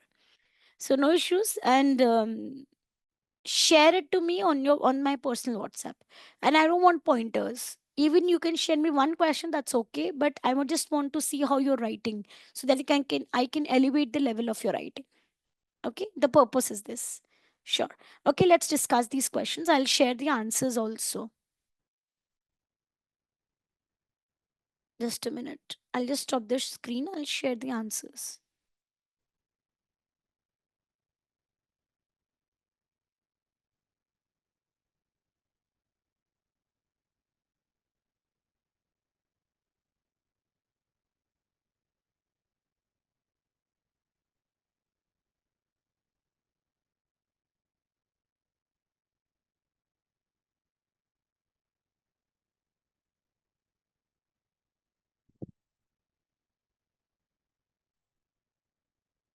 Mm.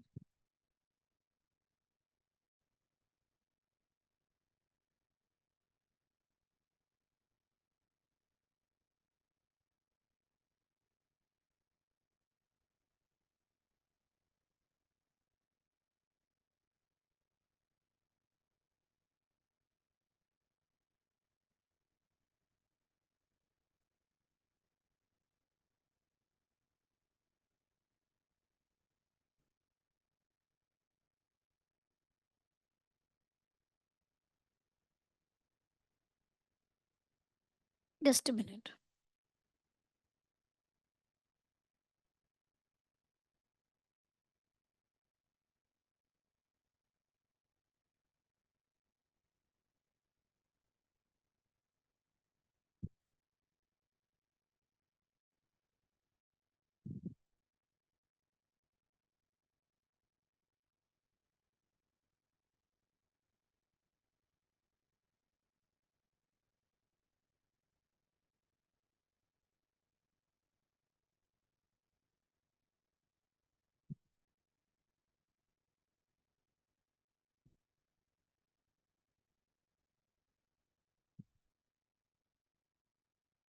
Yeah, so let's discuss this question. I'll share the answers then later on because it's not, I cannot see it here. So don't worry, I'll share the screenshots later. Okay,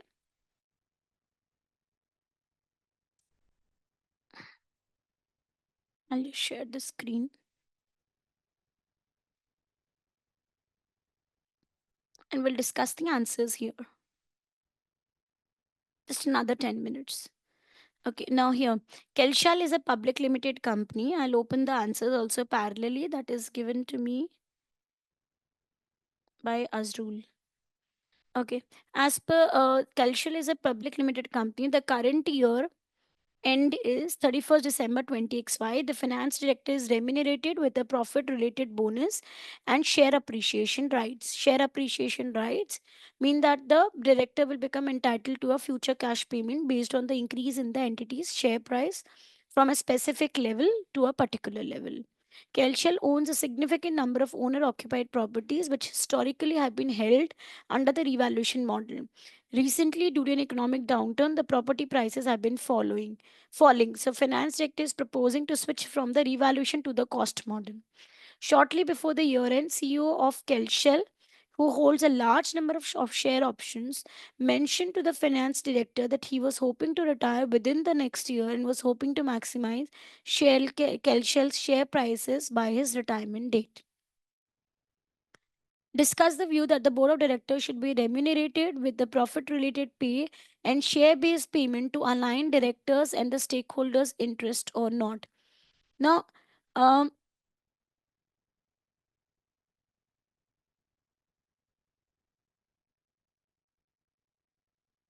if you look here, the finance director is remunerated with a profit related bonus and share appreciation rights. And Kelshell, after that, also, when we read here further, we find that, see, if we are linking the director's remuneration with the profits and the share based payments, yes, it is not, benefits are not to the entity, I will say. It is that the directors will try to, will try to incentivize. Yeah, so they will try to incentivize, these things. So they will try to maximize their share prices. So they will try all the ways by which they can maximize the profits and the share prices. Sometimes by unethical ways also. Manipulations will also be there. Yeah, yeah, yes. Okay, let's talk about the ethical way first. If the ethical way is that the directors may personally would like to incentivize a situation, would try to increase the profits and the share prices so that they can have higher proportions. And this can, um, however, this will, they may just resort to manipulating practices, but otherwise also, I think this is the basic criteria that all the shareholders will be looking forward to. right? But when you're linking the bonuses,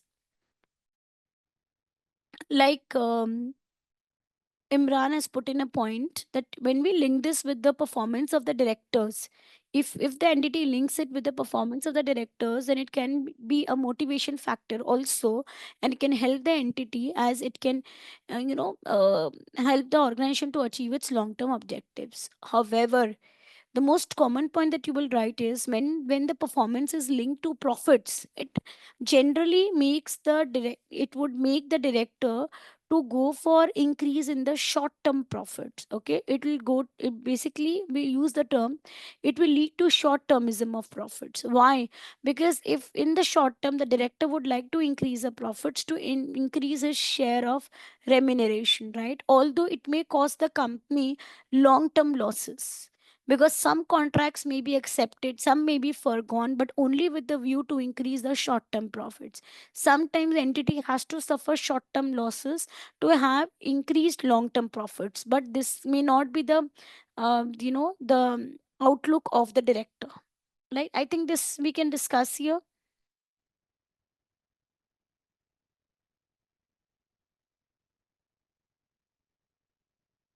However, rather than having the short term profits payments, the entity can have, better would be to link it with the share based payments. I think better would be to link it with the share based payments, because then there will be less chances of manipulation, since it is an external price. Not always the directors would be able to link it. Directors would not be able to manipulate it like they can manipulate the profits, because it is an internal control item. So this we can see that the entity needs to have a caution, the management needs to have a caution, while they are looking to link remuneration with the share prices or the profits, because monitoring would be needed, so that the the you can see that the returns of the shareholders are not affected, as well as uh, the practices followed are ethical. So we can say that. Now when I see the Azrul's answer,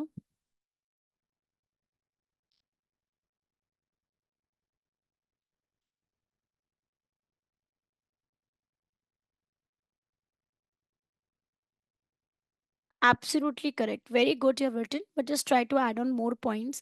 Like, what can be a better suggestion? That instead of linking it with the profits, we can link it with the share payments also, and then close monitoring is needed. All those pointers. Okay. Yes, Imran, this question was not merely from the point of view of that how it is benefiting the entity. Think that it is from an ethical point of view, ethics. So when we have short termism of profits, your ethics get affected, right? It's an ethical issue then. I hope I'm clear. Let's take the second one. Discuss whether the finance directors of Kelshell would be acting ethically if we revise the accounting policy for its properties from revaluation to the cost model. Now, can we have changes made? So first of all, for that, generally we refer to IS 8 that says that yes, a model, the entity can have a change in accounting policy, because when you have a change in model, it is no, it is not directly, we will not write it's unethical. Why? We have to refer to the IS 8. IS 8 says that, entity can make changes to its model and is termed as a change in accounting policy. However, to have that, there are only two situations when we can make those changes. Number one, when it is it is going to make the financial statements more reliable, and secondly, when more reliable and more relevant. Okay, so here the purpose of finance director to make the change is not to make it more reliable or more we can say relevant, but it is because the prices are falling. Okay, so when you're doing ethics, we can follow the code of ethics. As per the code of ethics, the directors are required to act with professional competence, due care, with integrity, objectivity, professional behavior, right? But here we can say that Very good. Here we can say that the professional behavior and integrity are being are not are getting breached here. That principle, because the directors are not acting in the good faith, in the in the most professional way, and also I think they can professional competence is also affected, right? Because they are not because in order professional competence, why? Because they are not referring to IS 8, right? So yes, so we have professional competence. There is a self interest threat definitely rising here. Professional competence, behavior, as well as the integrity are getting affected here. And now we have studied the conceptual frameworks. I think conceptual framework we can also refer to also that is also not getting met with here, because conceptual framework says to follow the accounting standards. Yes, so stakeholders trust is getting breached, we can see that. So we can say that that the purpose of finance director is to increase is to basically, because of the falling prices, the purpose of the director is to make sure that the assets value are corrected and to affect they do not affect their returns, right? So the purpose is not ethical.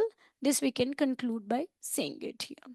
Hence the cost model should not be followed. Rather, now we can suggest, since it's a matter of falling prices, impairment of the assets will take place as per IS 36. Now we can give guidance about the impairment, that what should be the process to be adopted.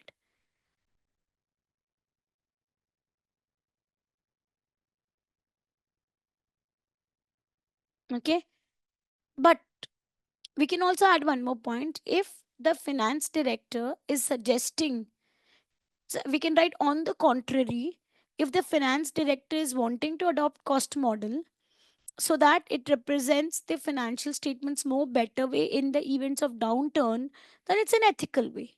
Then the purpose is not to maximize the returns. Got it? So we can have that approach discussed as well. Now, Alam,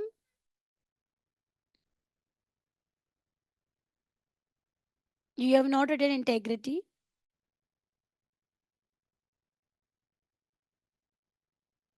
Okay, yes, you've written. Perfect. But just try to elaborate your answer. You have just written to the point answer, right? Give a background of the accounting standard, of the conceptual framework also, that what is needed to be done. Then you can write this paragraph and then have a conclusion paragraph as well. Okay, just elaborate your answers more, but you're writing the context well. Third, discussed whether the CEO's comments to the finance director is ethical and what action, if any, should be taken. The finance director should take.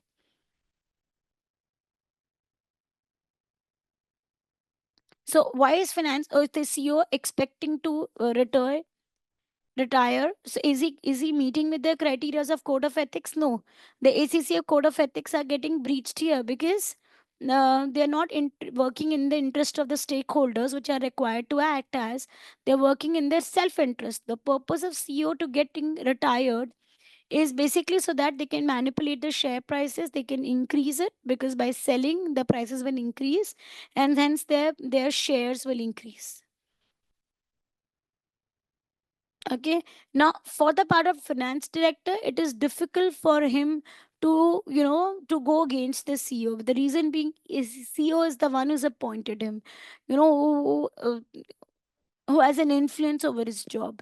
So now in this case finance director can reach out to the audit committees or to the first of all the finance director will reach out to the CEO, explain him, get the clarifications, try to convince him to not do this. Okay, if he's not getting convinced, and then the um, finance director can reach out to the audit committee, right, or any other committees that the entity has, or anyone who's beyond the CEO, the directors, the board of directors and all. Then he would suggest it. Okay, again here principle of integrity, objectivity, professional competence and due care behavior all are getting affected. So absolutely you're correct. But then Alam, like I said, elaborate your answer. Okay. Let's discuss the next question and third question. You just see it on your own. The answers I will send it.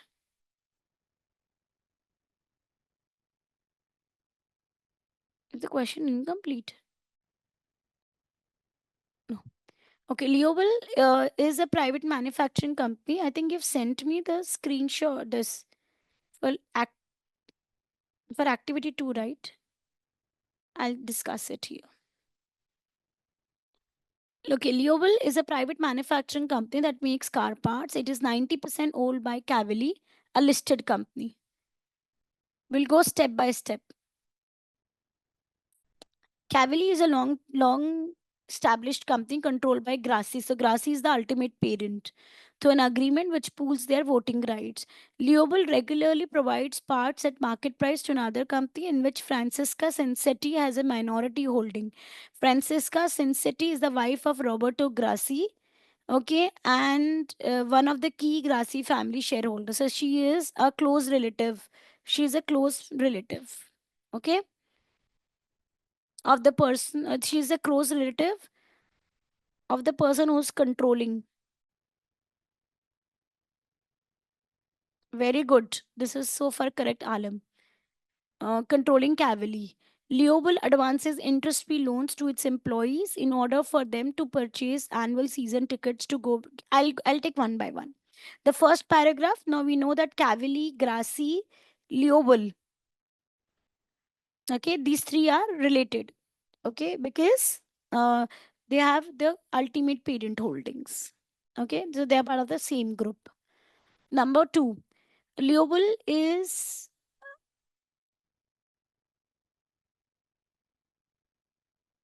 so Francisca Sensetti is handling the you can say the significant influence, and Grassi family is she's the wife of the close relative of Grassi family who is controlling uh, Leobil. So the point is she a related party for Leobil or not?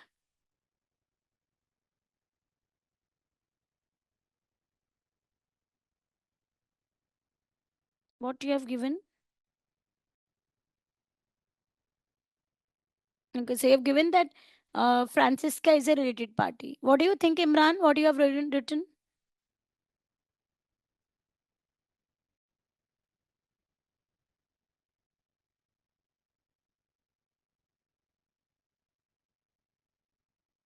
So the question here is this company, we're not talking about Francisca, we're talking about is this company. So you will not write Francisca.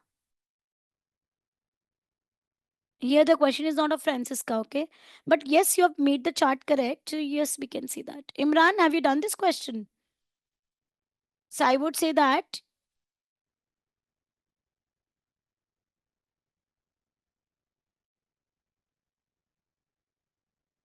okay. So I would say that here we have related party, yes. Here we have related party, yes. So that company is going to be related with Leoval. Here Leoval, Cavalli, and Grassi are all related party. Very good.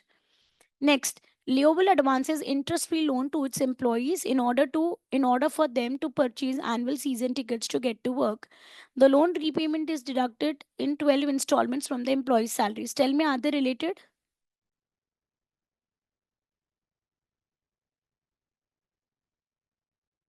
Okay, I will tell you. It is not related.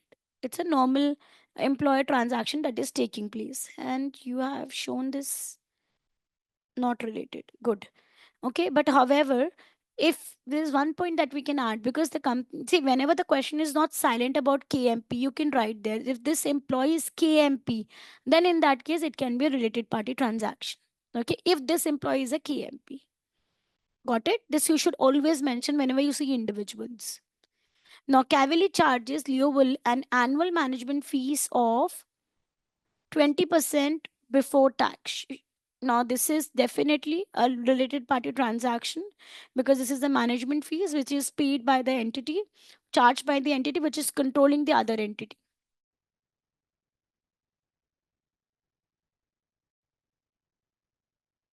Okay, but we've not done group accounting, so I'll not cover it. Yes, in the individual transactions, it is going to be related party.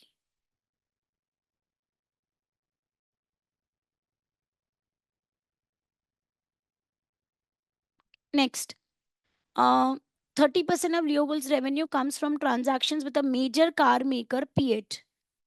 So 30% only is coming from major car maker, P8. But the question is not, is a major customer. So P8 is not related. Why P8 would be related? It's just a normal transaction. So you have written it as, you have not mentioned. Very good. So it is not going to be related. Very good. Alam. Okay, the next one. Leovel provides a defined benefit pension plan for its employees based on 2% of the salary. The plan is overfunded and blah blah.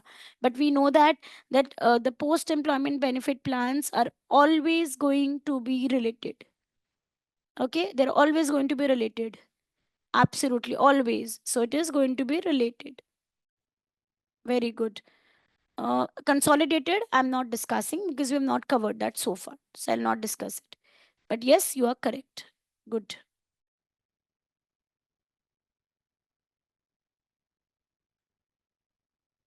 Okay, Alam, I'll share your flowchart in the group. Very well made. Okay. Now, answer number 3, I think I can share it in the group and you can have a look at it. Okay. Fine. I'll send more answers, more questions tomorrow. I hope that I'm sharing the complete answer sheets. Okay. All answers I'm sharing. I'll be sharing typically your answer in the group because that is a very good way of understanding rather than writing the theory. It was a very good way of presenting. So I want to present it. I want to present your answer to the other students. Okay, but I'll share the notes. Just give me some time. I'll share them all. And today only. Okay, so that's all for today. Let's leave. Let's meet tomorrow. And we'll be completing chapter 4. And if I do hope that we have time to begin with chapter 5. Okay, bye bye. Take care.